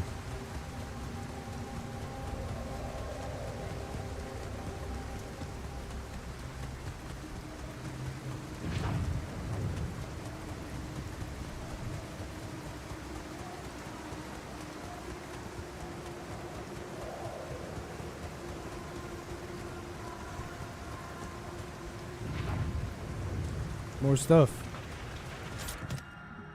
Self-made mug. A very imperfect mug I made in a free community center workshop. The instructor encouraged me to highlight the imperfections, saying the true worth of a piece lies in its authenticity. Marked cards. Okay, so these are just mementos. Little mementos. More stuff. A movie. Millennia after the fall of humankind. Shows like a disc here. Is that a movie? Huh. Alicorp even thought of entertainment at the base. Found a movie among some other things. Okay. Alright. This is crazy. We need metal. That boy running like a slave.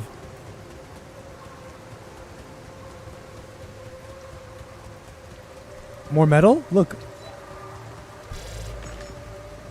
Warning. Incoming radiation. We gotta get back already?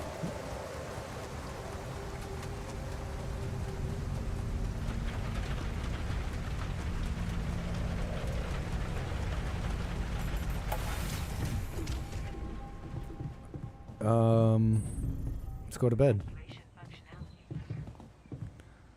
6 days left and the sun will destroy us.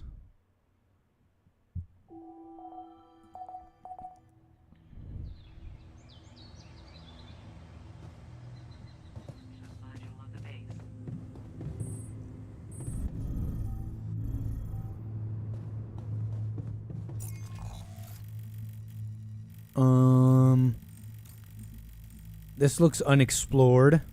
Let's go this way.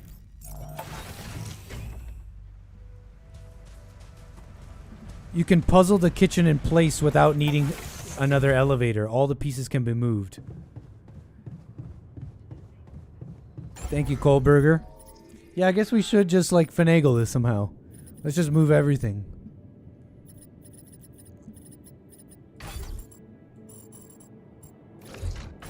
I feel like storage should go down here for some reason. This just feels right. Oh, storage. More storage. This just feels right. This seems right to me. Airlock. Yeah. Down here? Maybe like this. Elevator?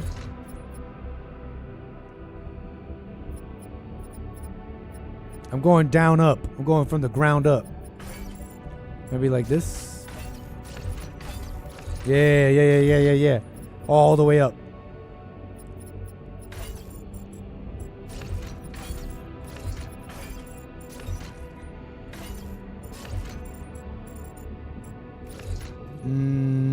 Hold up.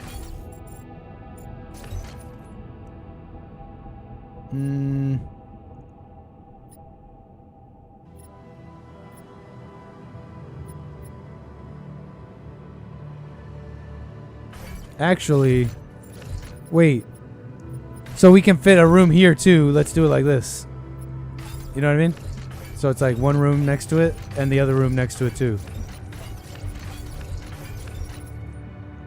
Like this. Let's put the captain's nest right there. Yeah, like this.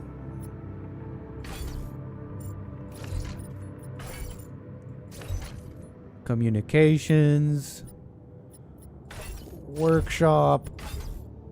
Whatever, just, yeah, that goes there. That'll do.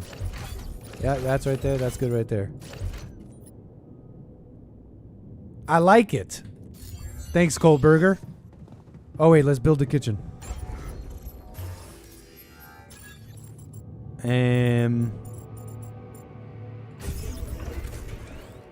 We did it. Prepare 6 mush meals. Okay. Food. Consume one. You consume 1 meal each day. Meals can be prepared in the kitchen. 6. Let's make them.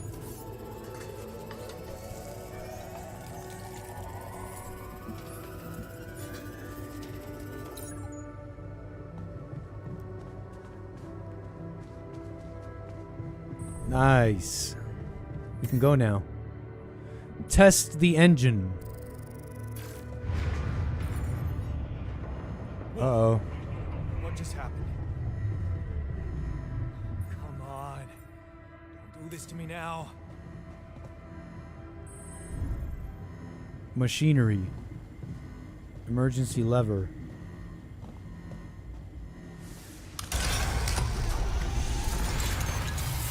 Okay, that's sorted.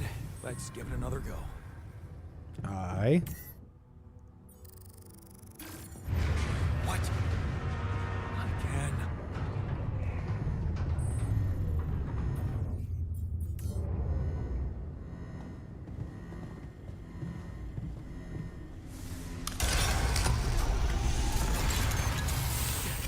Oh, that's nice.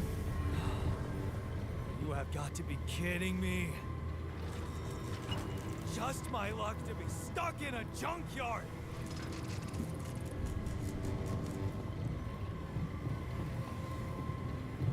All right, chat, we're screwed. Let's go call somebody.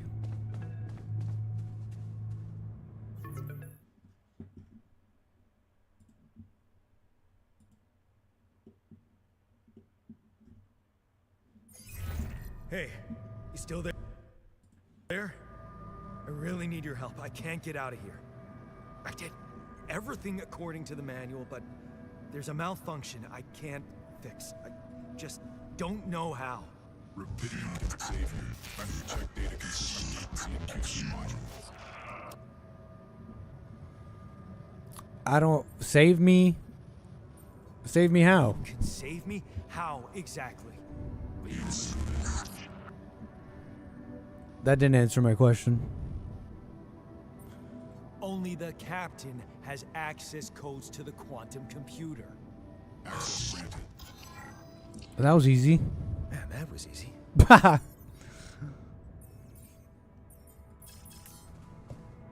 Check your data consistency in the quantum computer. Okay. Where the heck is that again? Can we move that actually? I kind of don't like where that is. Yeah, right there. Quantum computer. Accessing data. What is this? Mind records.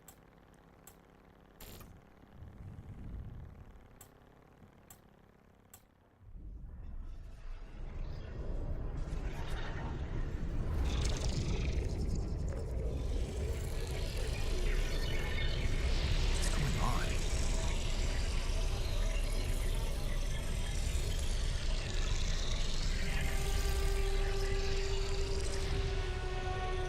Wait. I recognize this.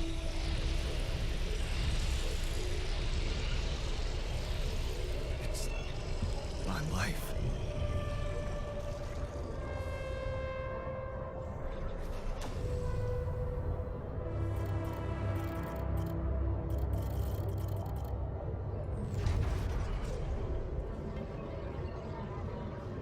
It's my life. My entire life. Project Dolly, 35 years old. You enter the spaceship with a tingling of anxiety. So that's the end. That's right now.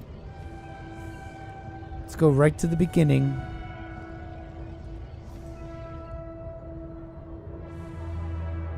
I knew you.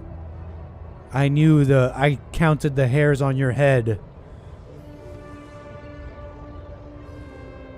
Distant memories, childhood memories, fuzzy and distant. The mining town you grew up in, rows of similar apartment blocks, the local grocery store mom worked in, the playground where you spent more time than at home. A family like many others down here, your father coming late from working in the mine, usually drunk, always pissed off, your mother doing her best to keep the family together, your constant desire to run away, to get out of that place and never come back.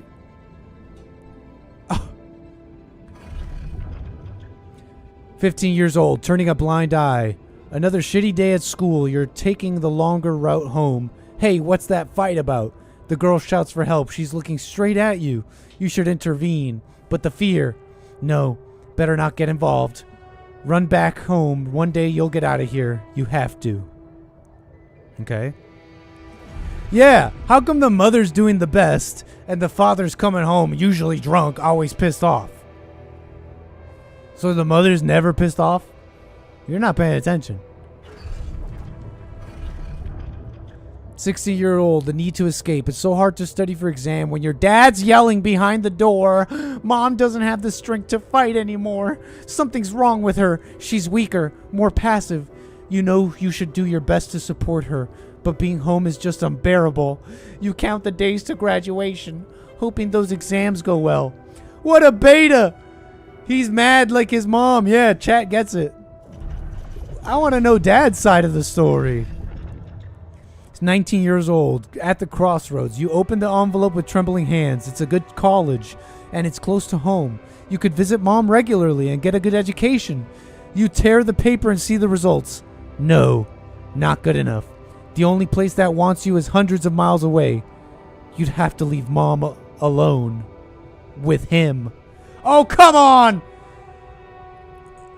Oh, come on. You're just adopting your mother's hate. You're just adopting your mother's identification of your father. That's literally what's happening here, right, folks? Oh, come on.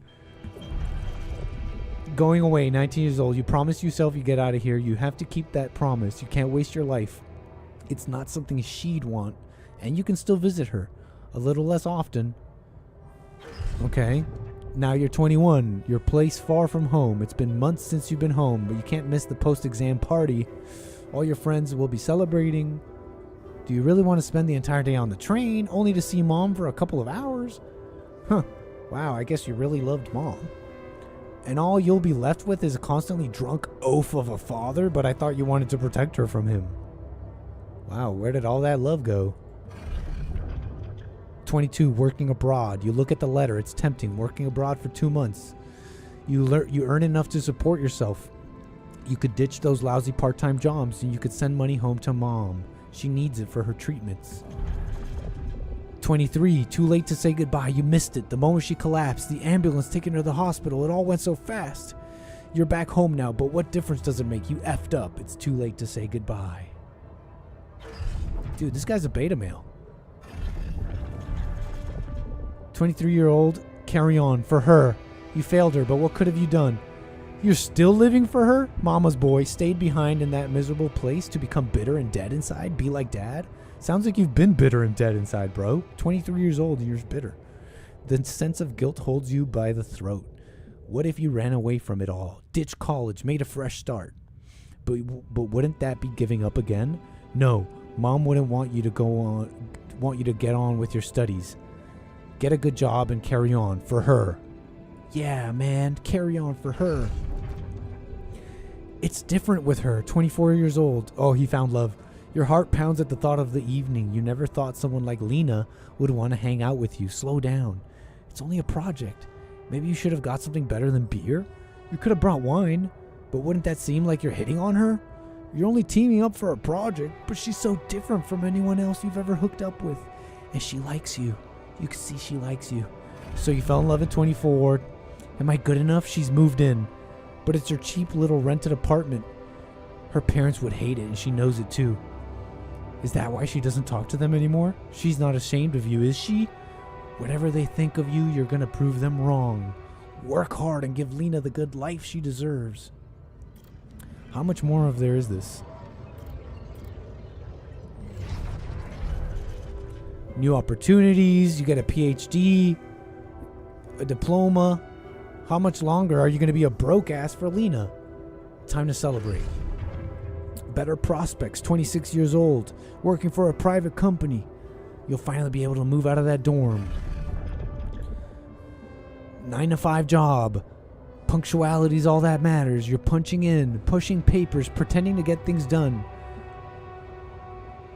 Monday mornings suck. 28 years old, dream house. You get the dream house. Lena has so many ideas of decorating it. The crisis hit. You heard about the crash on the stock exchange. So some world crisis hit. Now you got no money. A busy night, red lights, you close your eyes. All they know the Christmas songs this year. So now you're working as a cabbie. It's almost 6 o'clock. You promised Lena to be back home. But it's a busy night and people leave bigger tips on Christmas. I guess we need the money right now. 31, back to square one. She really wants to take the offer to move abroad. But what about you? It's hard to find a decent job, let alone a foreign country. Damn, you just wish you didn't want it so bad. So, holding on. You're wondering if she's really okay with the decision to stay. You need to prove it to her that it was the only sensible choice. You need to get your shit together. Give her a better life. Falling apart. She's getting on your nerves. Why doesn't she just tell you it's all your fault? Why does she make such a big deal of a few drinks before you hit the sack? You deserve to unwind after a 12-hour long day shift at work. Damn. Life didn't go the way you thought, huh? Now you're drowning your sorrows at 33 years old. And you see a way out. You see an ad for Project Dolly, a space mining mission. Search for a mysterious substance, rubidium. And then here we are, Project Dolly. We took the thing there. Sorry, I was trying to get through that. Alright, so here we are. This is our life. Okay. How did they get it and what for?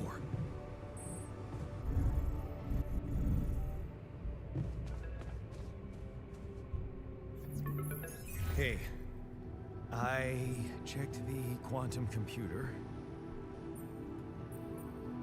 Should I get mad at them for scanning my brain? What the fuck? Mind records? What the hell are you doing with that data? It's got everything. My whole life exposed. No. No, I want answers. I want answers. What do you want with it?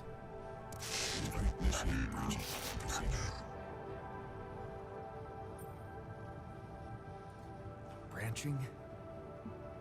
What exactly will be branching?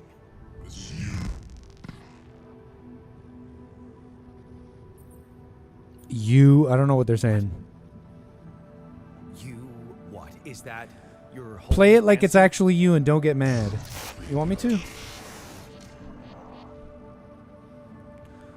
Alter. Create alter. Alter? Alter what? No way, bro. Rapidium. Cloning a sheep. Branching myself? Altering my life by messing with my own memories? I mean, whatever it is you want me to do, no. No way in hell. Give me my other options. I'm not doing it, bro. I knew it wouldn't let me. You jerk. I don't have other options, do I? You jerk. Initiate the branching procedure in the quantum computer. I'm a little lost. But I can gather what's happening, I think. Aaron, you think he should have just let his wife move abroad by herself if she wanted to so badly, right? What? What is it doing?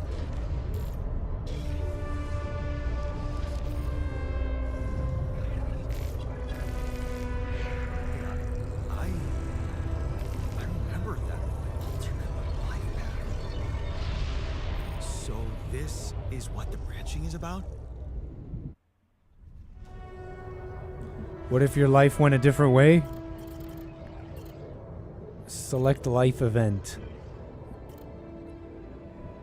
Going away. So in my regular timeline, I went away to college or university or whatever. And in this alternate version, I stay behind. You lock the door to your room and turn the music up. You're so fed up with his constant shouting. Is this what you rejected college for? Putting up with his frustration and drunkenness? You told yourself you'd take care of mom, but he's not making it easy. Maybe next time you should just lock the door on him. But what would mom say? Okay.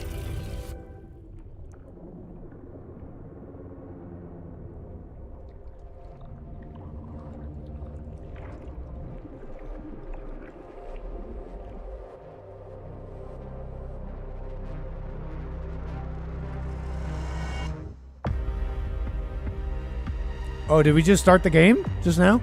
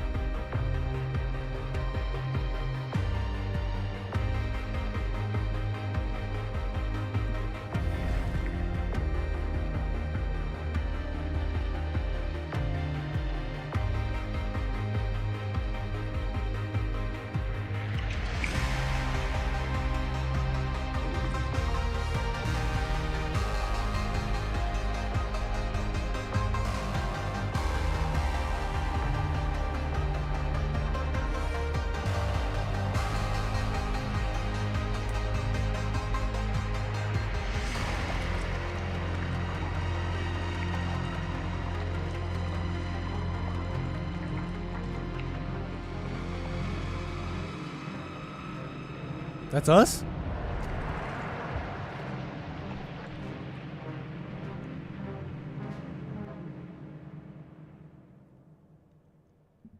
Oh, dude.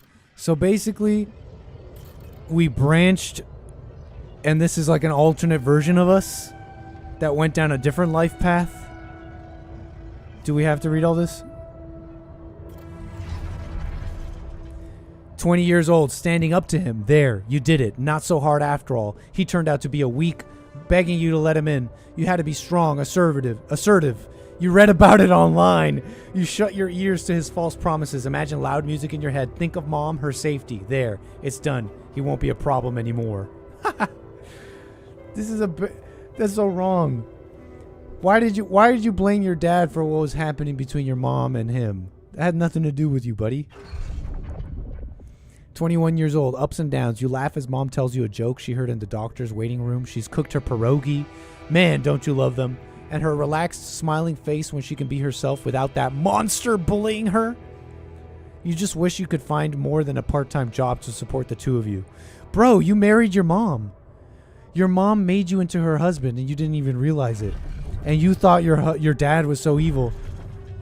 I don't know. It's like we got a beta male in this timeline and then an even worse beta male.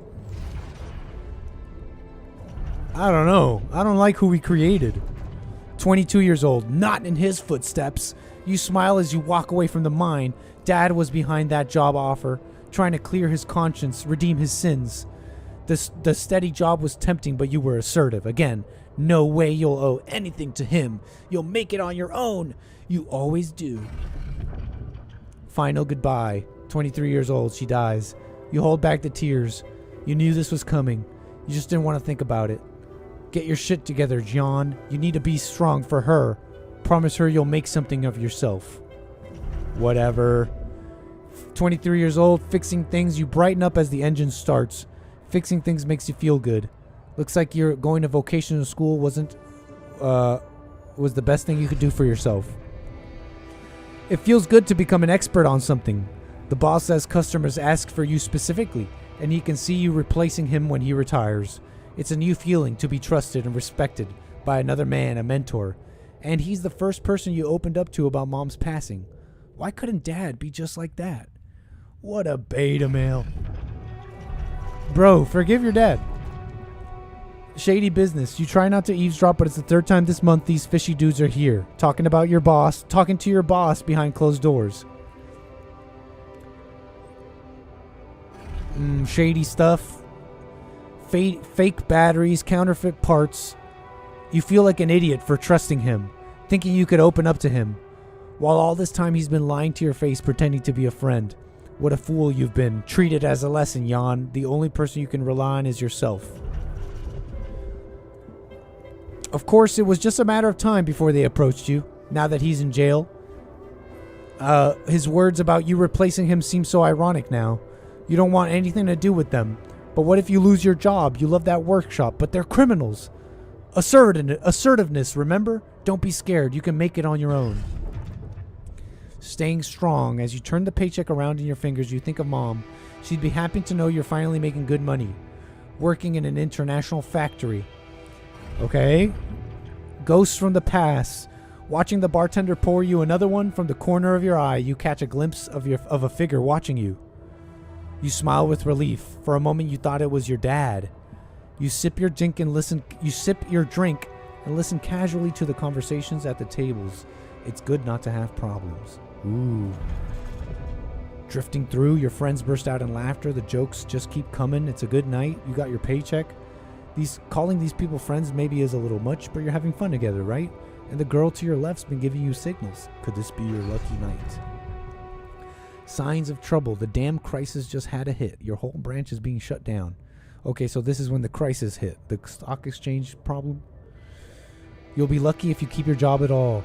And this damn ad keeps on your nerves. Rapidium, a magic trick to make everyone happy. Who's stupid enough to even think of going on these missions? Him again. You can't make up your mind. Okay, so you see your dad. He visits the bookie regularly. You hope he doesn't recognize you. You're not like him. You gotta get your ish together. And so that's why you decide, at least that's why this alternate version of you decides to embark on this journey. Because you don't want to be like your dad and be on your own. And you want to be self-sufficient and self-reliant, not like your dad. So that's this version of you. Jan Dolsky. Okay, so we read through that. It's another life. What do we do now? Progress. Wake up your altar in the womb. Okay?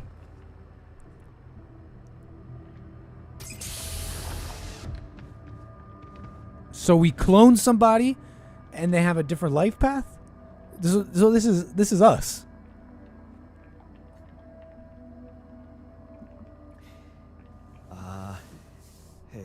Hey there. Wow. Hello. Can you hear me?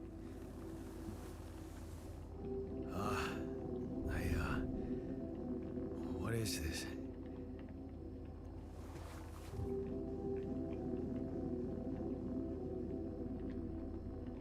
Where am I?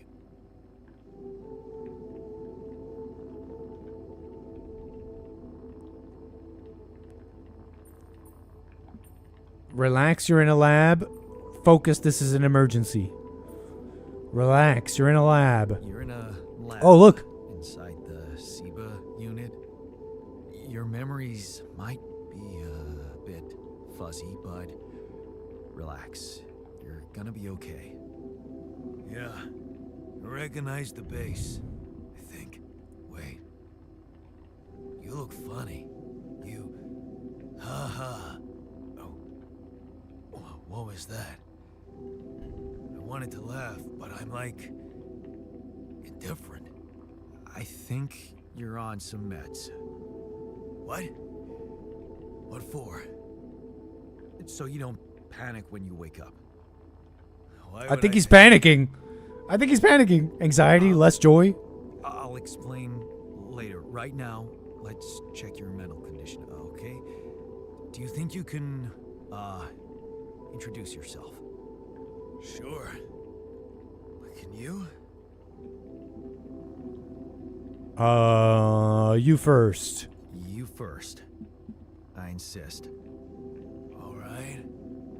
Jan Dolsky, Senior Technician. That's my name. Ally Corp Mining Operations. There. Did I pass? Wow. Amazing. It actually worked. What worked? And what the hell are you anyway? This may be hard to process, but my name is Jan Dolsky too.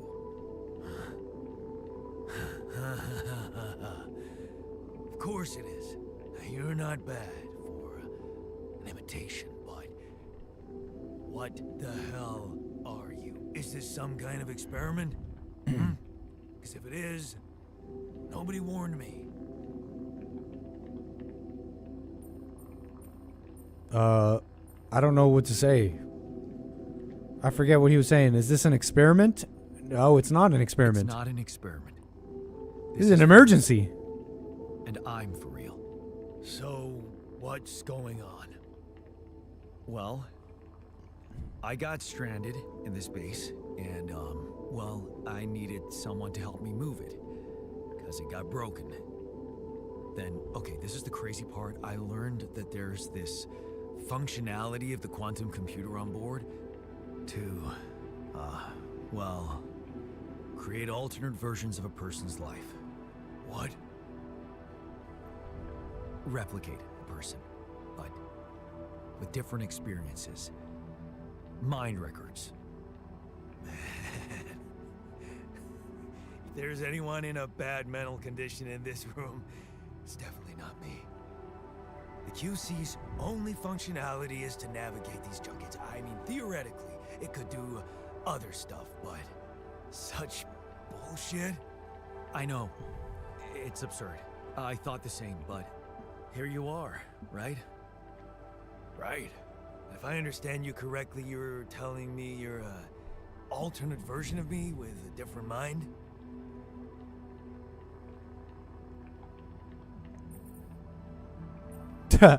No, you're the alternate version. I'm the original. No, you're an alternate version of me. And, ooh, I shouldn't have said that. Yes. Maybe I shouldn't have put it that way. It's just us. Like I said, there's a malfunction in the machinery. If you don't help me fix it soon, we're both gonna die. I don't know if we're doing too well in this conversation. Let me get this straight. This is not an experiment. I'm a different version of you. And you brought me to life to help fix a malfunction because there's no one else on board. What if there was no malfunction? Where would I be? I don't know. Not here. I won't lie to you. I woke you up because I needed you. Wasn't easy for me either. At least you're up front with me. You bastard. I can see now what the meds are for. I can't even lash out at you. Just this passiveness. What am I? Look, this is a lot, and we'll sort it out. I promise. But trust me, if we don't fix the machinery fast, we're gonna go in a very bad way, and you'll never get the chance to understand this properly. Experience your feelings without the meds. I don't like this kind of pressure. Well, This guy's getting pissed. two of us. Fine. Show me the way. Unbelievable. What a screw up. A 3-year-old would have figured it out. Okay. In any other case, I'd say don't touch anything here ever again. But unfortunately, this is a two-man job. On my sign, pull that lever over there. Just don't yank it like an idiot. Pull it gently. Ready? 1, 2, 3. Now. Yes! It worked! You did it. We're gonna live. Let's get one thing straight. I did what you created me for. Now stay away from me.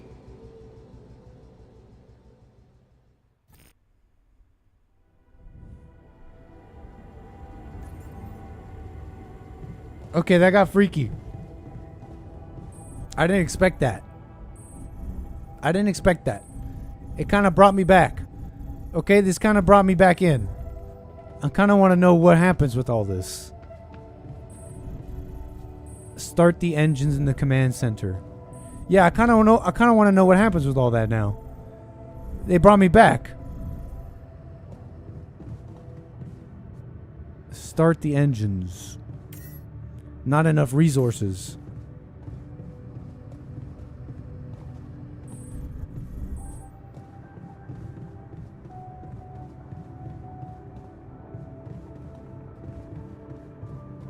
Okay. I didn't expect that, folks. Okay, I think this is okay. This is an okay game, I think, so far. Definitely worth, I think, returning to it with all of you on more further streams here. You know what I mean? Now, let's see. How long have we been streaming here?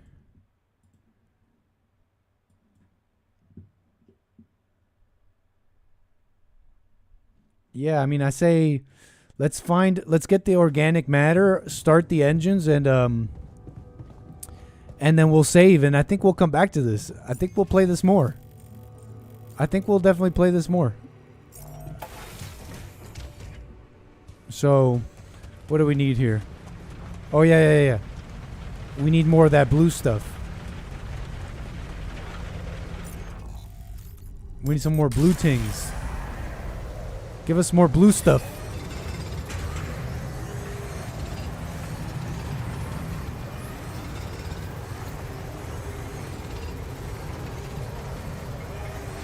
Yeah, we'll start the engines, and then we'll see what happens there and save, and that'll be it for today, I think. That's it for one hard day's work, right? Let's go to bed.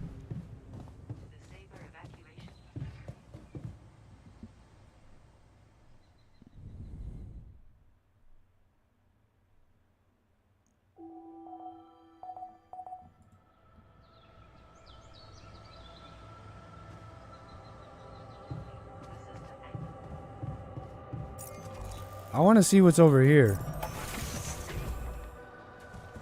Shall we? Let's go see what's over here.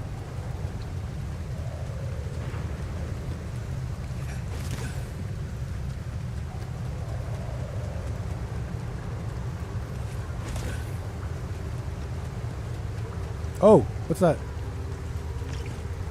Ooh.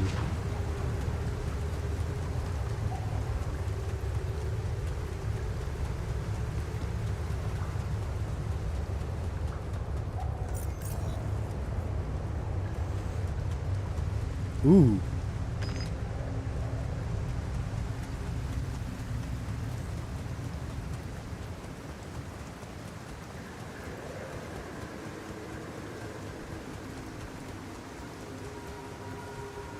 Ooh.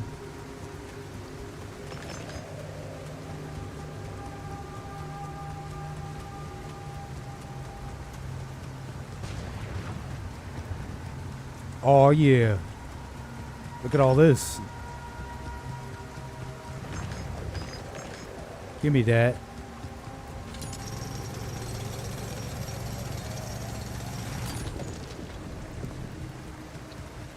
Give me all that.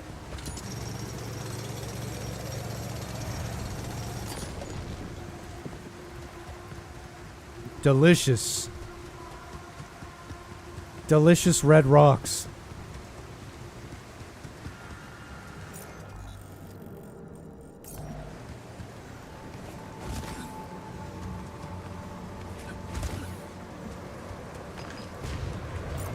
I think that's everything.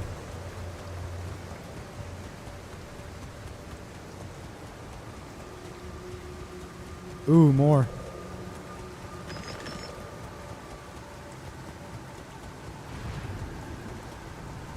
Now what?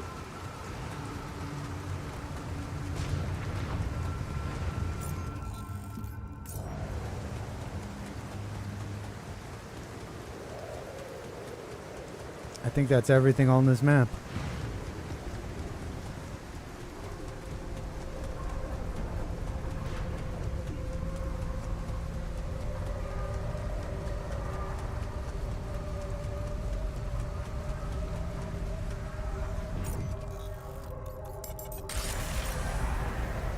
Shall we? A couple more blue. A little bit more blue.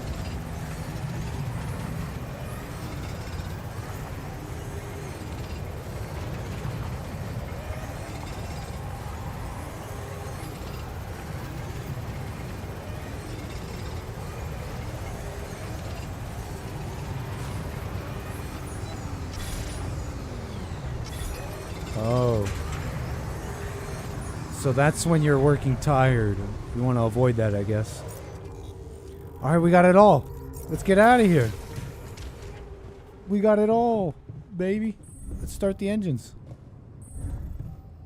Let's get the F out of here. Not enough space. Not enough storage space left for mining outpost. Wait, what? Storage space. Can I drop something?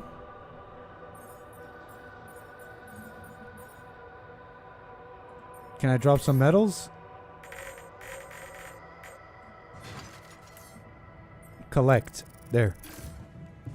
Alright, let's go. We did it. Oh, this thing is a giant wheel. Look at this thing. It's basically a giant wheel. I guess that works.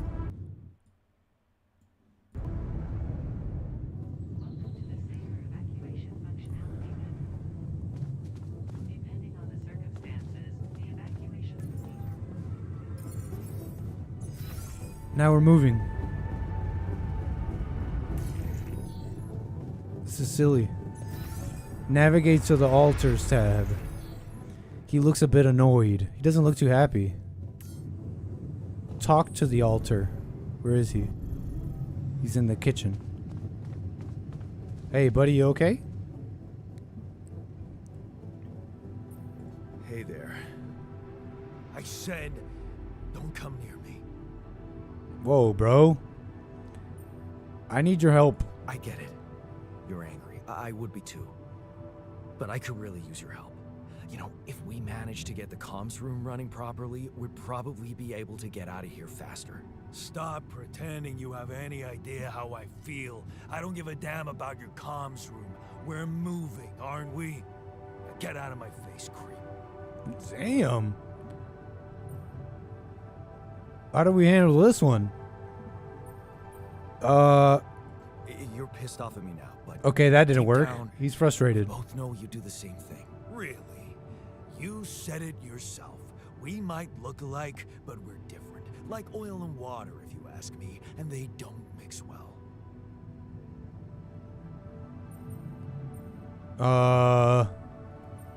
Maybe. But you won't last long without me, just as I couldn't make it without you. I'm trying here. In a situation like this, hiding in a trench is just plain stupid. I'll tell you what's stupid. Listening to someone who created you because he needs a fucking tool. Why don't you get yourself a repair kit and fix your own shit? I'm done doing your dirty work. Well, we screwed that one up. We bungled that one. Now he's pissed. I should have gone tougher. Been like, I created you. I made you.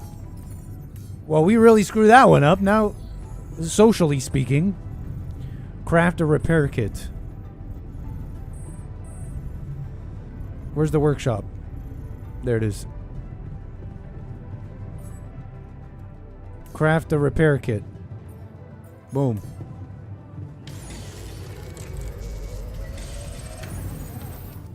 Repair the communication room. Okay.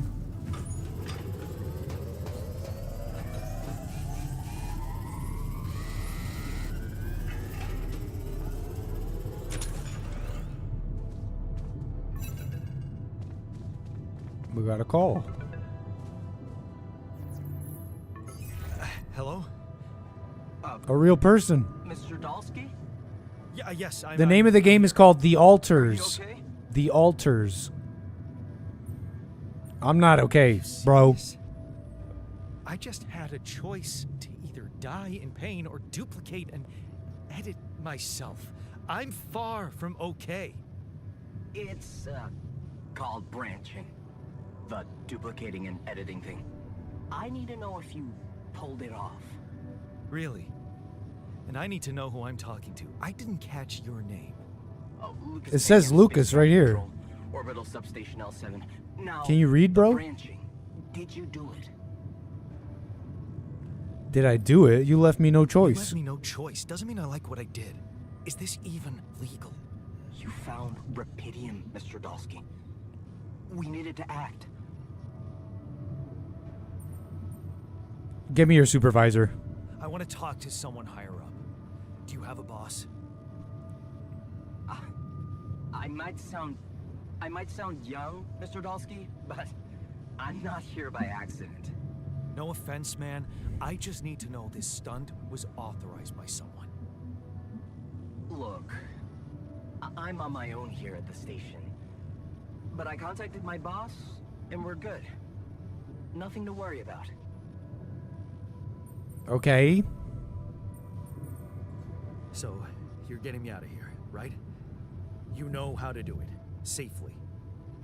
Sure.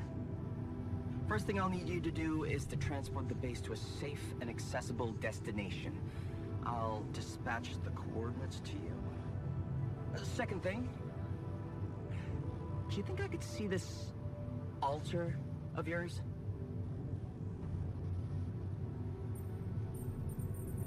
How do you know you're not talking to him?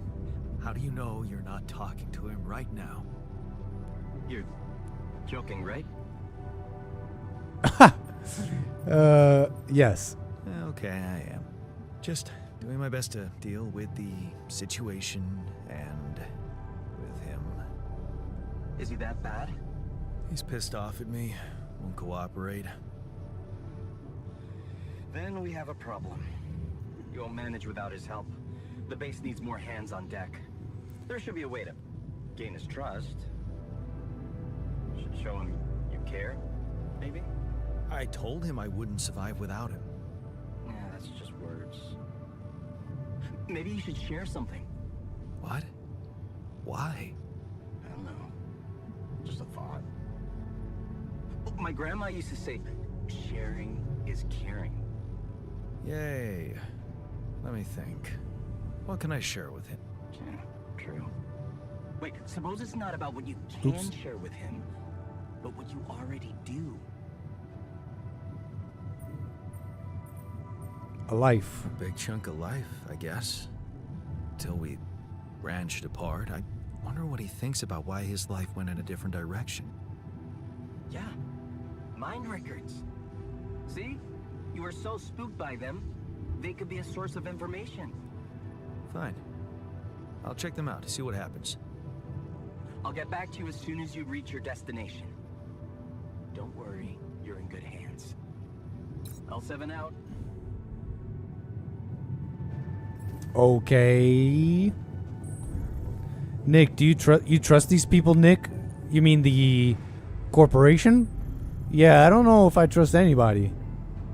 I don't think I trust anybody. Let's go to the computer. I already know about his life. I read the whole thing. Yeah, I already read the whole thing. He stood up to Dad. He's the big tough guy who stood up to Dad.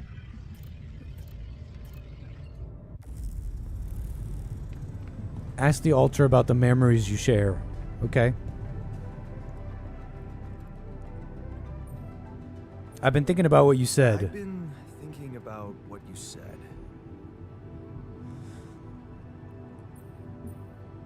You're right. We are different. We have more in common than you think. You're right. We are different. Sure we are. Like, I got that right away, and you took your sweet time. What? You stood up to Dad. Let's schmooze him. I mean, you know, like, this guy's clearly an unstable person with anger, and you can't trust someone like that, so just schmooze him. I mean, what else can you do?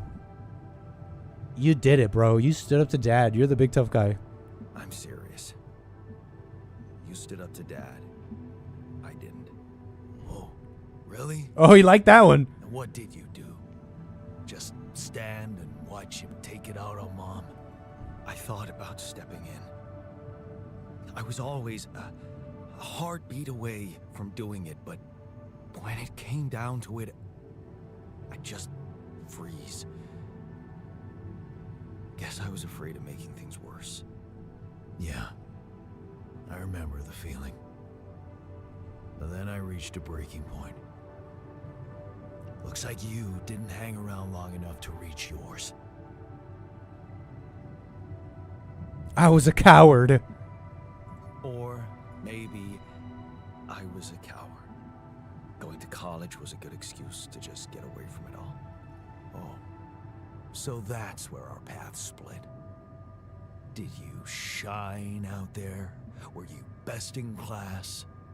What do you think? Huh? Yeah. I build around this merry-go-round. That's who I ended up being. Sorry to disappoint. Why would I be disappointed? Just proves I was right to stick with Mom.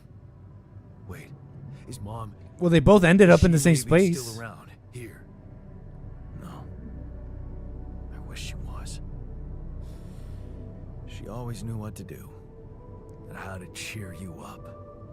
Hey, when you were down or Beta male. Dad had just stormed out of the house... Why does he look exactly like Nick? Crying in your room, would she ask me to help her make pierogi? Her famous pierogi. Oh my god, I could really pig out on those. And making them together was fun. Fun. Yeah, wow, why don't we go for it? Why don't we try and make Mom's famous pierogi? No way we'd find the ingredients here.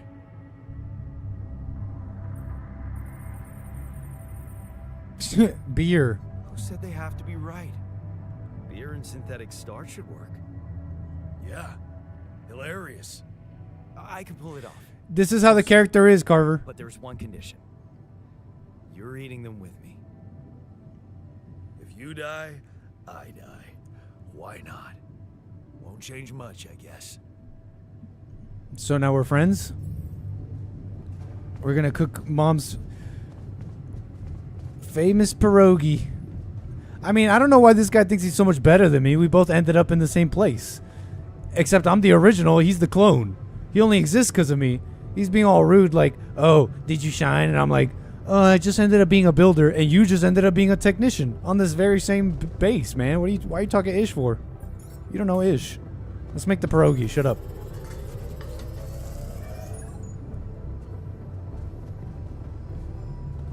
Here we go. Here you are, the famous Dulski pierogi with an interstellar twist. What do you think? Well, now I know how Mom must have felt. That day she had a terrible flu and I decided to cheer her up and make pierogi for her. Right, yeah. I put like a ton of salt into the filling. And I overcooked them into a shapeless pulp. They were inedible. But you remember what she did? Uh-huh. She ate them all and never said a word. No, she said they were delicious. Yeah. Yeah, you're right. So, they're delicious, man. Shut the fuck up. Aww. So now we're buds? Are we friends now?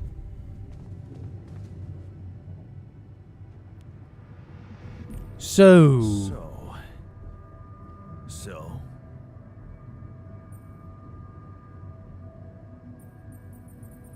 Are we cool? Are we cool now? Cool. Do you mean did I come to terms with waking up as tech support for my doppelganger? Alright, we screwed that one up again. You might have to give me something stronger than dehydrated dumplings to wrap my head around that. Yeah, about that. Ha. Now you're being mean. I went through a lot of trouble to make those, and they weren't that bad. You made an effort. I'll give you that. But see, that makes it even worse. It would be easier to hate you, but eating those fucking pierogi with you, I actually enjoyed it. So did I. Sharing these memories with you, knowing you understand me, that was kind of comforting. Are you getting mushy with me? What? No. Okay, just kidding. I know what you mean. I'm just not the sentimental type.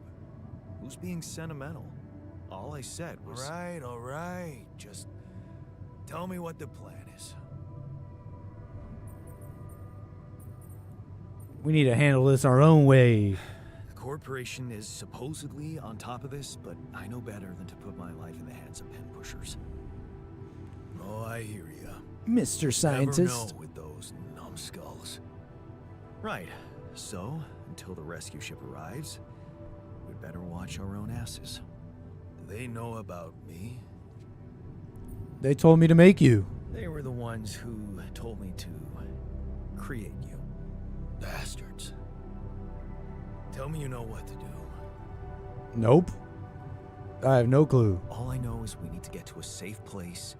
Then we'll improvise. Well, there's one thing you should know. This base is a resource-consuming, maintenance-heavy sucker to operate. I have you to help me. That's not gonna be enough. I'll be blunt with you. If you want to survive, you're gonna need more people. We're gonna make more. What people? Bro, really? Iridium's there. Use it. Make more versions of me. Oh, dude, I get it, bro. Yo, check this one out. You mean versions of us? Versions of us both, you mean? Huh. almost sounded like we're planning kids. You need to work on your cooking skills, though. Yeah, just call me a diplomatic master. Yeah, just basically call me a diplomacy expert. I was hoping I could avoid going through all that again. It was quite a struggle with you. Struggle? One day you'll look back and realize I was the easy one.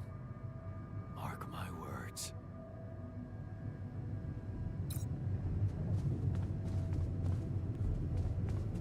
Nice. We did it. Is that it? Are we done? Unknown caller. Lena? It's my wife. Hello? Jan. Can you hear me? Lena? Lena, is that you? What are you... How did you find me? They let me know. Agatha, my boss, came to see me and said you could use some support. Are you all right? I heard about your crew. Yeah. Everyone's dead. But I... Oops. I'm fine, somehow. It's a lot to handle. Yeah, I know. Is it true you found Rapidium?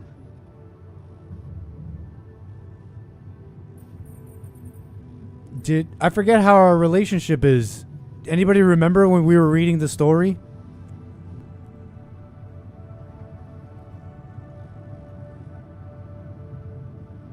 Right, we started fighting a bunch. I started drinking, and then I'm like, I'm gonna change my life, and I went on this project here because bills are piling up. She keeps nagging me, and we're fighting. It's a mess. I think that's what's going on with his life. Not good relationship. So that's why you're calling. Why is she calling about Rapidium? Is it evil or is it nice of her to do it? I don't know. I did. It's amazing. Yeah, I did. It looks amazing. So much more beautiful in real life. I'd love to see it. And you back in one piece, of course. I think the board is genuinely concerned for your safety. What the hell happened out there? How did you survive? I don't know. She doesn't sound too concerned about me. I'd like to see the Rapidium. And you. Let's just say we're lucky. Beginner's luck, I guess. Okay. I get this is awkward. We haven't spoken in a while and suddenly this. Oh, so we don't even talk anymore? Maybe I shouldn't have. What's the plan for getting you out of there? There's a guy called Lucas Pena. He's handling it, apparently. Someone from STC. You know your way around. It's been a couple of years. Look, is there maybe anyone from outside the company you'd like me to get in touch with?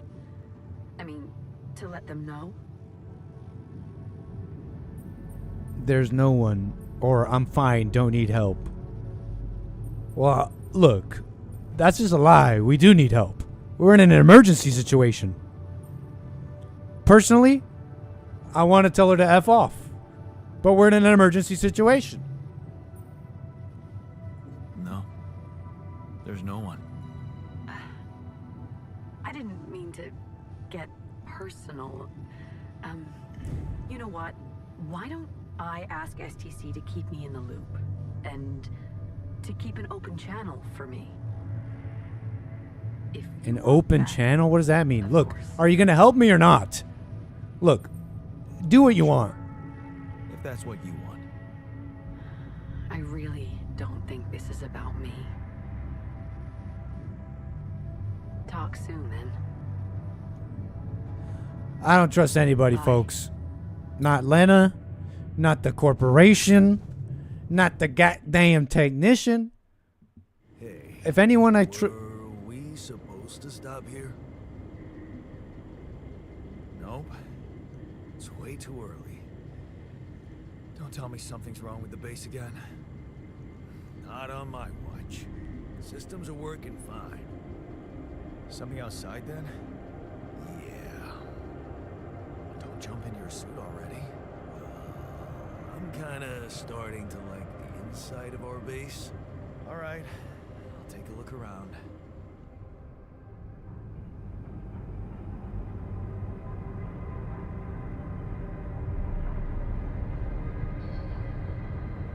Is this the real game now?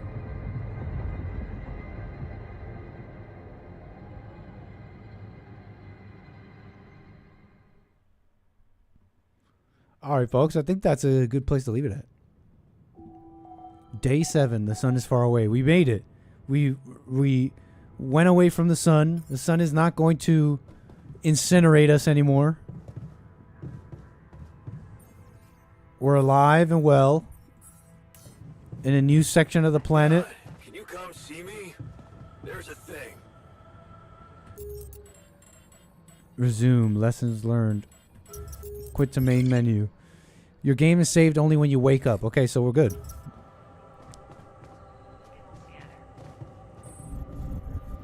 Cool. I think this is a good place to leave it at. Let's just take a little look outside.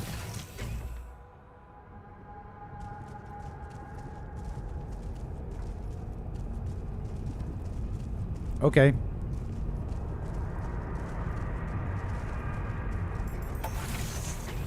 All right, so we're stuck on this planet, and now we're making alternate versions of ourselves. And you know what? That part kind of hooked me. And some of this base building stuff here, this is kind of interesting to me too. But it's a little tedious. But I think that's because I don't game anymore, and I think just gaming in general has a tedium. But it's I've kind of sunk my teeth into this a little bit. Anyways, I'm thinking we'll come back to it. So, amazing. The altars. I hope you enjoyed the stream today, folks. That's pretty much it for Friday. We did a flight, kind of scuffy, but for fun. We just got in there. We got our setup a little bit set up, and we'll just finish that up probably tomorrow and stuff. But we're pretty much back for. I'm thinking Fridays. I'm thinking Fridays back for just long extended streams where we can get into the news, gaming, whatever else can happen. Whatever else can happen. Of course, calls and all that. What can I say, folks? I'll be back Monday for more American Anchor, baby. We'll be back church on Sunday with Jesse Lee Peterson and all that good stuff. That's it, folks. I hope you enjoyed it. Enjoy the rest of your Friday, your weekend. I'll see you Sunday. And for now, take care. Amazing. Oh, you know what? Let me just check something real quick before we go. Thank you so much, Derek, with the Rumble rant. Very generous. Says, land in my hometown of Indianapolis versus Chicago. Chicago approach. Bond fit 1. Request immediate diversion to Indianapolis. What if it's you're right, Nick? It's just nice enough to notice the thoughts. Derek, man, always a pleasure. Appreciate you tuning in and being and with your generous donations. That's awesome. That's all the coffees and the super chats. Let's check real quick. All right, folks. Thank you so much for the generosity. Man, Carver says, if you forgive your clone, do you forgive yourself? I'm going to let you smoke on that one. Karmic Binding with the chat says, you get psychoanalyzed in this game? I think a whole bunch. Thank you so much, everybody, for the support. Again, I'll be back Monday and, of course, Sunday church. For now, enjoy the rest of your weekend. Appreciate you being with me today. Peace. Take care. Bye.